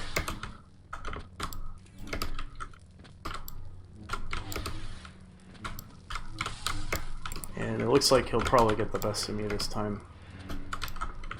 He's got one style and he sticks to it, but he's really good at it. Good fight.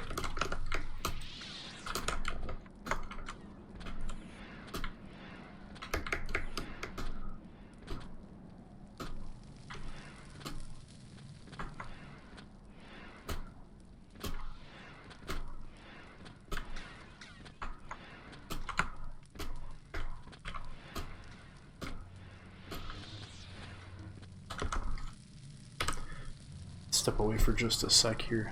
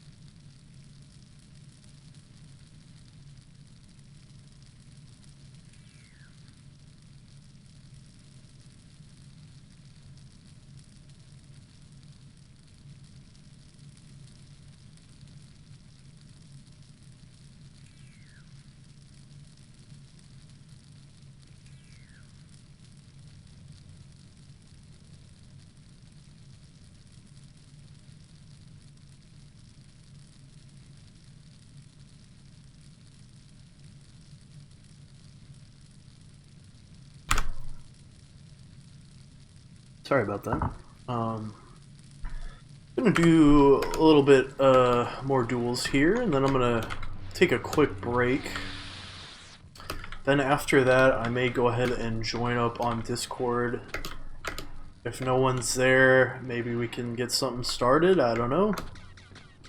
But let's at least get another duel or two in here before I go to break. If I can find somebody. Got pretty much owned by this gods guy. How about you? He's a nice fellow, but I do think he's... I don't know, he must have some kind of script set up or something going on. I don't claim to understand a lot of that, and I don't really, you know, maybe it's not my place to be accusing people of that, but I just go off what my friends say, and my friends seem to know a thing or two about that way more than me. I got a pretty good hit there, and now Joker is back to talking. I could be an asshole and attack him, but I'll wait. Like the courteous gentleman I am. Now he's on the offensive, and I left him way open there. I paid the price for that, too. That was not a good defensive strategy there.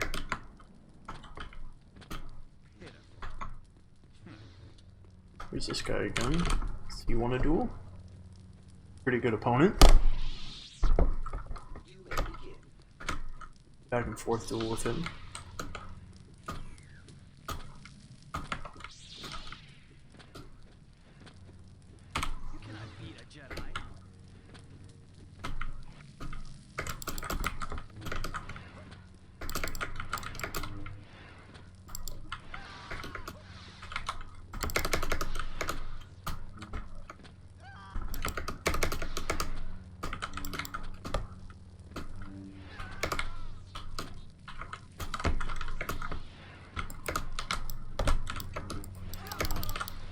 Sheesh, that was close. And then he does get me there. With a nice swing. And another nice swing. Yeah. I'm really getting my ass kicked on this server tonight.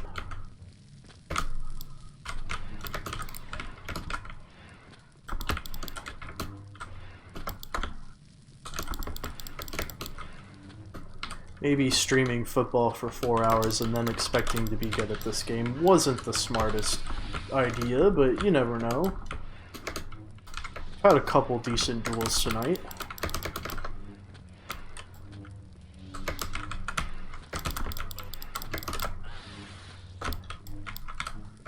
Damn, I really just fucking...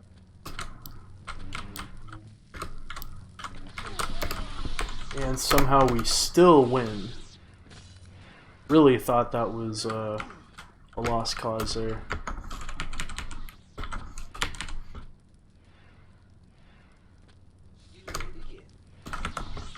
Seems like a good sport though. So we'll go back to it now. See if I can get at least maybe another duel out of him after this. And then we'll go to break. Ah, that was a good hit.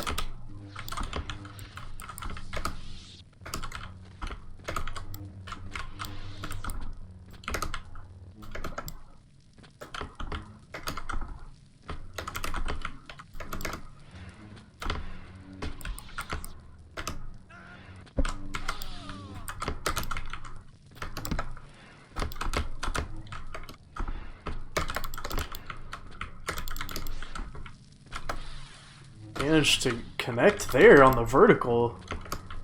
Didn't expect that to work. Getting a little bit better at those vertical hits. I like to get up high and then come down really hard with the vertical red. Seems to be a nice attack. And opponents can't always see it coming. Ugh, that was not a good exchange for me. He's still got shield potentially.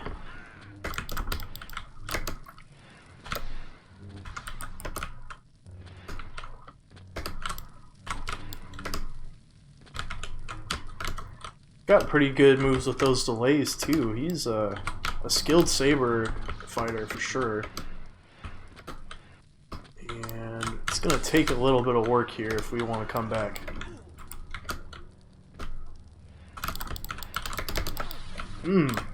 Nice delay there. Got him with the mid-air vertical delay. And now it might be even. Coming in behind me with a swing. Counter. Now we're back to even. Can't get him with the fan. Can't get him with the delay. And no deal. Gotta stay. I was gonna say, gotta stay on the offensive, but I can't leave myself open like that. Alright, well then we gotta at least get one more. Can't leave that.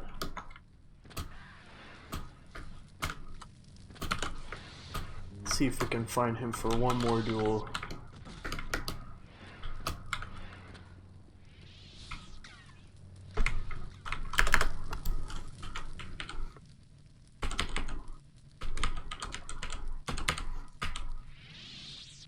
Alright, last duel before I'm going to take about a 5-10 minute break, and then we'll come back and check out the Discord scene. If it's dead, then we'll just do this while I hang out and chat. Maybe someone will join up, who knows. Gonna be at this for a while tonight, either way. So, let's see how it goes. First we gotta beat this guy in battle.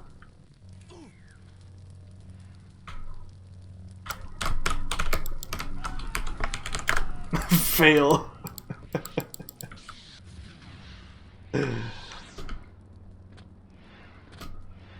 Epic fail. Alright. Redo. If I can find him. I guess he's gone.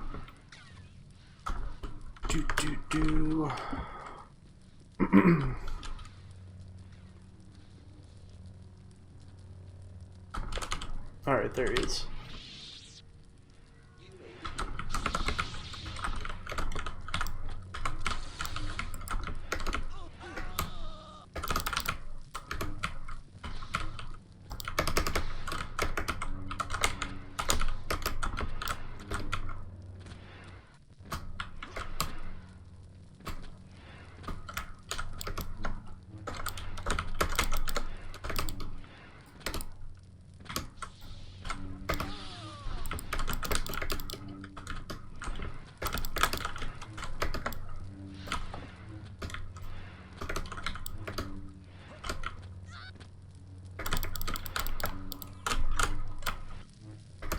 I just barely ducked up under his horizontal swing there.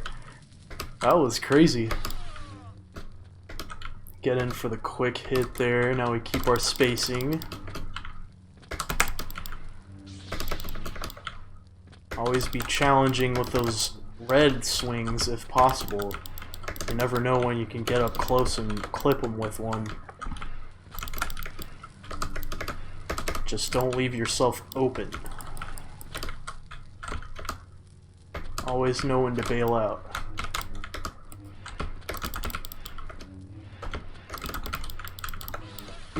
Not good there. But I did get him with a nice red delay there. I like that move. Does get me a little bit back though, so now he might be leading at this point. Depending how much that red swing did earlier.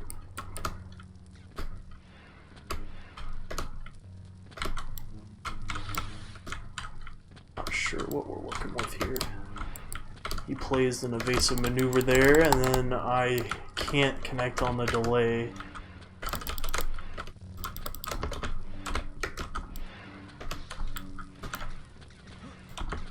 And phew, barely.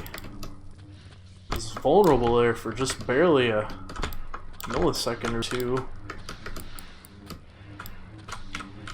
Now he's coming at me pretty rough with those those fast swings.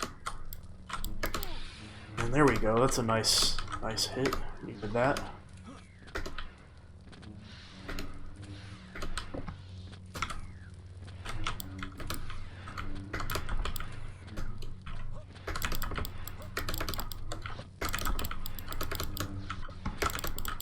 Practicing that move.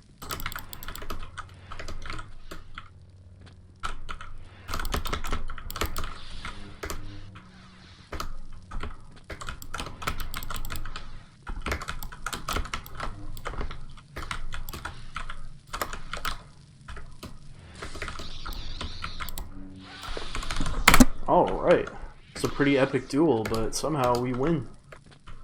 Good stuff. Alright, with that, I think I'm gonna go ahead and take a quick break. I'm gonna chillax over here on top of this guy. And we'll be back in 5-10-ish minutes. I don't know. See you on the other side.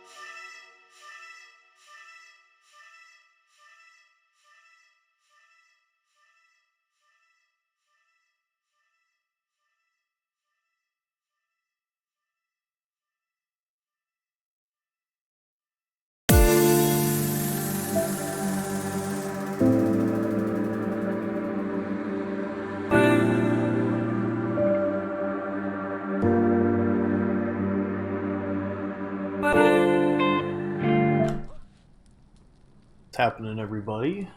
I'm back.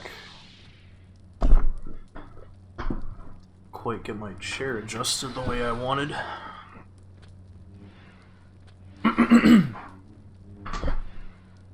Approaching the 6-hour mark tonight on the stream. I honestly can't believe how long I've been doing this.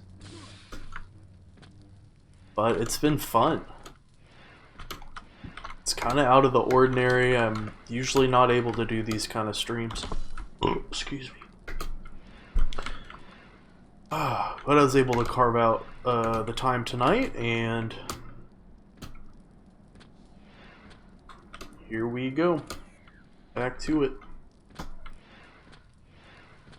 See if I can find somebody to fight. Is my buddy even on still? Doesn't look like it. Guess we'll go ahead and leave here. Didn't mean to go check out Discord. Guess we can go ahead and do that now. On Jedi Sith Order server. Still nobody. Alright, let's go to Discord. Really far scrolled up though.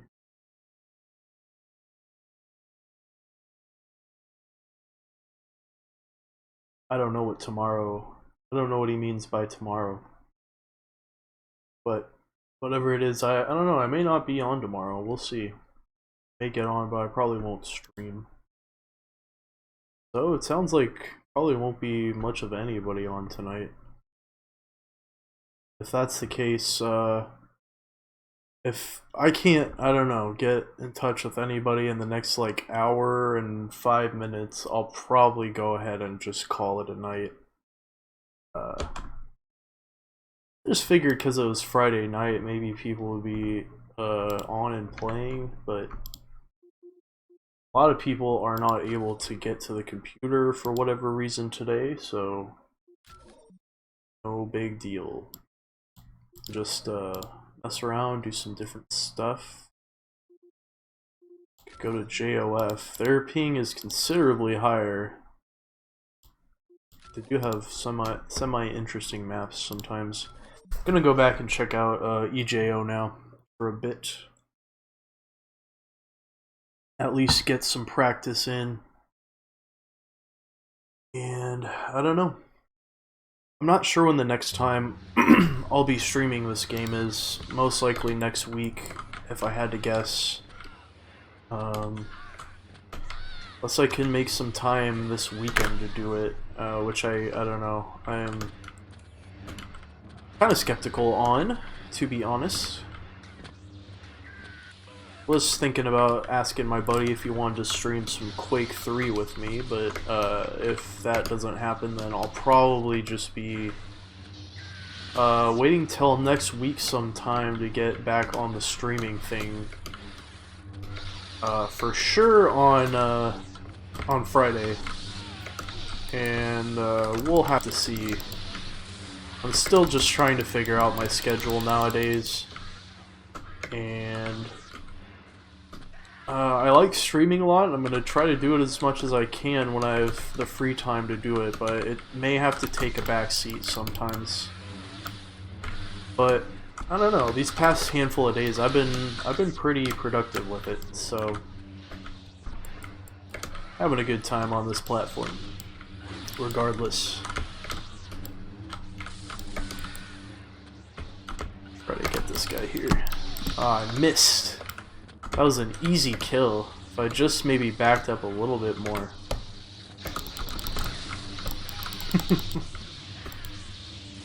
Things get really crazy on this server.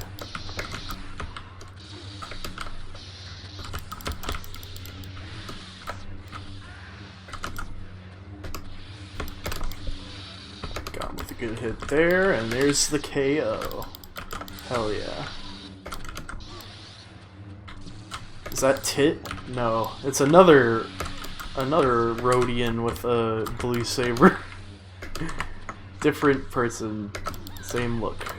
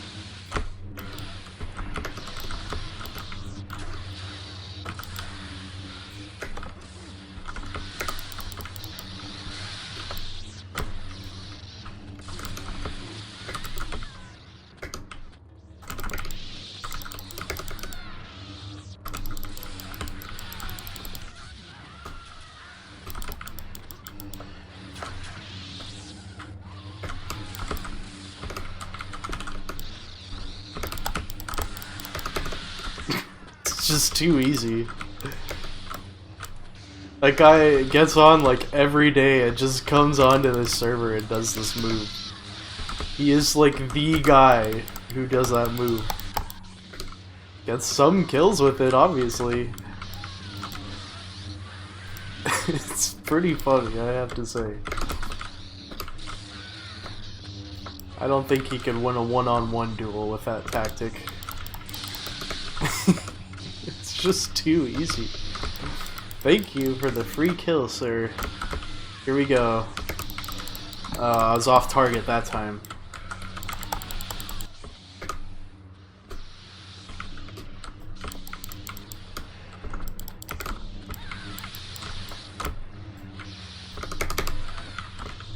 There's that asshole again.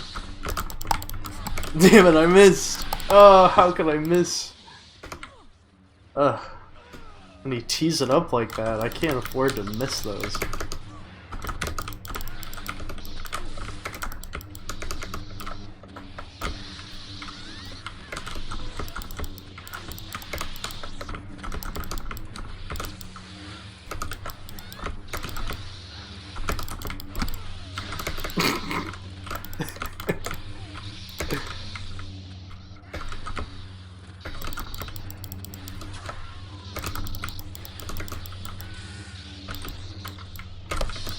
Shit, I walked right into that one.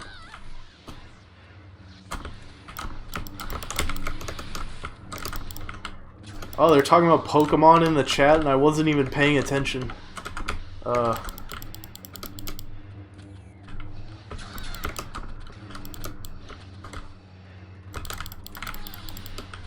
Another Relo with a blue lightsaber. What the fuck is with this look?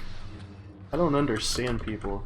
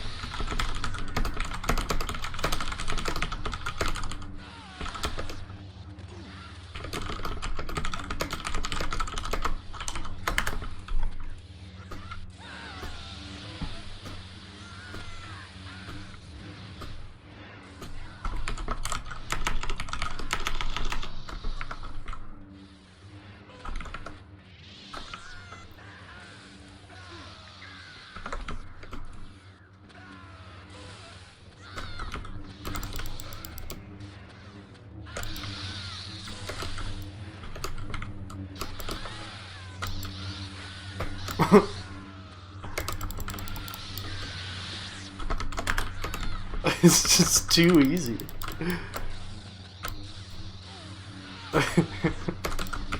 He's doing it again. I mean, he probably, like I said, he probably does get some kills doing that, but my god, dude. I love it. That's why I love this game. Oh, see? It's actually not a bad strategy, I guess. I did it again.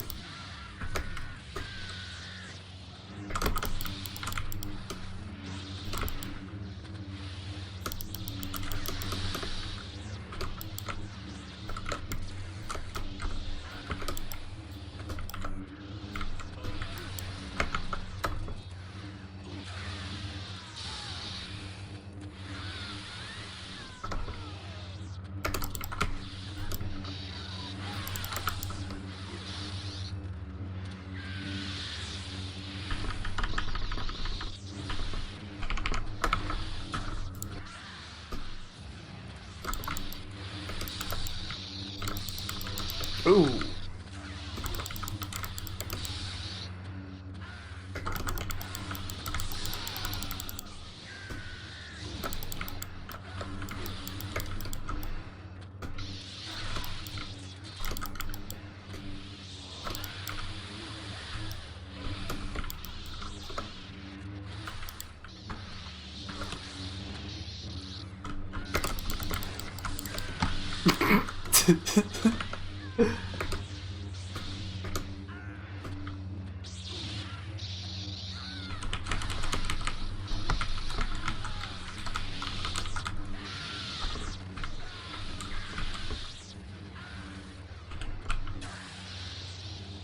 Yeah, I guess he doesn't want to fight.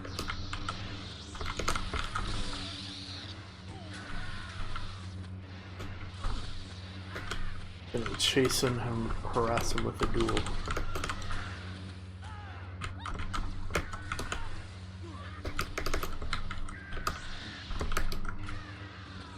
Okay, well this is dumb.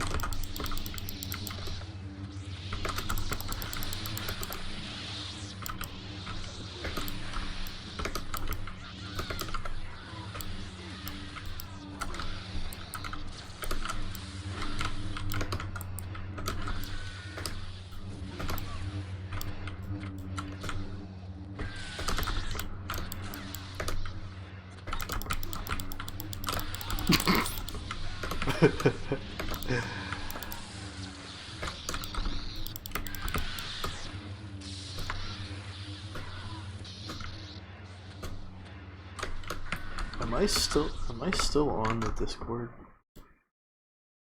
Yes, I am. Yeah.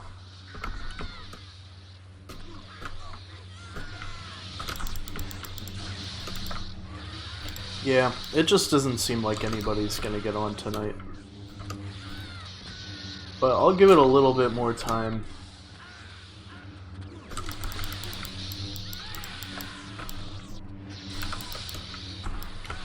Running out of, I don't know, interesting things to do in this game. So, I could maybe duel somebody. Anybody? Of course not. People are gonna kill me like a scrub if I just stand here.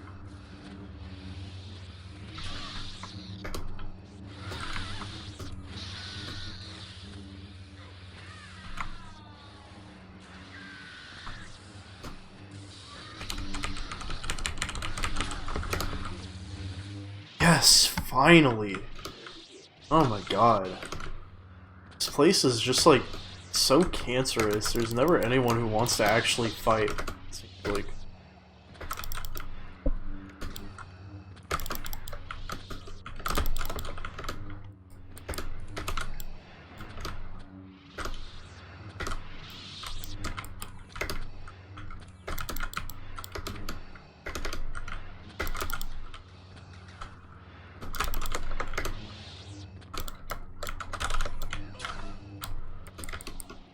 a nice hit.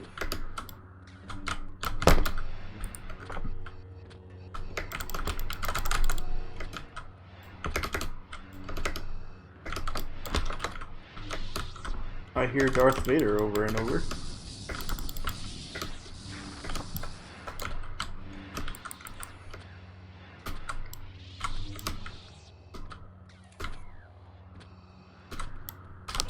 Ah, shit.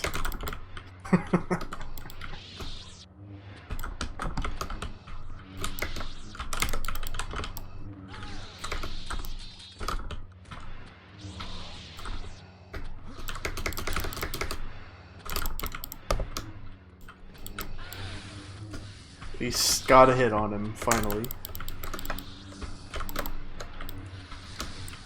Now he's gonna cheese his way to victory.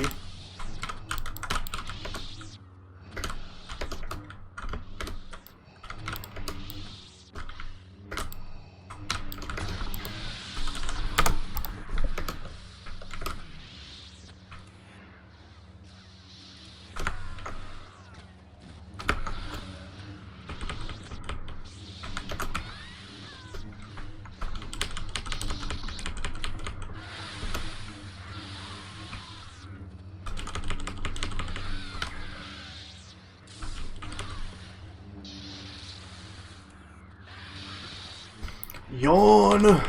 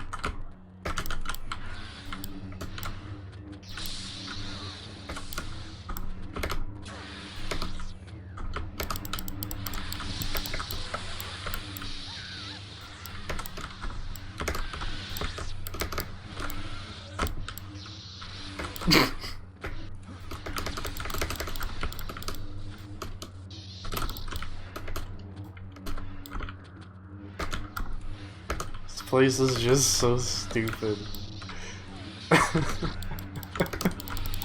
Like, what am I doing here? The grapple really does suck now. Shit.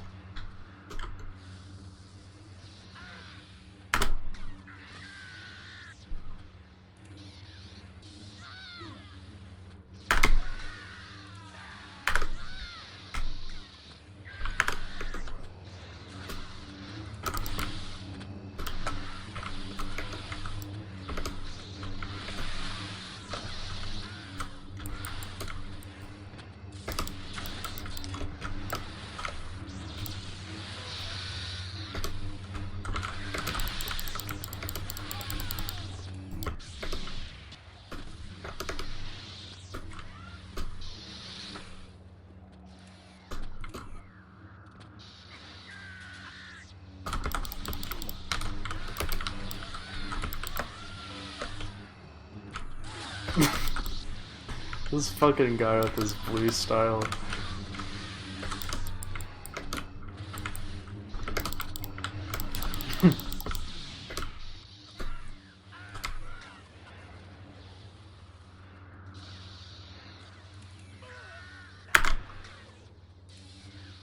Oh shit.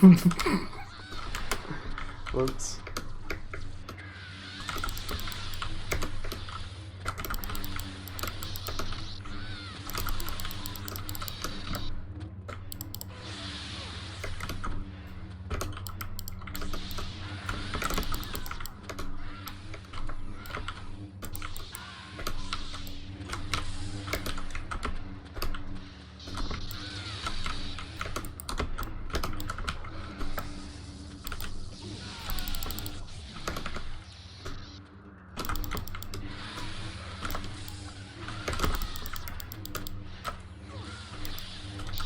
This fucking guy.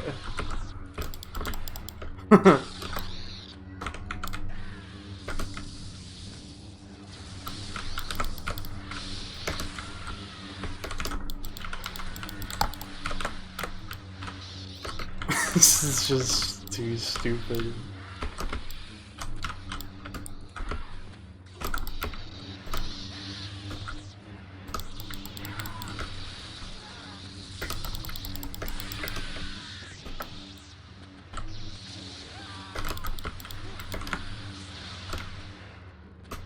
Actually has a semi-decent kill-death ratio just for doing that strategy over and over.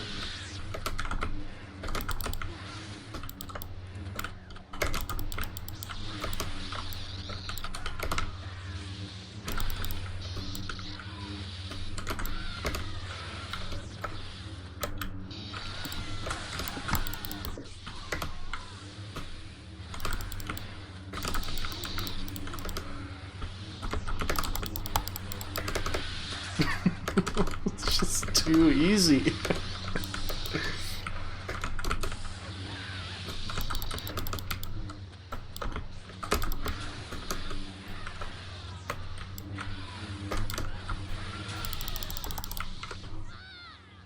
Shit.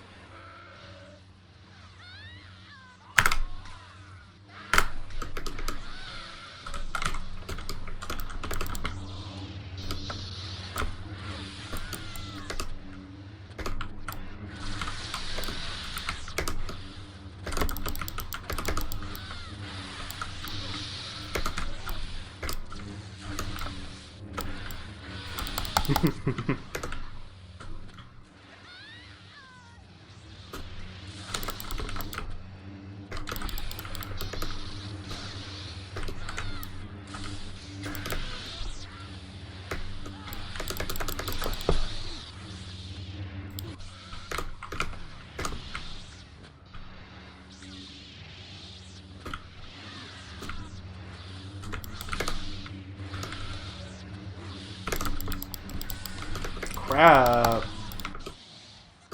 Got boned there.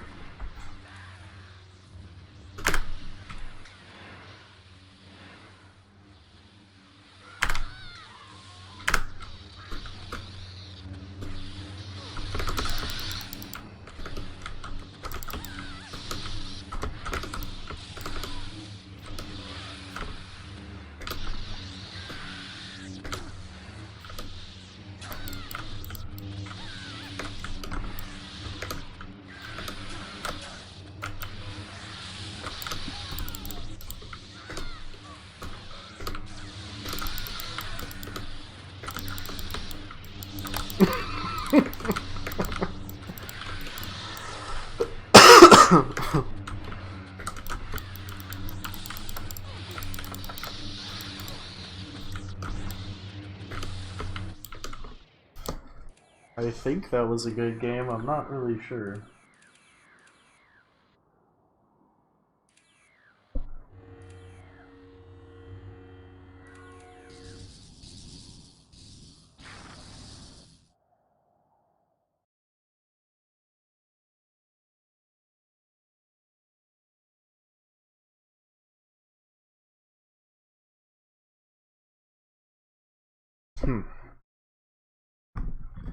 Well, I'm gonna try to make it at least to the 7-hour mark tonight. That'd be a cool cool milestone to reach, our first 7-hour stream.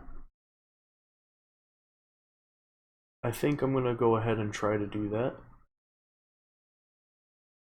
It'll be my luck that I'll be like ending the stream and someone will join Discord and want to play. Whoa, what the hell? That's not right. None of this is right. That was glitchiest thing I've ever seen. Give me a minute. Reopen the game. It doesn't look like any of the people that I usually play with are online tonight. Just my luck. I plan a big stream, play this game, and ain't nobody on. Oh well. I'm sure there'll be more opportunities in the future. Still gonna have some fun tonight before we sign off.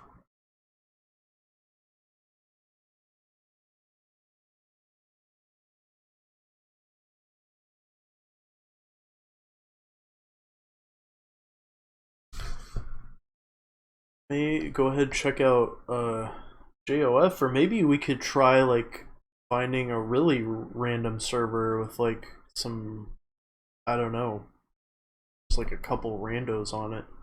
That's one of my favorite things to do on this game, is just find like some, I don't know, just some random server that no one goes to, but there just happens to be a couple people that aren't even like in a clan or anything. I don't know. There's only like 2 or 3 servers anybody actually plays on, but if you look at the bigger server list, there's just so many of them out there, and I feel like it's just so much wasted potential sometimes that I want to try to populate those other kind of servers sometimes, and if other people are there, then shoot, why shouldn't I be? Zot. I fought this guy last time.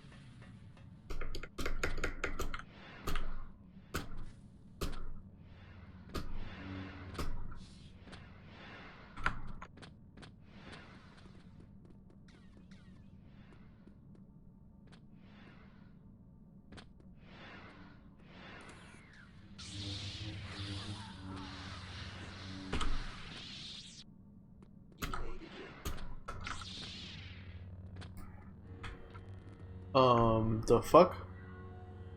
What just happened?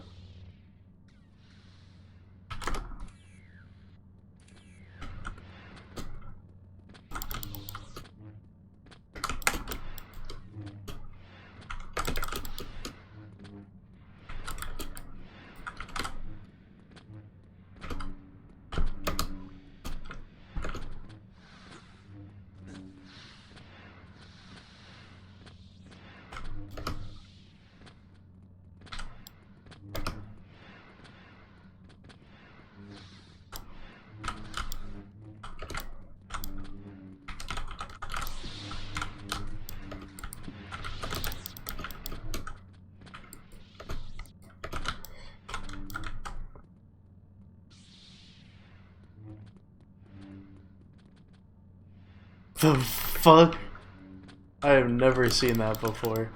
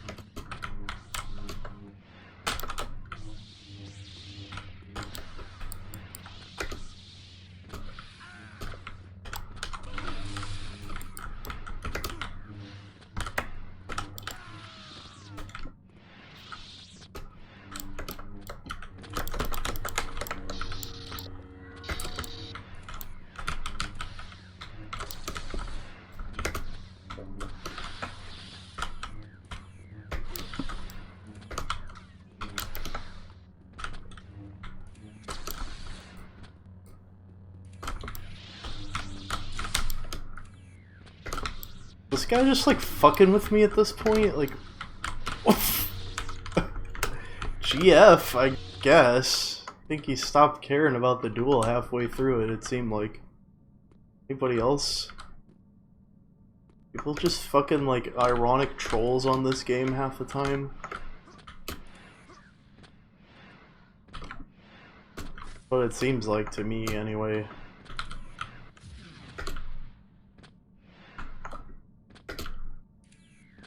Alright, well, I don't really like the vibe here either. So I'm gonna skip on down to JOF at this point. And JOF is not the greatest ping for me, so if I'm having a bad experience here, we're gonna go server hopping elsewhere. See if we can find a smaller community that has a couple people on it or something, who knows.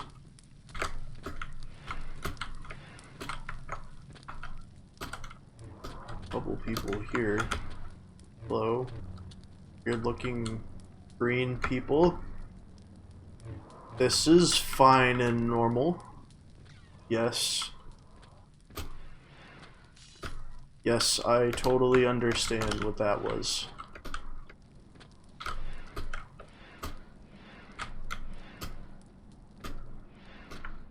Okay, well, I don't really see anyone here either. There's only like a couple people in the main room and really not much going on here. I don't know what the fuck these guys are on about. Fought another S-Clan person earlier in the day. Let's see what we can do against you. Probably gonna get my ass beat.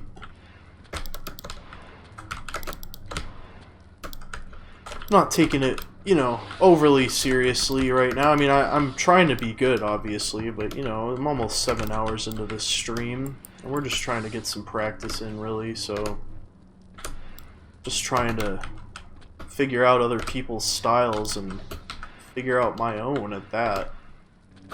People constantly talking about how all I do is jump around like a jackass. Well, I use it to evade and stay on the move and be unpredictable.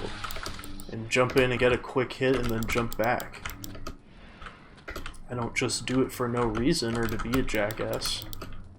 But I don't know, maybe I need to learn to be more, I don't know, stationary? I don't know if that's the right word, but grounded, maybe.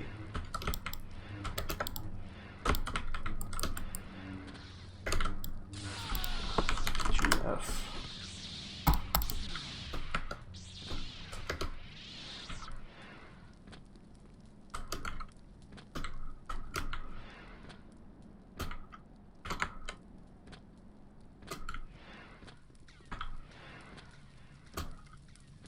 did seem like the lag may have played a role in that last little hit there. I'm not sure. It was a really strong hit, I think, that took down a lot of my HP. So. Damn it. Yeah, I just don't think I'm in the right mindset to be very good at this tonight. I'm trying my best here, but getting creamed by this guy so far. Yeah, that was not good.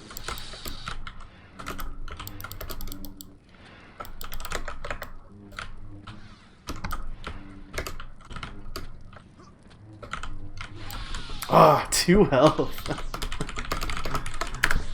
That is just my luck, isn't it?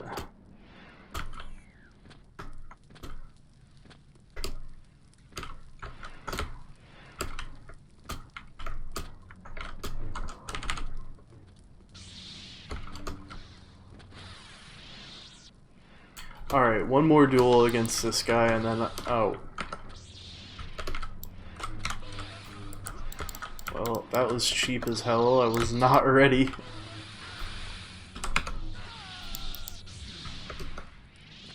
Alright, well, that was kind of lame. But I did say that was going to be the last duel, and I'm 0-3 on this server, so next. Now is the part of the stream where I have to try to find a new server to play on. So we're going to take a minute and do that.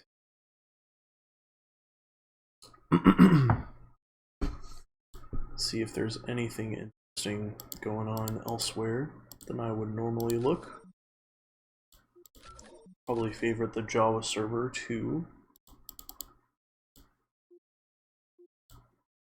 Old Farts clan as well. That's a good server and it's close to me. It's usually like nobody on that server, but I'll still favorite just in case I need another small server somewhere. God's Elite Fields. God's Guy. I should probably favorite their server too now that I'm at it. Here we go. I'm putting together a new list of favorites.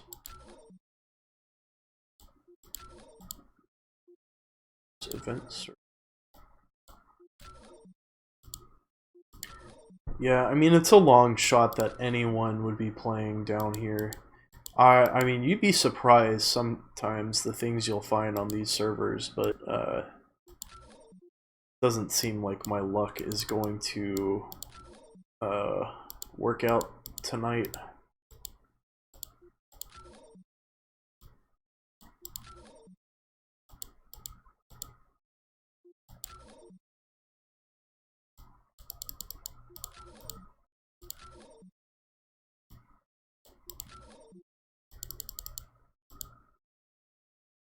Well, I don't know.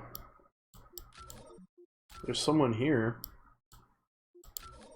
but I don't think I have this map. Unless their server lets me acquire the map, but I doubt that is the case. It pretty much never is in this game. So that's a bummer. Right.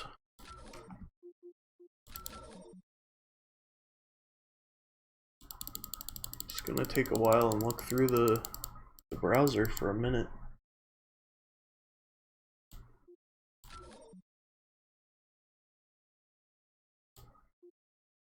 The Jedi and Sith Order. That is not related to the clan that I'm a part of. Not that our name is the most creative thing in the world, I guess. I'm sure we're not the first people to think of that. There's evidence right there, so.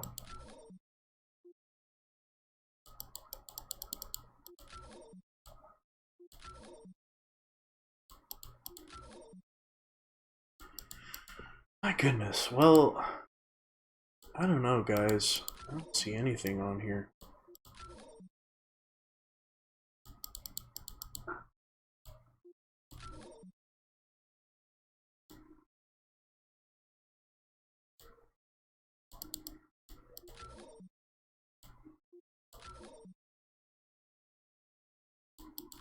Alright, well, yeah, I don't know. There pretty much isn't gonna be anybody on these, I don't think. Last hope. Right here. Didn't think so. Well, then I guess... Is there anywhere with any interesting maps? The Blue Ice Twilight server here. Guess we could go hit up Blue Ice Twilight. Mess around for a little bit on there.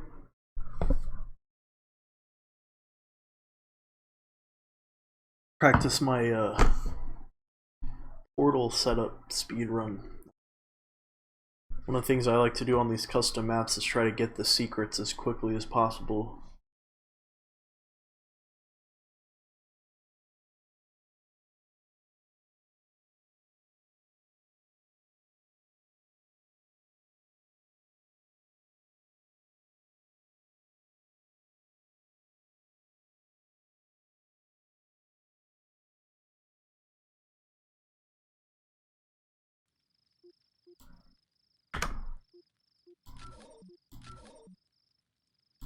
Oh, well, hopefully it doesn't switch to a map I don't have, then too bad. Well, it's gonna go to Hoth. Not really an interesting map, unfortunately. Hoping to do a little Blue Ice Twilight exploring. Well, I guess we could mess around and maybe I could start up my local server. That. My local server. Like,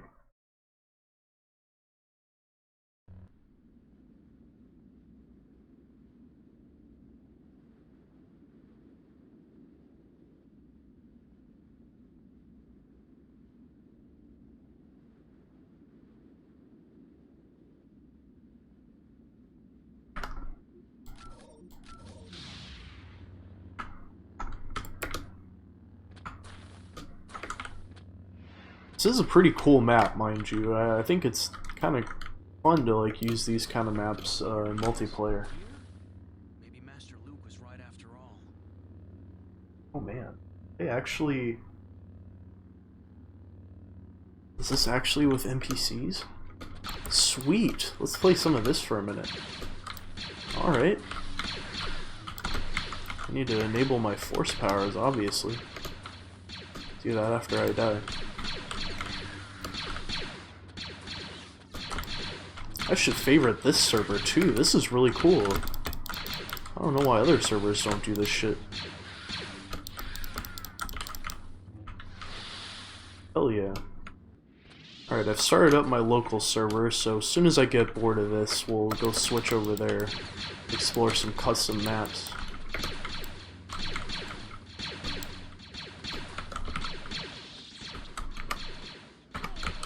Alright, I've died. I'm gonna go ahead and change my force.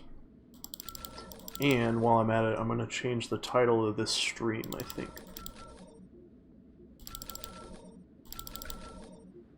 Super quick here.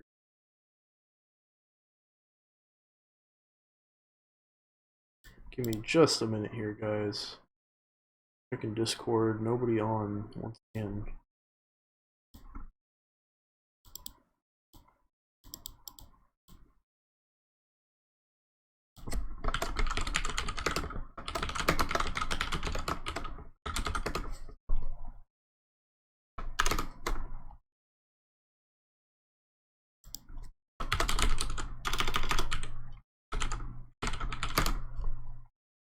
Alright, that's good. Good for the last little bit of this stream. Even if we get one person in here, then it'll be a success, I suppose. Stick. Oh, right. Sorry. Still trying to get used to this whole setup I've got going on here. Take that, drag it to desktop 1. And apply, and here we go, we're back in the game. Alright. Now here for just a little bit, I'm gonna go ahead, excuse me, gonna go ahead and try out this map. This is pretty cool stuff. I don't know why more people don't play on this kind of server. Definitely gonna save it.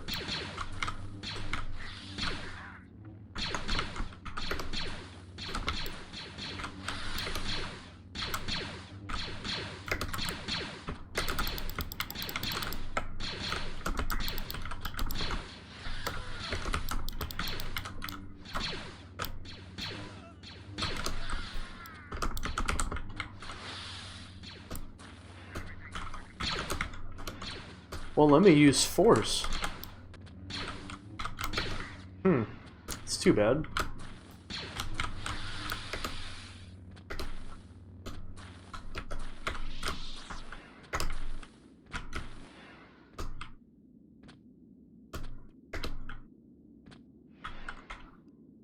Guess there's no grapple on here.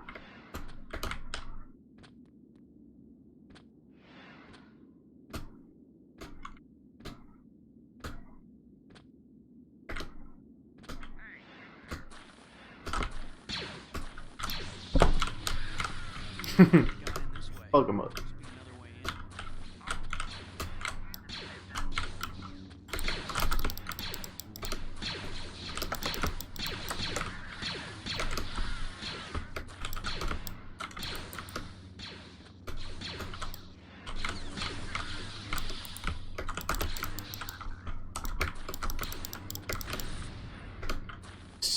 Got him. This server is really cool. I'm gonna have to come back here sometime. Love being able to do single player content and multiplayer. I think that's such an underrated feature. So many things about this game that it just seems like I'm the only person in the world who cares about them. I guess that's why this game just kind of connects with me. No. I mean, obviously more people play it, but I just feel like it's the one game I always come back to for whatever reason.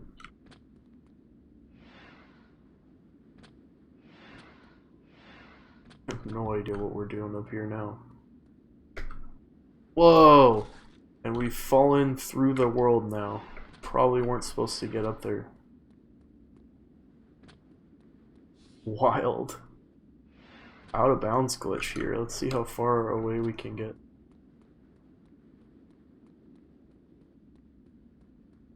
Looks like a massive dick and balls up there.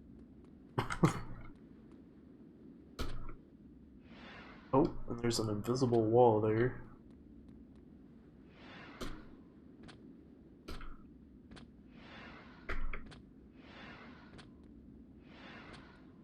Alright, well, this has about run its course for me, so we're gonna go hop over to the local server and I'm gonna mess around with some maps here before we sign off and call it a night. Let's hop on the local server. And what's cool about this is I have vote map enabled, so I can just switch to whichever map I want out of the list. Should have some interesting maps to look through tonight. I wanted to go check out Blue Ice Twilight, so we're gonna go ahead and do that first. I just want to go in there and practice my secret speedrun, if I can get there. Blue Ice Twilight.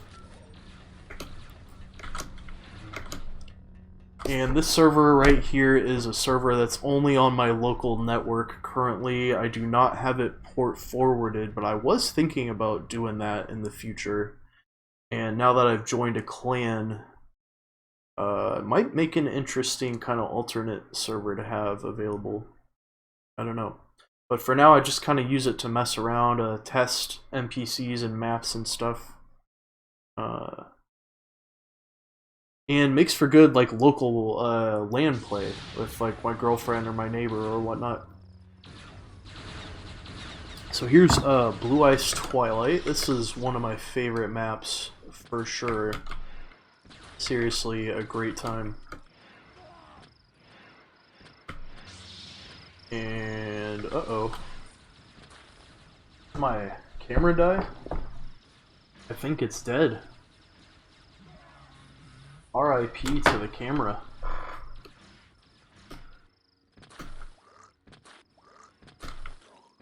Give me just a minute here, guys. It is dead. Here, super fast.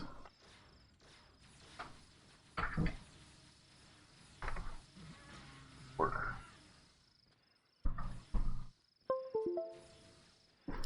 Sorry about the technical difficulties. Guess you can enjoy that picture of me drinking my water for a while. Let's see here. Gotta boot this up real quick. Alright. Well, while that's working, we'll work on this, this here, secret.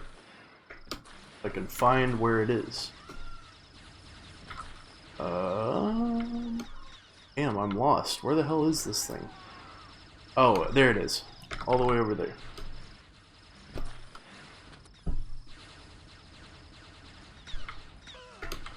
I love these bots just like shooting at each other. But we go down in here and break the thingies and come back for air. Get my oxygen back up and running. Now I need to get my camera set up again here, so we're gonna do that just super quick.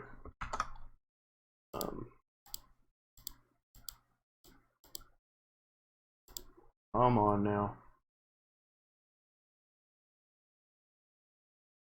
Just a quick second here, folks. Sorry about the technical issues. Just want to get this back up and good. Can we flip it upside down? There. Okay. Alright. I know that may look flipped and whoa, now it's frozen. Uh-oh. Yeah.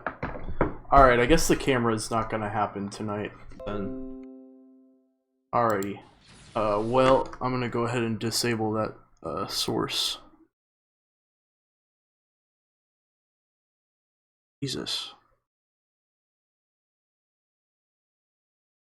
Disable. Alright.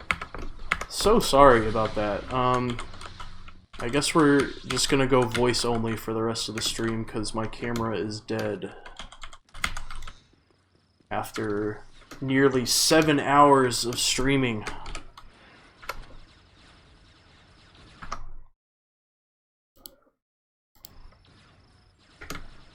Alright. So back to actually exploring some maps for a while.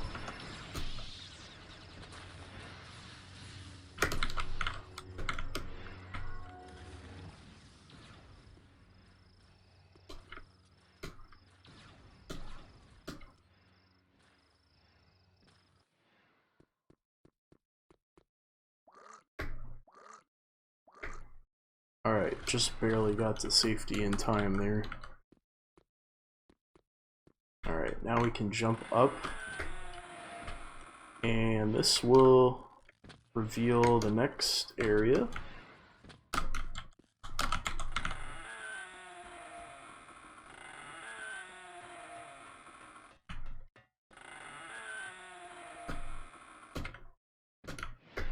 Alright, and that takes us all the way around here to this, which you can break down.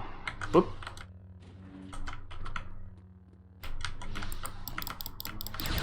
How did he get here?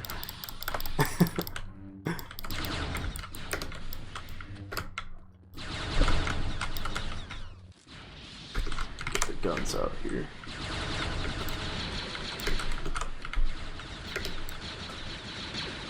Oh, whatever, screw him. Let's just go this way. Alright. Now you can break down the wall here, I believe. And that opens up this secret area where you can activate the portal. And that'll take us all the way back out here. I do really enjoy that secret. It's a lot of fun.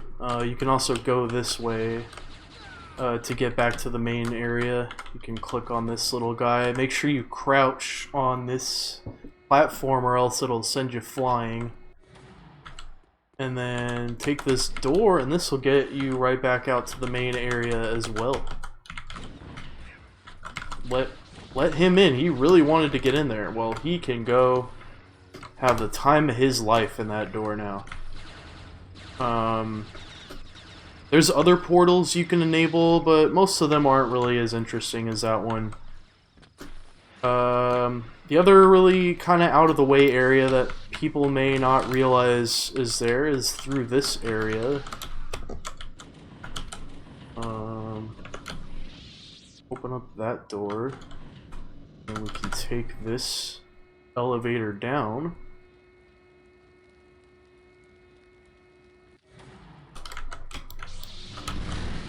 I guess we gotta break this down.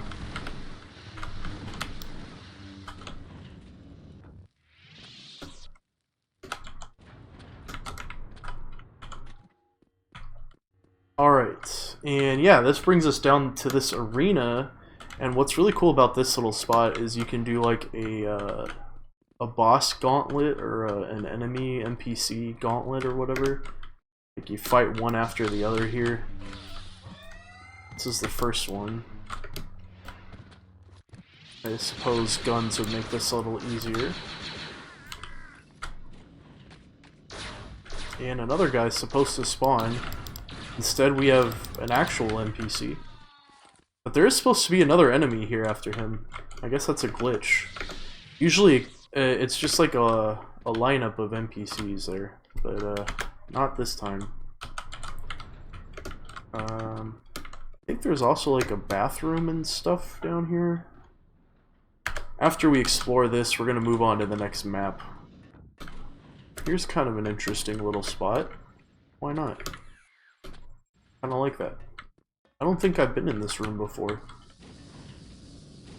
See something new all the time. Wanted to find the bathroom area because the bathroom's got like a functional mirror. But I can't seem to find it. I thought it was in one of these doors. Oh, yep, here we go. Might be it. Might be it. Oh, well, I thought there was a mirror. Maybe I'm remembering this wrong. Is it in the women's restroom instead? I could have sworn there was a mirror in one of these. That's silly. Oh, they're all smashed. What the hell? I'm totally not remembering this right. But anyway, that's this map. It's a pretty interesting one. We can look inside the houses too, but I mean, I'd leave it up to you guys if you want to check it out. It's a cool map, and I definitely recommend it if you're interested in these kind of mods. We'll go ahead and move on to the next one. If there's any requests out there in the chat, let me know. Otherwise, I'm gonna take a look around here. We could do Sith Council. There's a lot of cool secrets on Sith Council, but I do feel like most people probably know about those. Who knows? Maybe not.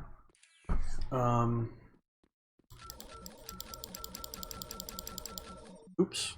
A bit of a skip there. Sorry about that. Got a lot of different options we could go through.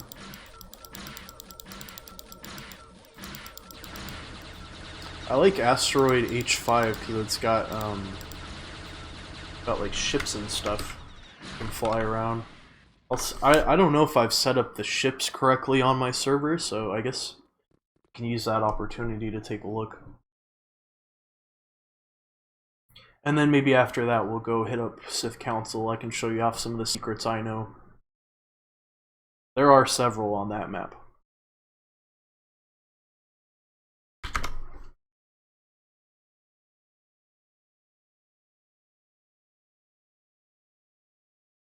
Just a minute here. There's a lot of entities on this map, so it could take a minute to load.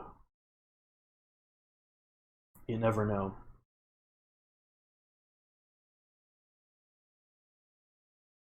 But I don't know, personally, I feel like these custom maps, all the custom content is like really what makes Jedi Academy so interesting. This opens into this kind of open area out here. I do really love that main room. It's got a nice amount of character to it, but it's also open enough that you can have some pretty decent duels in here. It opens out to like a racetrack kind of thingy, I guess. You can go in this building and you can access the TIE fighters. A not usually very accessible ship in this game. But yeah, it's cool. Like, it's got fully featured flight and lasers and all that stuff in Jedi Academy. Honestly, this stuff is so cool to me, and big part of why I love messing around with these maps. I don't know if I can find anybody to shoot though. That is the problem.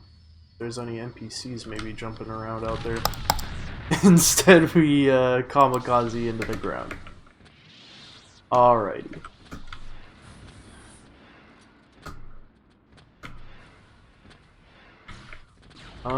Let's check out this side of the map, I guess. This leads to an interesting little area. I kind of like this spot. It's got a nice aesthetic in here. Very Tomb Raider-esque. Let's see, can we go in this door maybe? Hope everybody's having a great night. I'm just messing around on here, exploring some different maps and stuff. If anybody's got some stuff they'd like to see, just let me know in the chat. Oh, whew, had to use the grapple to get there. A secret beach area or something? Kinda cool. I don't think I've ever been back here before. What's this, a fish? Is that actually a fish in there? What? A barracuda or some shit? What the hell? That is something else.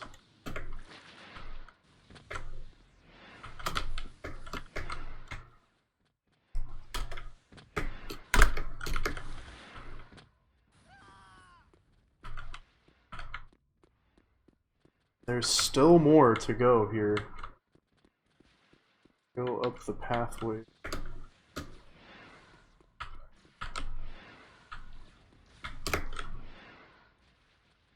I can't believe I can get up this. It looks too steep to walk, but here we are, all the way back up here, and we've made it to this kind of council room of some kind.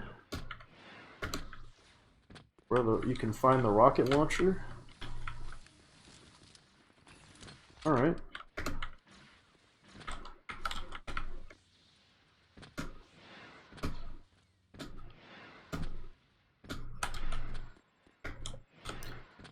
Are we stuck in here? Oh no, it does open. Okay, great. I don't know. This map is really just unique and interesting to me. I don't know. It just gives me good feelings inside. I have a lot of good memories playing on here with other people, messing around with the ships and stuff. So, with that, we'll go ahead and move on. Getting here towards the end of this stream, probably just gonna do one more map here tonight. Do a little bit of Sith Council V2 action. Unless anybody's dying to see more, please let me know. Otherwise, may go ahead and sign off here fairly soon. We're about at the 7-hour mark of the stream tonight. That is just mind-blowing to me. I can't believe I've made it this far. We've had a pretty good stream though. Gotten a lot of followers, a lot of chatters today, some good interaction, and a lot of fun. So all in all, pretty successful.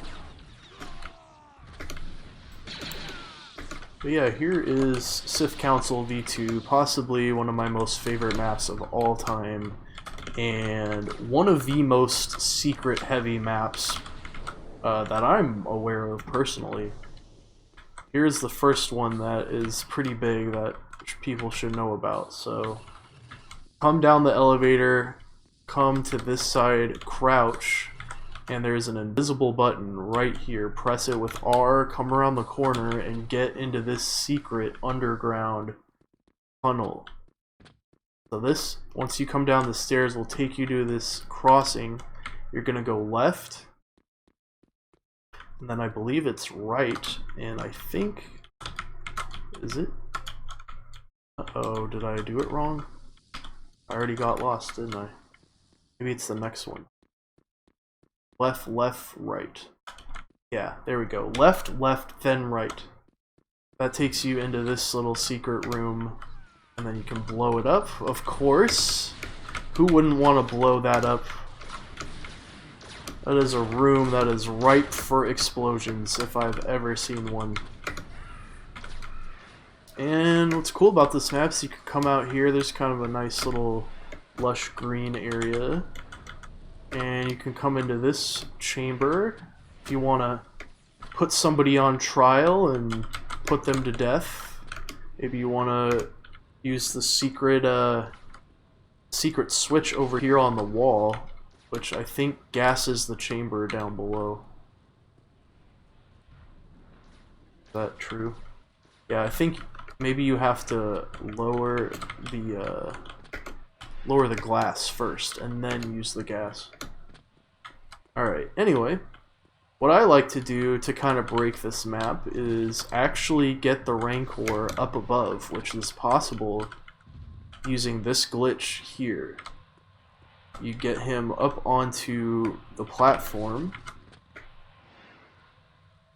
and you will want to raise the platform while he's standing right there. And there you go. Now we gotta lure him. I mean, really, at this point you can do whatever you want. What I like to do is take him all the way back to the lava in the main room. Makes for a bit of a funny scene. So we're gonna try to do that here. Gonna try to bring him all the way back to the main lobby. Come here, little fella. Or we could crush him in the door, just like in the movie. Not quite this time, though. And he's gonna have a little bit of lunch. Nom nom. Alright, let's go this way, pal. Gets a little confused sometimes. Oh god.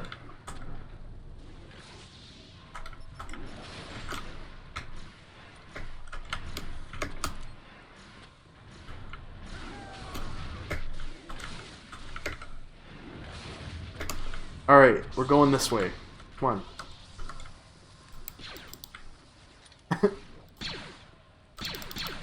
Are you stupid? Usually it doesn't take quite this long to get in there.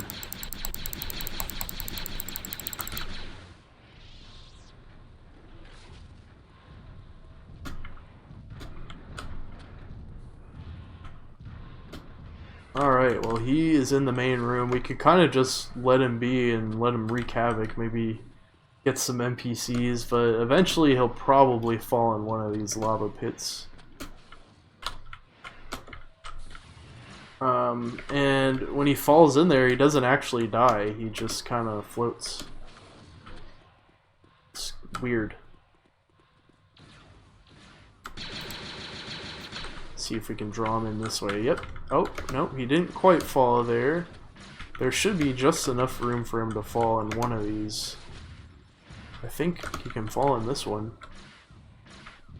Oh, not quite. How about over here? Nope. He still managed to parkour over that as well. Alright. This should do it. And he goes. Cooking like a pizza. Alright, so that's that little thingy. There are other secrets out in this leafy green area. Pretty obvious ones, like right here in the water, there's a secret little inlet.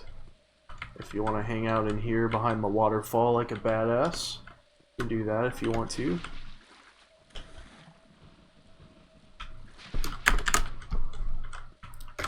can also jump on these ledges and get up top, something people may not think to do at first.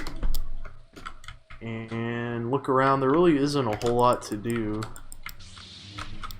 Guess you can't destroy that bench, but what you can destroy is this set of lower pipes, which you can get up under, if I can just do it. Am I stuck? What the hell? Did I get stuck? Ah, shit. Well, I think I glitched out here. That was bizarre. Now my dead body's having a seizure. Cool. Cool and normal. Alright, now we shall go back to climbing up things. I couldn't quite hit that platform. Whoops.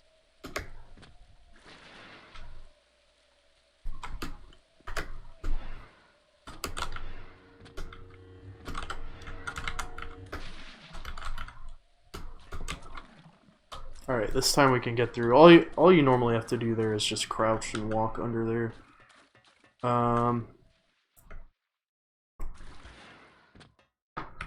Phone's back up to 5%. Maybe that's just enough to turn the camera on for the rest of the stream. Anyway, that gets me back into this little area. And pick up some guns and whatnot if you got guns enabled, or you can just hang out, shoot the shit around the fire. Maybe get some beer out of the fridge, who knows? Why not? I do like that secret little area. It's neat. I mean, there's really not a whole lot to it, but it's kind of tucked away from everything. If you want to have like a secret meeting, why not do it there? Alright, so we're going back down the waterfall. There's another secret out here, I believe. It's been a while since I've looked for this one, so bear with me here. I think, yeah, you have to have the force push, and I do not have force powers enabled on this server, so instead we're going to have to take the alternate route to get there. There is another way to go.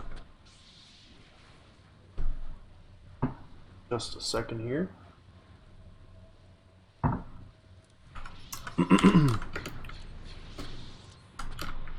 Oh, almost fell in the lava.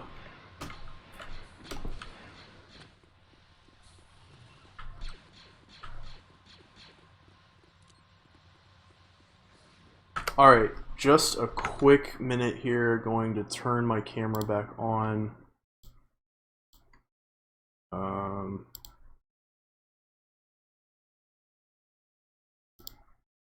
Yes, start.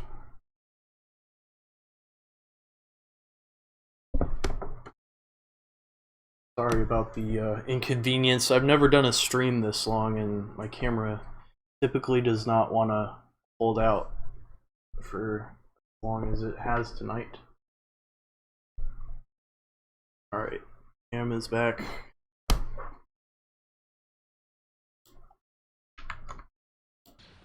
And let me unhide it from OBS.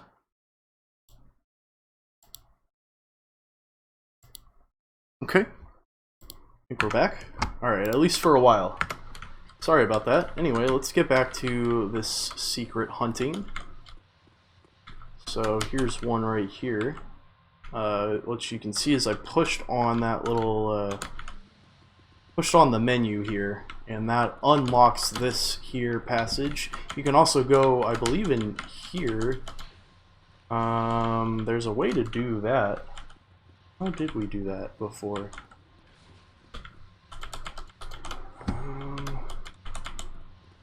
That? Hard to remember all this stuff sometimes.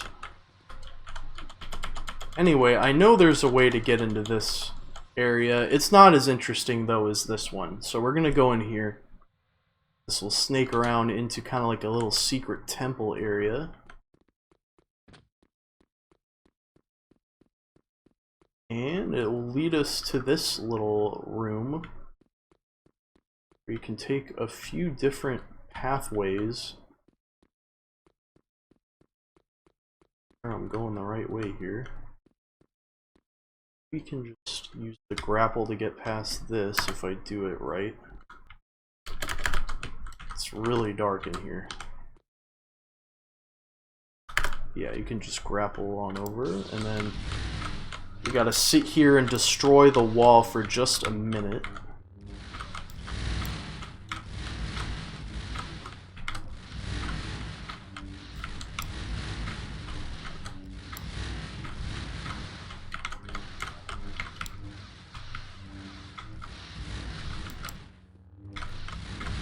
Just a few more swings, hopefully.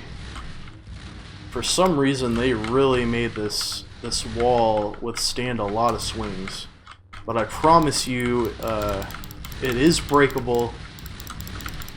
Just takes a little bit of time.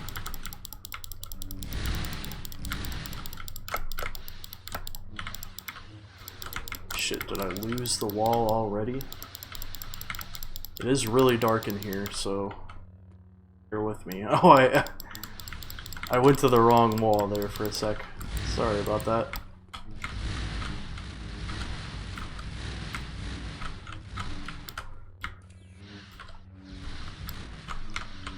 Oh man, one of these days.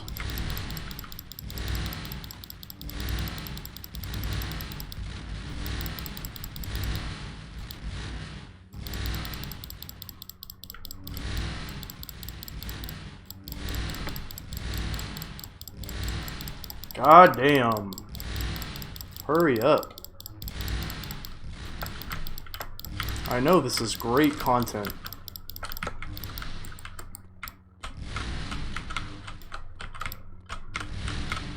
Maybe I should switch to a staff?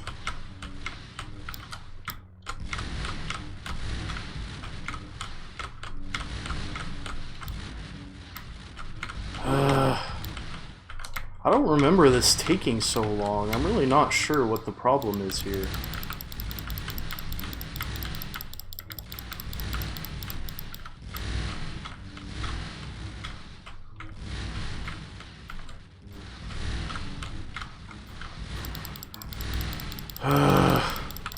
Man, I really wanted to show you what's on the other side here.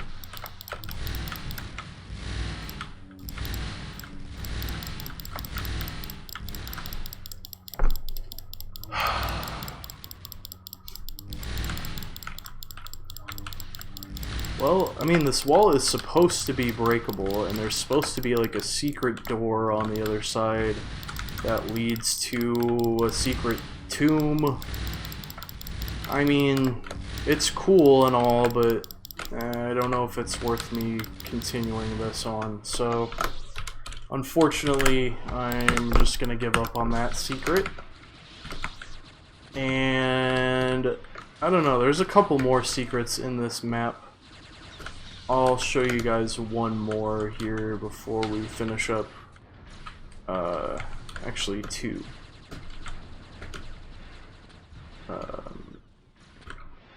This one's not really that interesting, but you can force push back here, and there's a secret room up under that that stairwell. I don't have force push enabled currently, so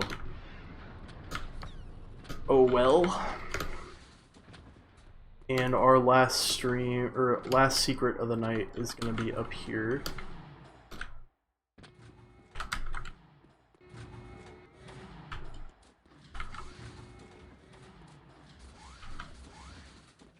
It's in one of these rooms.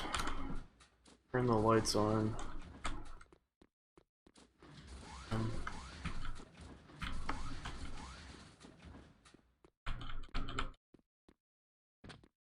Down here. And there's kind of a secret little party room down here. And I think behind the TV is the secret switch that opens up this little secret, artillery, or not artillery, what am I trying to say? Gun storage area word. Whatever that word is. Armory? Armory. Anyway, that's that thing. I think it's kind of cool. Fun for, like, roleplay purposes and stuff. Why not? I do believe there's, like, one other secret involved with this area somewhere. Where the hell is it? Well, it could be in this room, actually. Get up under the desk, maybe? Is there... This, yeah, this is where the thingy opens, and then you get in there, and this... Yeah, this is... Okay, can I remember what the pattern is?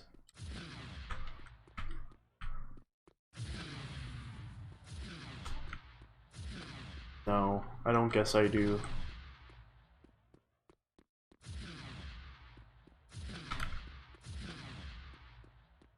2, 1... Yeah, no. I really don't think I remember it. That's disappointing. It's been a long time since I played this one.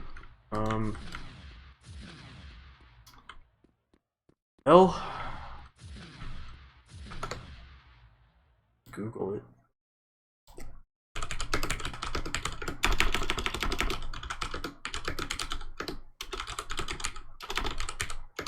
This is a pretty long shot. I doubt this is gonna have any interest. Oh, well, maybe.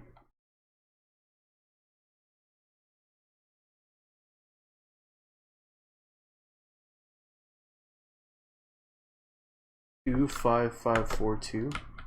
Wait a minute, that's not right.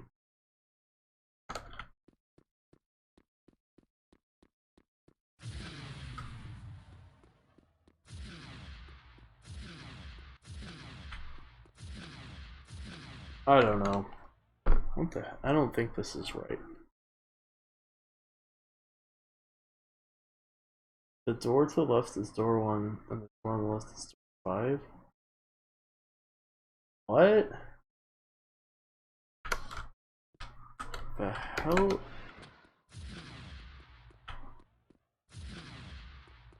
I don't understand what they mean by that.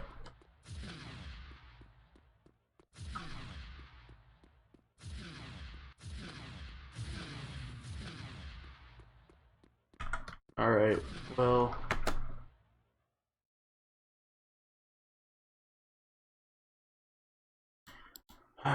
okay.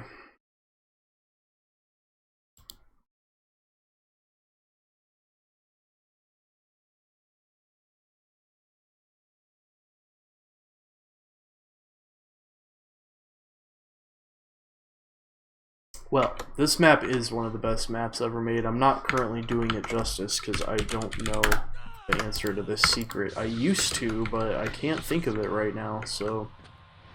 Once again, left stranded without being able to show you guys what's behind it. I think it's just like a control room of some sort. And that's about that. So... 7 hours and 20 minutes of streaming tonight. I think it's about time to say goodnight, and I hope you enjoyed this. I doubt anyone out there watched all 7 hours and 19 minutes of this, but if you caught any glimpses of this and you're catching it right now, then hope you had a good time. I hope I was able to provide some form of entertainment for someone out there today. At the very least, I had some fun, so I guess that's all that really matters here. And with that, I'm gonna go ahead and call it a day. I'll be back next week with some more streams, hopefully some clan action in the future. I don't know when or where it's gonna be, but hopefully I'll get to stream some of it. Had some fun by myself, but admittedly it would have been nice to be able to chat it up with some folks. So hopefully we can get that to work next time. But that's about it, guys. I'll see you next week sometime. Bye-bye.